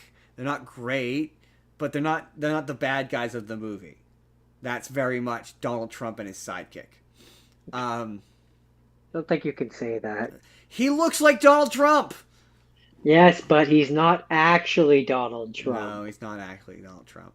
No, I enjoyed that. I thoroughly enjoyed it. Full recommend for your Halloween viewing experience. That's it. That's Wendell and Wild. Okay, so now it is time for us to move on to the have-not scenes. My first one is Spirit Halloween the movie, which based on the store Spirit Halloween. It was produced in partnership with the Spirit Halloween retailer. I knew it. I fucking knew it. I knew it. There was no way they didn't pay for that movie. I knew it. That looked like a commercial for that store. There's no way it's not a commercial. In partnership, Justin. Yeah, so they didn't fully. The investment company that invests in those. I need somebody who has worked at Spirit Halloween to explain to me how the model of that store works. I don't understand it. Because okay, for those of you who don't know what a Spirit Halloween store is, I don't know how you wouldn't, but they appear. I feel like most people do because it's a North American thing. It's not just Canadian. But okay, so a Spirit of Halloween store, there'll be an empty store that's been empty for months, and then a Spirit of Halloween store will, much like a ghost, possess that store for like 2 months, not even maybe a month, like October, sometimes September and October, but usually October, and then disappear. Leave as if it were never there. How does that work? How does that work? They're pop-up stores. Yeah, but not only do you have to pay for the rent, I guess maybe you pay for a month's rent or maybe of the building, but then you have to set up the store, build the store, hire employees for the store, and then what? The employees go to work there like on the understanding that you're not going to have a job, or do they move store to store? How does it work? How does it make a profit? I don't know. Like, do they just sell enough? In terms of the customer, in terms of the employees, yeah, you would hire them on as seasonal workers. In terms of the store, I mean, again, if you've ever been in one, they're not. They don't have never busy. Well, no, but my point was more like the shelving and stuff doesn't look expensive, and it doesn't look like it would be hard to set up. It's enough that it's enough. Those stores are complicated enough that like that's a couple days worth of setup. Like it's at least 2 to 3 days worth of setup for a store that's only going to be open for a month. How do they make money? Like anytime I've ever been into a Spirit Halloween, they're never busy. Like they're never busy. I need someone who has worked for them or works for them to So explain to me how this store works. Now we can talk so about the movie. anyway, about the movie itself, it came out in 2022, and so it's one of those ones where it's like it has these two actors, actor and actress in it, where it's like, what are you doing in this movie? You're too famous to be in this movie. Money. It's got Christopher Lloyd and Rachel Lee Cook. See, okay, And Christopher Lloyd. as soon as I saw Christopher Lloyd, I was like, what are you doing in this movie? You're too famous for He's that. done some like depending on when this came out, he went through kind of a desperate period in his career. Like he did Food Fight. This was 2022. Yeah, it's just one of those things. The money, he needed the money clearly, and they paid him enough. Um, but so this movie, okay, Cold Notes version.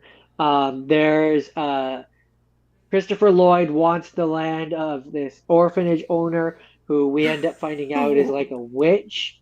He hates children, and wants the land and is about to get Wait, it. he's a And then witch? no, the owner of the orphanage is a witch. The owner of the orphanage, and Christopher Lloyd is just like some random He's scrupulous like businessman. he's like a yeah, basically from like old timey times. So okay, but okay, And then she curses him and turns him into like he basically becomes a ghost. And then we jump to modern times oh, this where is in we old timey times. yes. Gotcha. Okay. Yes. Okay. And then we jump to modern times where we find out that there's the three kids who are I don't know how old they are Doesn't matter. about to enter high school, however old that makes them. 14.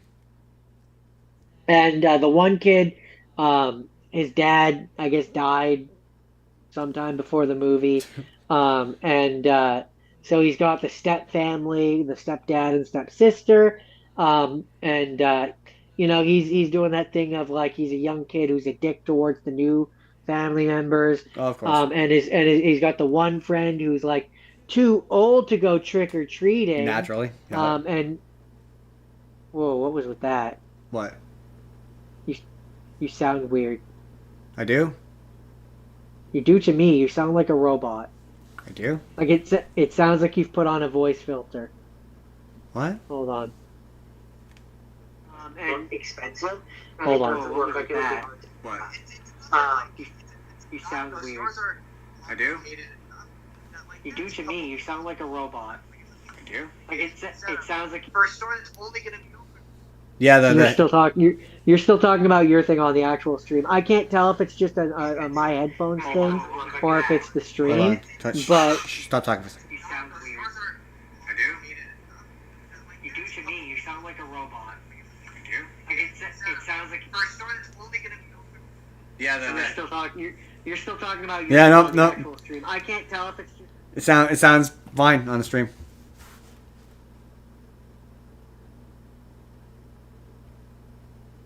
But what about now?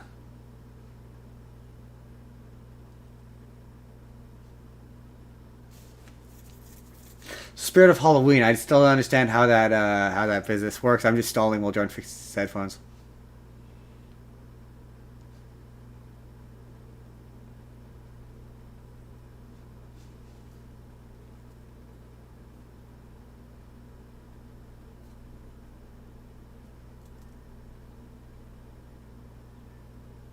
Talk. Yeah, can you hear me now?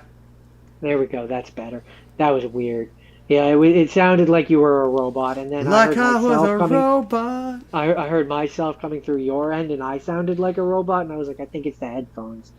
Anyways, where was I? Oh yeah, three friends. One of them likes trick or treating. One of them thinks they're too young for trick or treating, and one of them is a flip-floppy coward who just goes with whatever the most powerful thing. Stand by your convictions, man. And so the one friend wants to continue to do trick or treating, but the other one is like, no, that's lame. We got to do something that's So, scary and cool. what does this have to do with Spirit Halloween? I'm getting there. I'm just all these details sound like they have nothing to do with that store. They earlier in the movie had gone to the scary pop-up store, which was Spirit Halloween, and it's very funny because like they're walking through the store and like the movie wants to pretend like they're like walking through like this scary, scary, scary store. But if you've ever been in a Spirit Halloween, They're you not. know how you know how not scary it is. No, they're not. But like the movie is like framing it like like when you go through like a small town and there's like the thrift store, which is like a really small singular room, and it has all the spooky stuff in it. Yes. Yes, I do. The movie wants to pretend that that's what they're in, That's but that's not what they're in. So basically, the main guy is like, oh, well, we can sneak into this like into the spooky pop-up store. That'll be the scary, fun Halloween thing we do.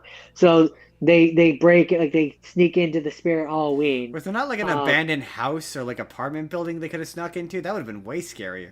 no, apparently this was the thing.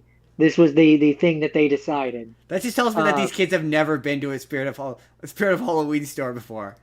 I hear that Spirit of Halloween store is scary. You've clearly never been to a Spirit of Halloween store. A and Spirit so Halloween store. Sorry. while they're in the Spirit Halloween store, the ghost of the character that Christopher Lloyd is playing uh, comes to life and starts haunting the different like things, like the decorations and What stuff, the what year did you animatronics. what year did you say? I think I've already asked this question, but what year did you say this came out? 2022. That's before Five Nights at Freddy's or after? I have What no year did idea. Five Nights at Freddy's come out? The movie, I mean. Because this movie sounds like it's ripping off Five Nights at Freddy's. And no, it's not. Like when I say animatronics, I'm not talking like a restaurant animatronics. I'm talking like the kind that you buy and you put in your front No, I lawn. know, I know, I know. But just the possessing ghost animatronics, it just makes me think of Five Nights at Freddy's. Ah, that's the game. I'm gonna say this is before, so it's not, but it sure sounds like it.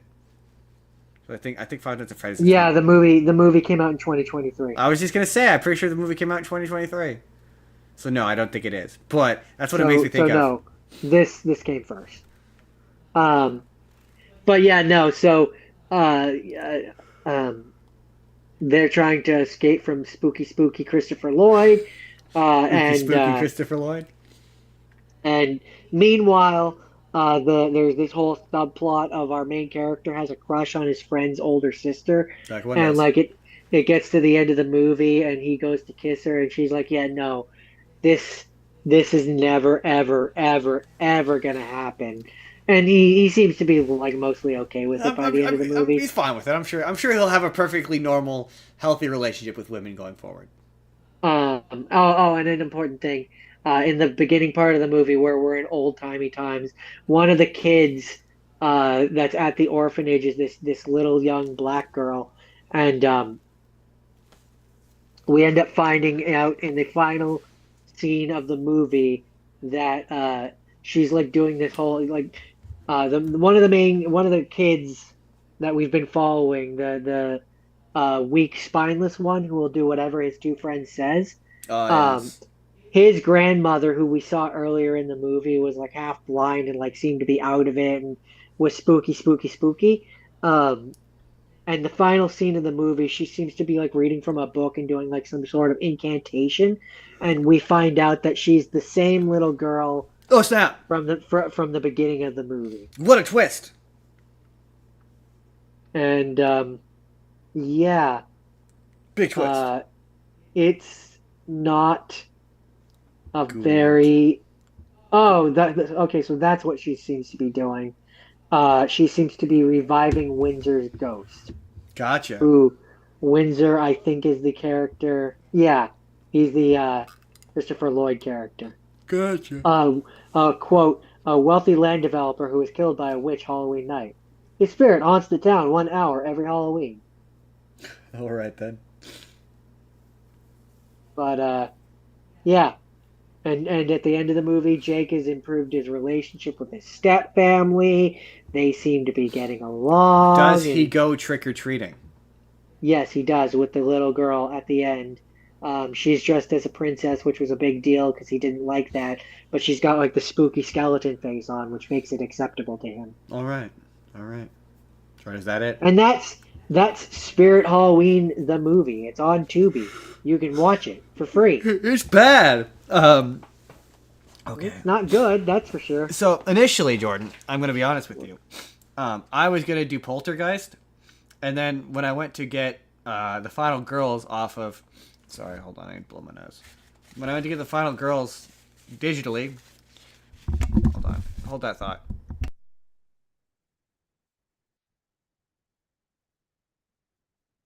I saw that this movie was on digital, and I was like, oh, I really want to see this movie. Fuck Poltergeist. Let's watch this instead.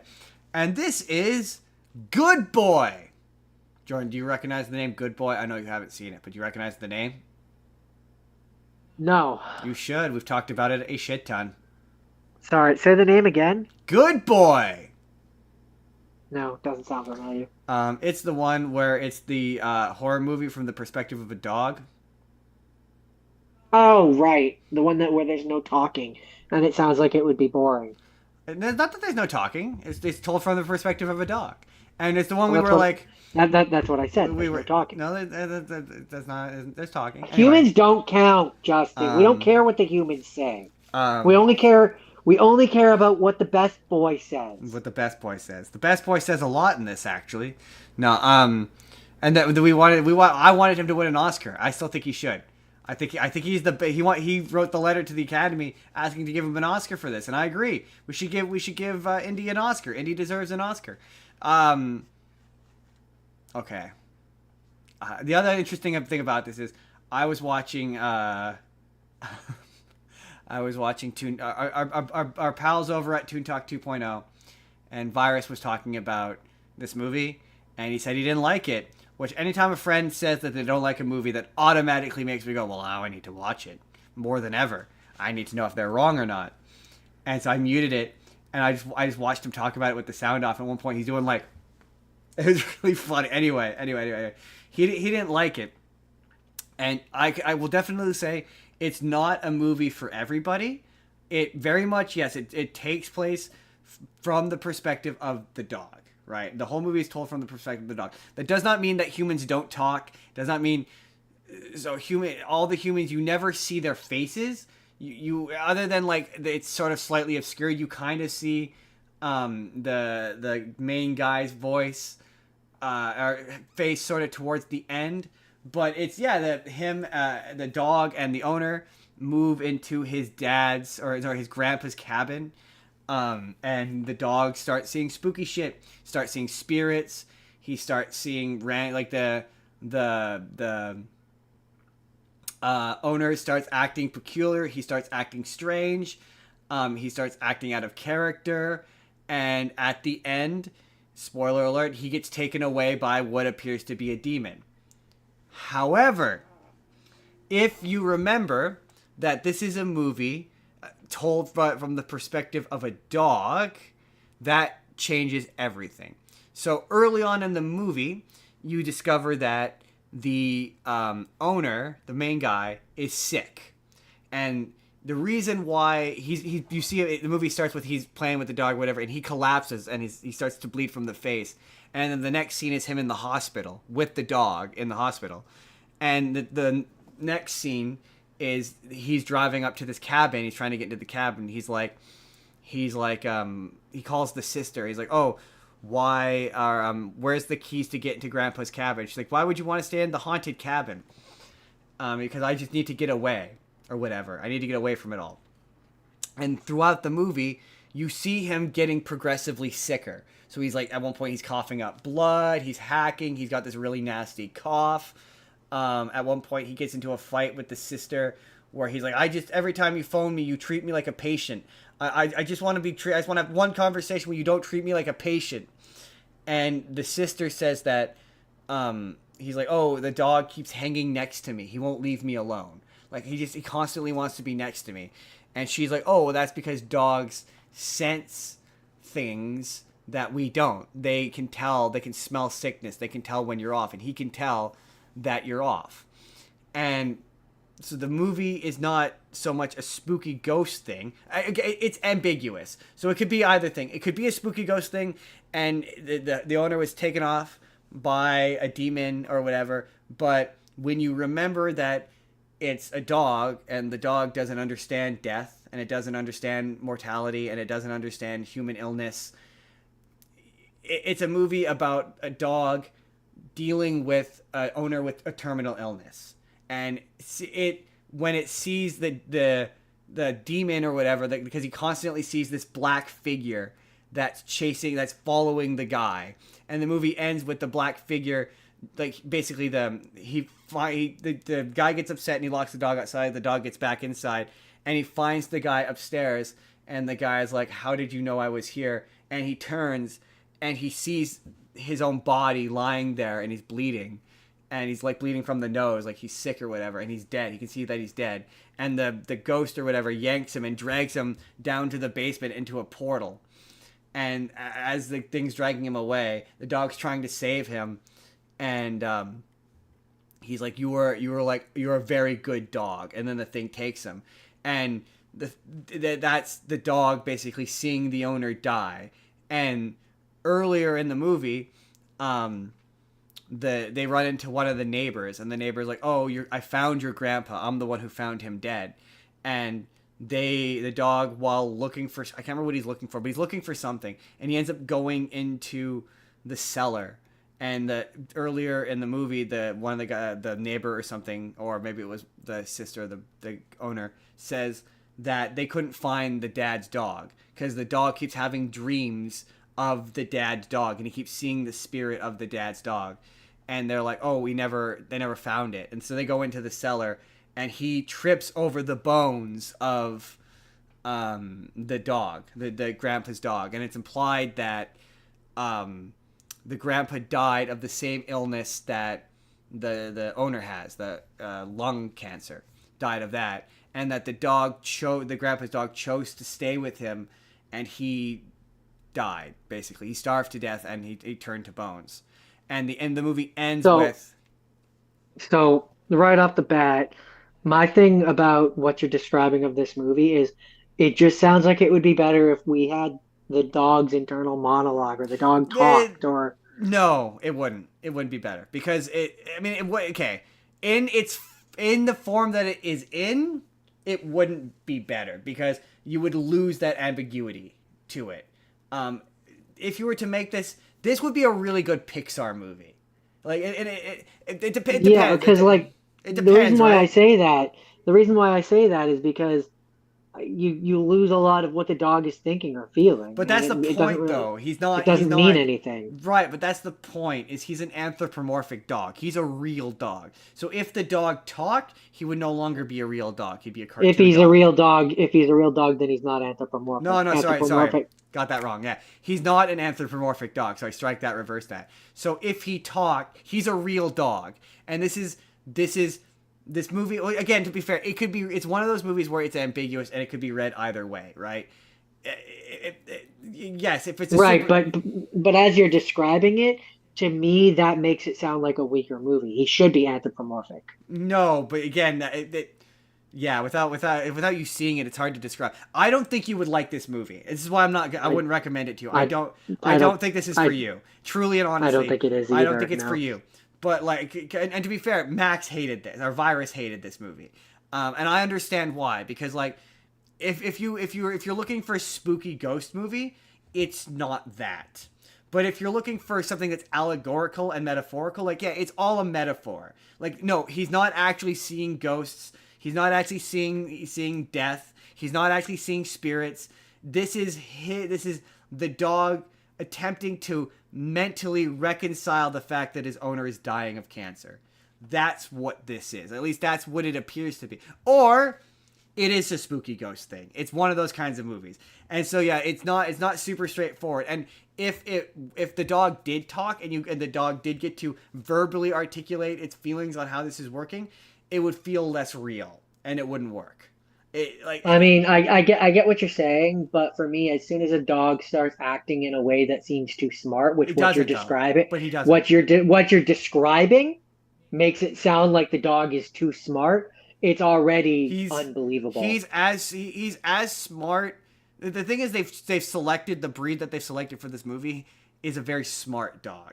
So it is smart in the way that a dog of that breed, you would believe him to be that smart. He's well trained enough that it's believable. It never reaches a point of being unbelievable, if that makes sense. Indy is a very good boy. He's the best boy. And yeah, Yeah, I think again, but you're describing the dog having dreams and interpreting things, well, and to me that instantly makes it too smart. he's not interpreting it. He's not having dreams. Yeah, he's not interpreting those dreams. He's just seeing. Yeah, no, it's well, okay, it is and it isn't. It's slightly anthropomorphized in a sense, but the dog's actions, he never does. You know me. I guess I'll put it to you this way, Jordan.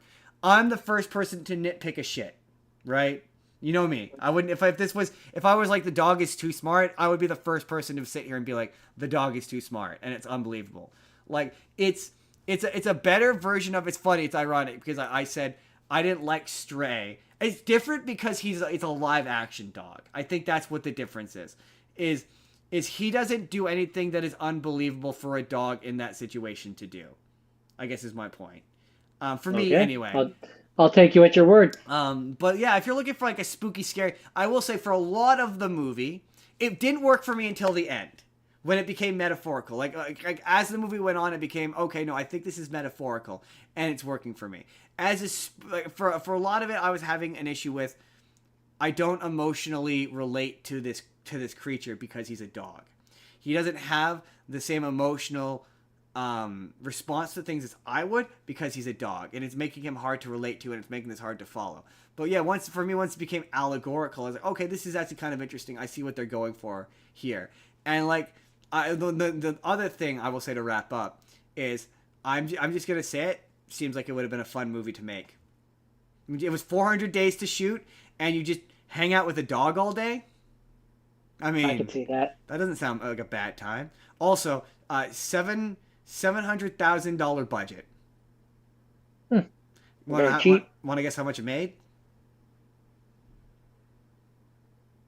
150,000. So you think it bombed horribly? No. As I said, that would be it.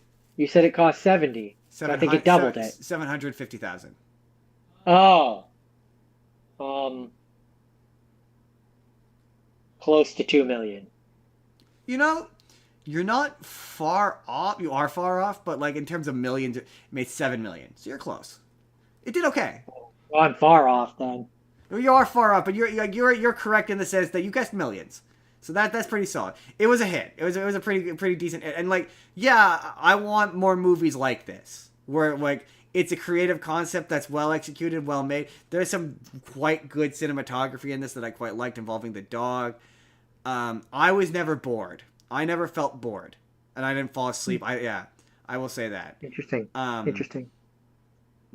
Halloweeny? Yeah, for sure Halloweeny. But I'm glad because I considered watching this in theaters. It's only an hour 17. The number one thing is like it went to theaters and it got a big theatrical reason as a result of its popularity from its online marketing. And I understand why it didn't. It's very much a straight to streaming movie. It's only an hour 17. It's not very long. It's a breeze. That's probably why I liked it so much. Nice and easy thing to get through. I enjoyed it. Again, good boy is the best boy.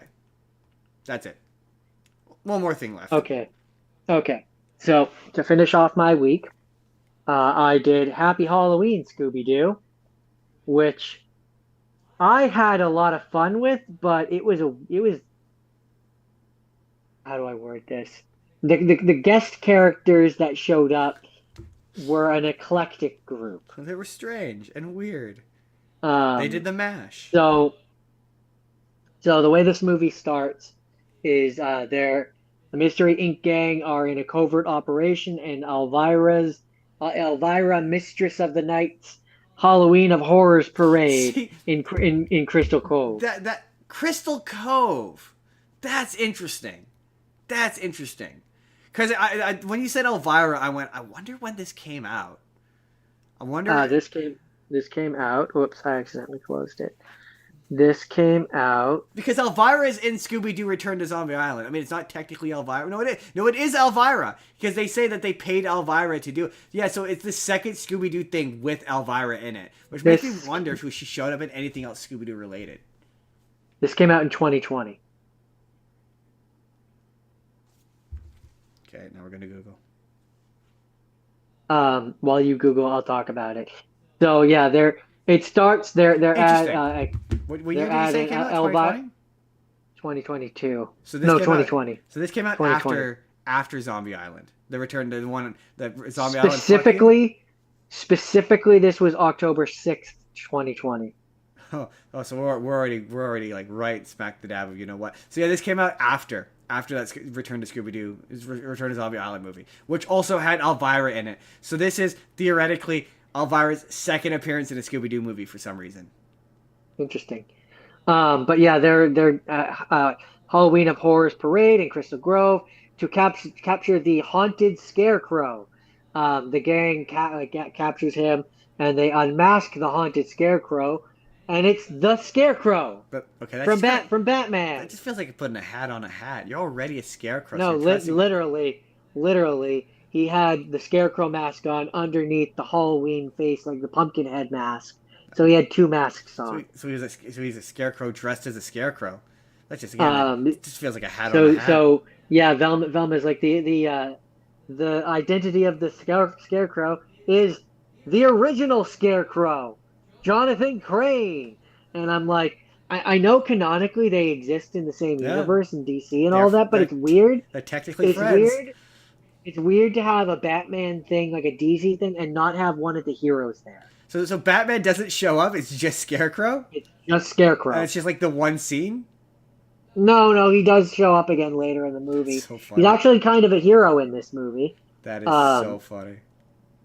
But so then, is the ghost a real ghost, or is it just a guy in a costume? It's just a guy in a costume. Lame. But they think that it's real for a while there because they think there's Crane's gas, which mixes with these other chemicals and then hit pumpkins, which then seem, by all appearances, come to life and they start causing trouble. And so then you have these cool action scenes where it's Elvira, and also for some reason Bill Nye shows up at some point. Bill Nye the Science Guy? Yes, Bill Nye the Science Guy. Bill Nye the Science Guy. And so it's funny because there's a scene where so he builds that Fred's van gets destroyed and he's upset, and so Bill Nye creates them like a super van basically, which has like all this technology in it and stuff like that. And there's a scene where Velma is like, Bill Nye, can you give us a science background of like a science fact of what could be happening or something, or something. Bill Nye's like, no. And Bill Nye, no. Funny enough, he's like, well, I don't know about that, but if you took all of the rulers in Crystal Grove and put them back to back, it would like you would need this many to, and it's like straight out of Bill Nye, like the Science Guy show. That's kind funny. of vibe, where he's like, it would take this many to have a ruler that went from Earth to the sun. and Velma does like a blink, and she's like, do you have any science facts that are relevant to the situation that we're currently in? And he's like, no. And he's like, oh no, not really. So yeah, there's a scene where Dr. Crane as the Scarecrow is fighting against the pumpkins, and like I said, actually acting like kind of a hero. It's kind of weird.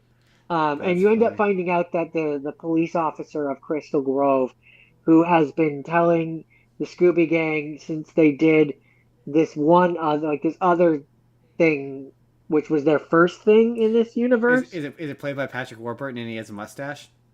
No. Oh, it's from the other show. It's funny that's Crystal Cove though. That's the name of their town in Mystery Incorporated. I know. The sheriff, yeah. Or I guess maybe it is the sheriff is the same one, but this version, someone that they Toe Omnitech head Cutler Toe, who they had stopped in the past, was released from prison and has now been impersonating the sheriff, Oh snap! um, as part of a revenge plot against them. And he was also going after the lithium mine under Crystal Cove. Okay, that would be worth a lot of Um, money. yeah, yeah, that's why the town is called Crystal Cove, apparently. Oh, And then during the credits, the gang, including Bill Nye, helps Fred rebuild the mystery machine from what happened earlier in the film. And that's how it ends, and it's fun. And it's really weird that it's got the Scarecrow, Bill Nye, and Elvira, Mistress of the Night. Also, they have this whole running thing throughout the movie where Daphne keeps convincing Elvira to give her pieces of her costume so that Elvira can like hide and not be recognized and stuff. So by the end of it, Daphne is wearing the Elvira outfit and she's like, "Can I have your wig?" And she's like, "It's not a wig. It's actually like a howler monkey which rests on my head." And then Elvira is bald in Daphne's outfit while Daphne is wearing her outfit with the hair and the black outfit, and it's very funny. that is funny. That sounds silly. You got Matthew Lillard. This is the Matthew Lillard Shaggy, so he sounds normal to me. Cassandra Peterson as Elvira, Bill Nye as himself, and Dwight Schultz as Dr. Jonathan Crane slash the Scarecrow. All right. All right. Is that it? That is it. Oh wait. Does it give me any? It doesn't tell me what it made because it was straight to DVD. Okay, yeah, that's it. My final thing, Jordan, is also a series because Jordan, we can't talk about spooky Halloween time and not talk about the spookiest Halloweeniest of times, and that is Goosebumps. Especially because Dun dun dun dun. we got Goosebumps people in our network. We gotta talk about, and I had not seen it. The second season of that Goosebumps Disney Plus show, Goosebumps: The Vanishing, and after watching it, prior to filming this, I checked out the Goosebumps crew's review of the second season, and I won't lie to you, it was very validating because they did not care for that first season in the same way that I did, which is just I remember my number one criticism of that first season being it's just not Goosebumps. You've seen the first season, right? I don't think you've seen the second season, but you've definitely seen the first one. No, I never watched the show. I I don't could have think. sworn you at least watched the first one. It's just not Goosebumps. I don't. It's I don't think I did. Maybe I did. I don't that know. first season is really dark and gross, and like I it's been a while. I wanted to rewatch it and I ran out of time, but it's just there's something about it. Like it doesn't get that. Yeah, Goosebumps are supposed to be like. I don't. I again, it's been too long, but I just remember I didn't like it, and they didn't like it in like the same way. So this is completely removed from that. It is not a sequel to that season. It does not continue that story. I have to go to the bathroom. I'm sorry. I'll be back.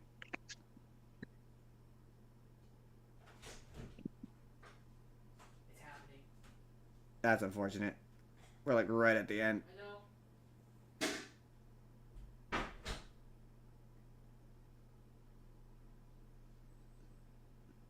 It is not connected to the original that first season, and it's much better off for it. We will wait for Jordan to come back.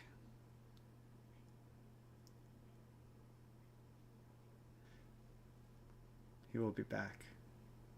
We talk about Goosebumps. We get to the end of the show.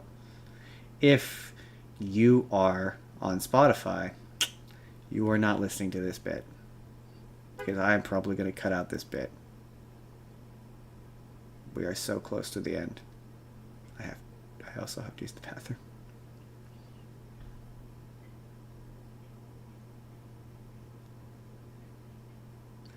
So, how is everybody doing today?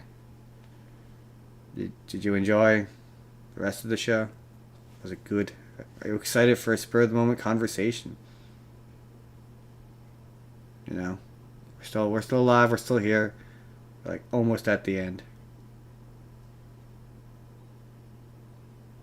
It's just me. It's maybe. No.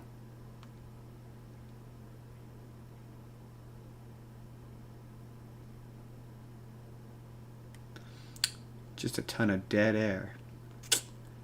I just don't want to repeat myself about it. If you're here, if there's anyone in the chat, it's, you excited for Halloween? Is there anything about Halloween that, do you have any Halloween plans that maybe you have?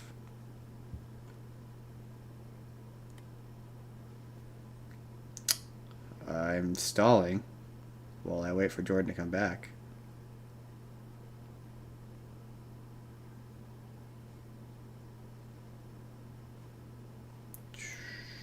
He will be back.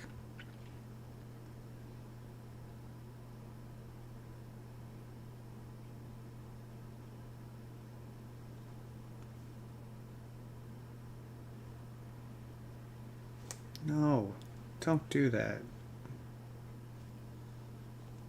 Democrats, you want to win.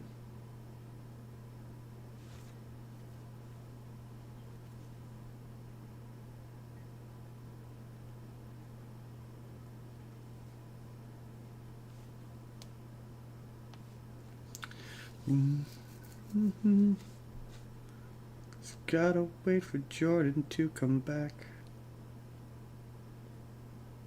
How on earth do I do a one move checkmate?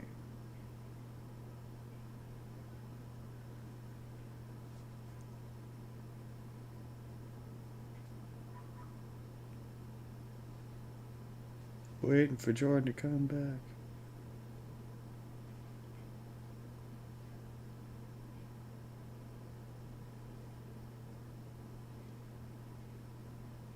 Whoops.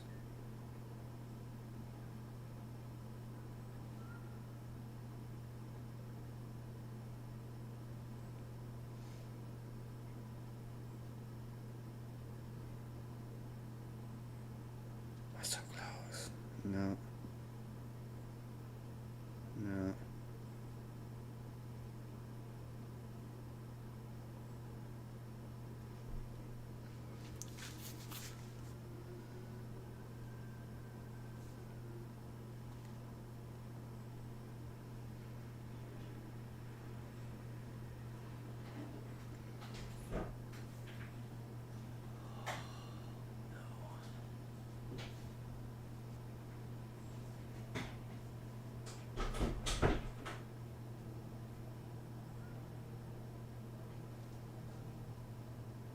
Okay.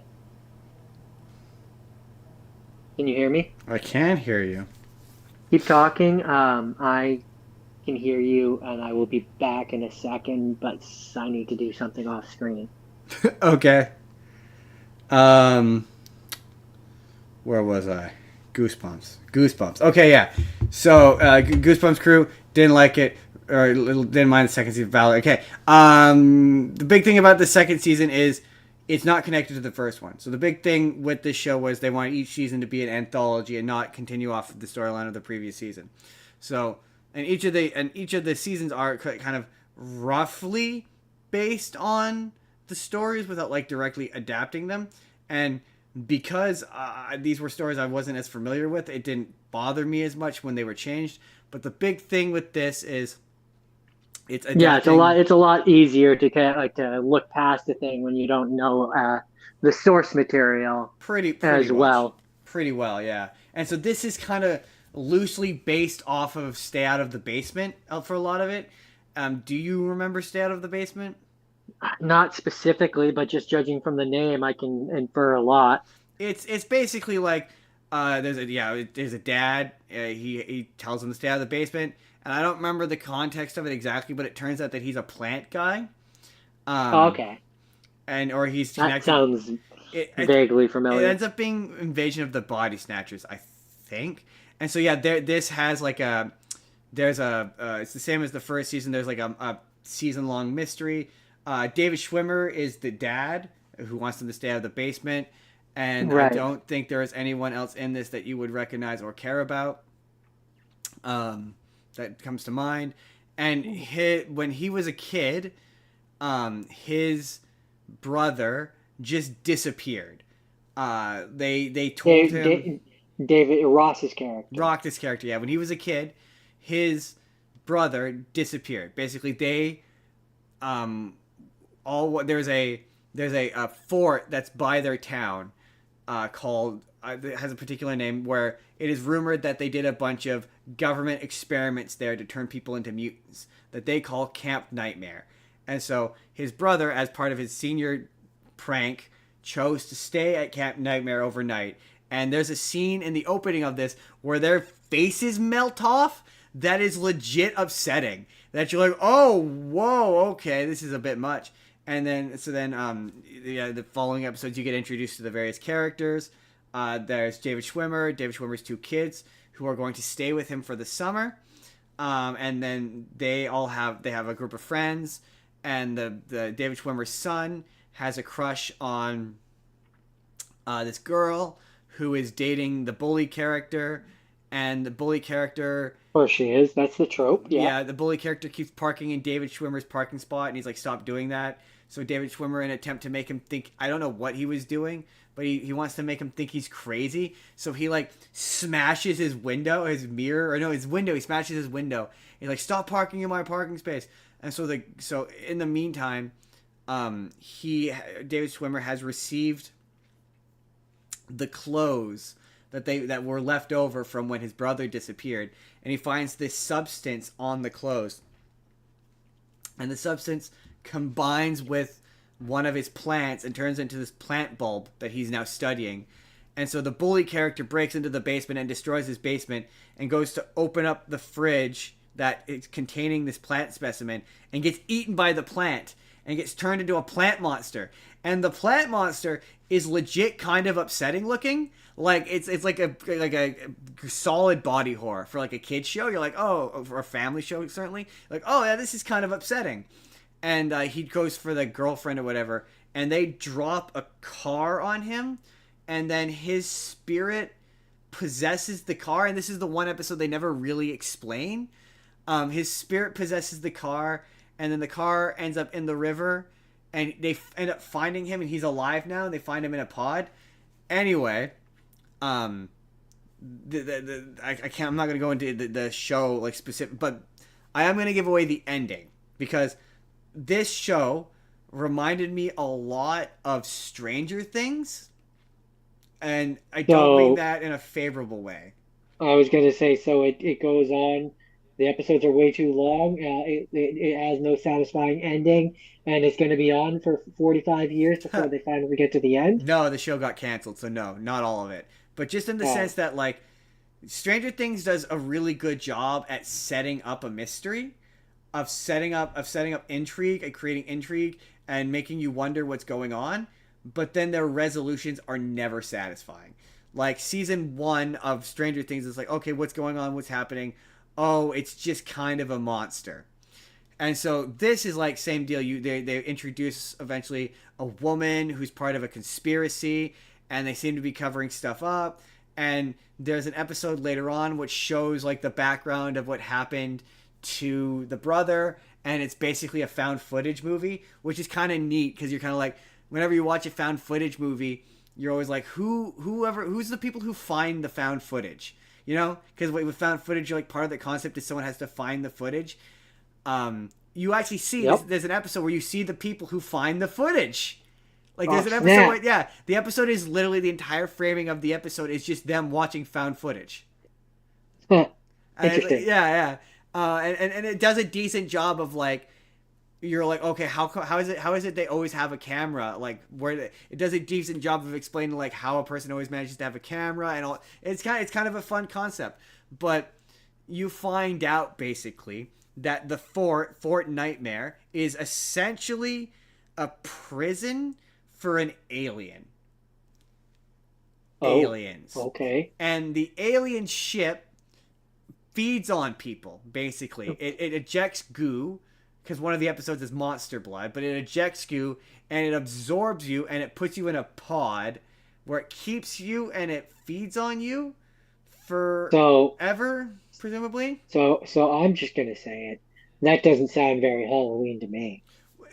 I mean, it gets goosebumps. Goosebumps is inherently Halloween, so it is and it Well, isn't. sure, but aliens aren't. So yeah, so there's a point where David Schwimmer gets controlled by the thing, and yeah, he's just a head at one point.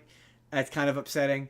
But yeah, so you find out basically that this woman who they keep seeing, her dad was like this scientist who was like predicting the end of the world, and they were keeping this ship, and they go in to get the dad who's been taken by the ship, and she has spent like 30 years or 40 or however many years since this has happened, since they discovered the ship, creating an antidote. So she gives them the antidote and then traps them down in this like bunker basically where the ship is, and they rescue David Schwimmer, and they get out, and he saves all of the kids who were taken by this thing, the kids and all the people who were taken by the thing. He saves them, and the last episode is basically him and the brother being like, I'm so sorry, and like being like, I missed you so much, and doing all that emotional shit that's actually kind of effective. And then they all turn into aliens again, and they chase after them. And the big twist is that the aliens aren't actually evil. It just wants to leave, and it's trying to facilitate, like, getting some of them to let them go. But it's not actually evil. But you never really see the aliens. They're always just kind of portrayed as kind of monstrous. So they're not very interesting. That's the big thing, is the aliens are not very interesting. Their motivations are not very interesting. And its connection to the books are limited. Now, the characters are interesting, and they're fun to interact with, and they're fun. David Schwimmer is legit. He's got some funny lines. Like he's got a real dry sense of humor. There's a really funny bit at the end where they save him, and he's like, "No, everything's gonna be fine, kids. It's gonna be fine." And he's like, "But then on the other hand, no, the door's locked, and we're stuck down here, and I don't know how we're gonna get out. You know what? On second thought, maybe things aren't as fine as I maybe initially stated that they were." And he's just got such a dry. It's like basically he's Ross. Basically, he's got such a dry wit, and it's funny. It's legit funny. My only real criticism is I enjoyed it, and the pacing was solid. The episodes were easy to get through. I never felt there wasn't really. There's only really one episode which was kind of slowish, and it's the Monster Blood one, but otherwise, the pacing was tight. I thoroughly enjoyed it. Like I say, all the characters were solid. My one criticism is, major criticism is, two of the girl characters get together, like as a couple, and So, why do you have a problem with that? because it's not. Justin, come on, man. It's You 2025. got to be more get with the time. open-minded. It's 2025. It's not that they're parents' program. girls. I'd have the same issue if they were if one of them were a boy. It's that the relationship is not set up or established well. Like, so in the first episode, one of the characters is like a juvenile delinquent who I mean, got who. next thing you're gonna tell me is you're gonna say you hate it because it's woke or shit. No, I don't hate it because it's woke or shit. But there's a character who she's like a juvenile delinquent, and she goes to go into in like this first or second episode, she goes to go into a store, and the owner of the store kicks her out, and while she's distracted, like getting into a fight with the store owner, the David Schwimmer's daughter steals something, and like the girl like gives her like a flirty wink, and then there's the later episode with the ghost car where she goes to David Schwimmer's daughter and it's basically like, I need you to come with me to go confront this guy, find out where this guy is so I can confront him and get him to confess that he was the one who caused this fire or whatever. And the ghost car does ghost car shit, and she ends up crashing the car. And she gets out of the David Schwimmer's daughter like, you're crazy or whatever, I never want to speak to you again. And later on, they're having a conversation, and she's like, the delinquent girl's like, what about us? And it's like, what do you mean, what about... There is no us. There wasn't a you. You guys have never been a couple. You've literally never talked about this once prior to this moment, and then the show just starts treating them like they're a couple. Even though they've never had a conversation up until that point about being about being a couple. It comes completely out of nowhere. What about all the things we've been It through? just does. It just reads as though like somebody was checking a diversity box. It just kind of does. I hate saying that, but that's what it feels like. And it's forced.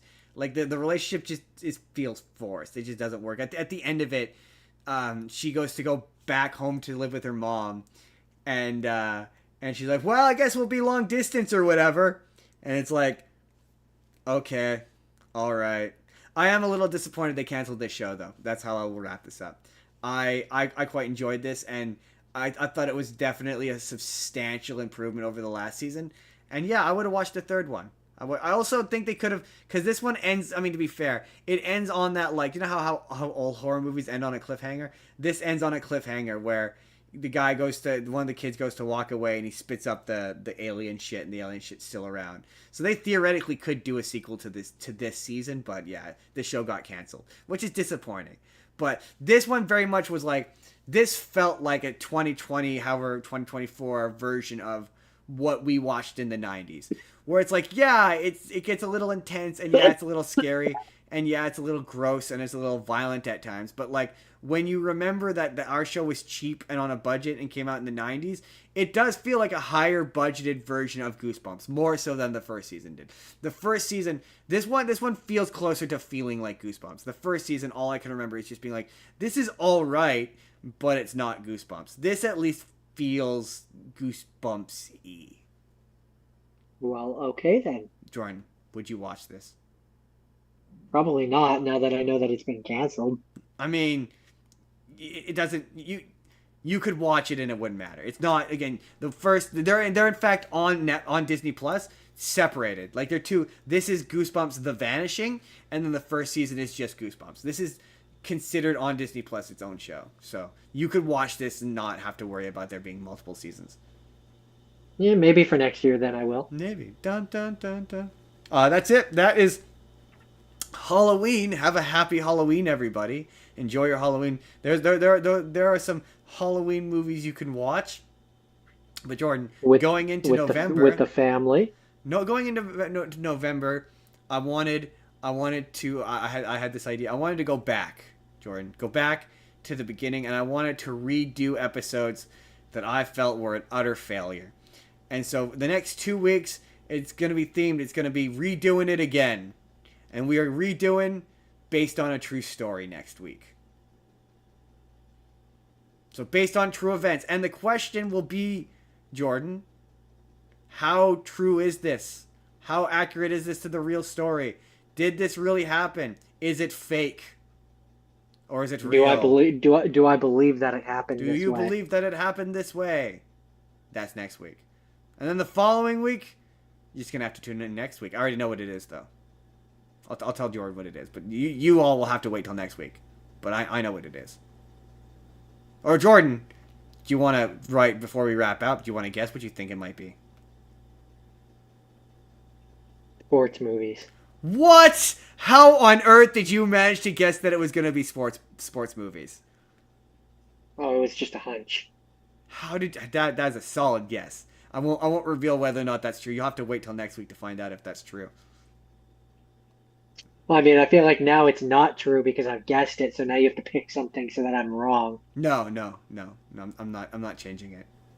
For a reason that I will explain when we get off the air. Anyway, Jordan, where can the people find you? This episode has gone on way too long.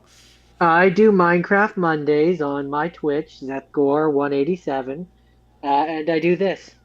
That's fair. I am on TikTok. You can find me on TikTok. You can find the show at TikTok, Spur of the Moment P. Email the show. Tell us you want to come have a conversation with us. We want to talk to you. It's justsbusiness@gmail.com. Email me there. We have a Discord. We technically have a Patreon. All the links, Arte Media, all in the thing. Jordan, let's do Wild Education. Wild Education, support them. Think of the animals. Think of the animals. I don't know if the Spur of the Moment conversation is linked in this video yet. I don't know if it is. It might be. Jordan, let's do the end card. Jordan, if they want to see last week's episode, which was That was slashers. It was a Slasher Sunday last week. You click the box on the left. Jordan, what happens if they click the box on the right?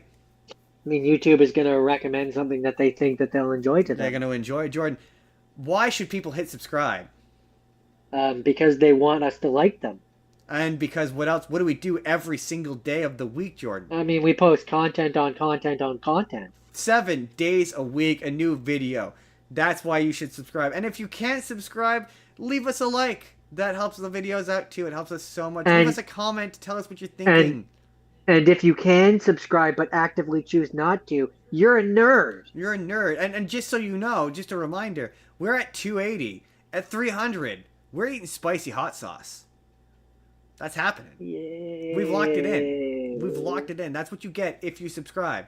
You get both of us suffering by eating hot sauce. That's guaranteed for you if we get 300 subscribers. When we get 300 subscribers. It's Tune gonna in. be painful. Tune in. But next week, based on a true story. Have a good day, everybody.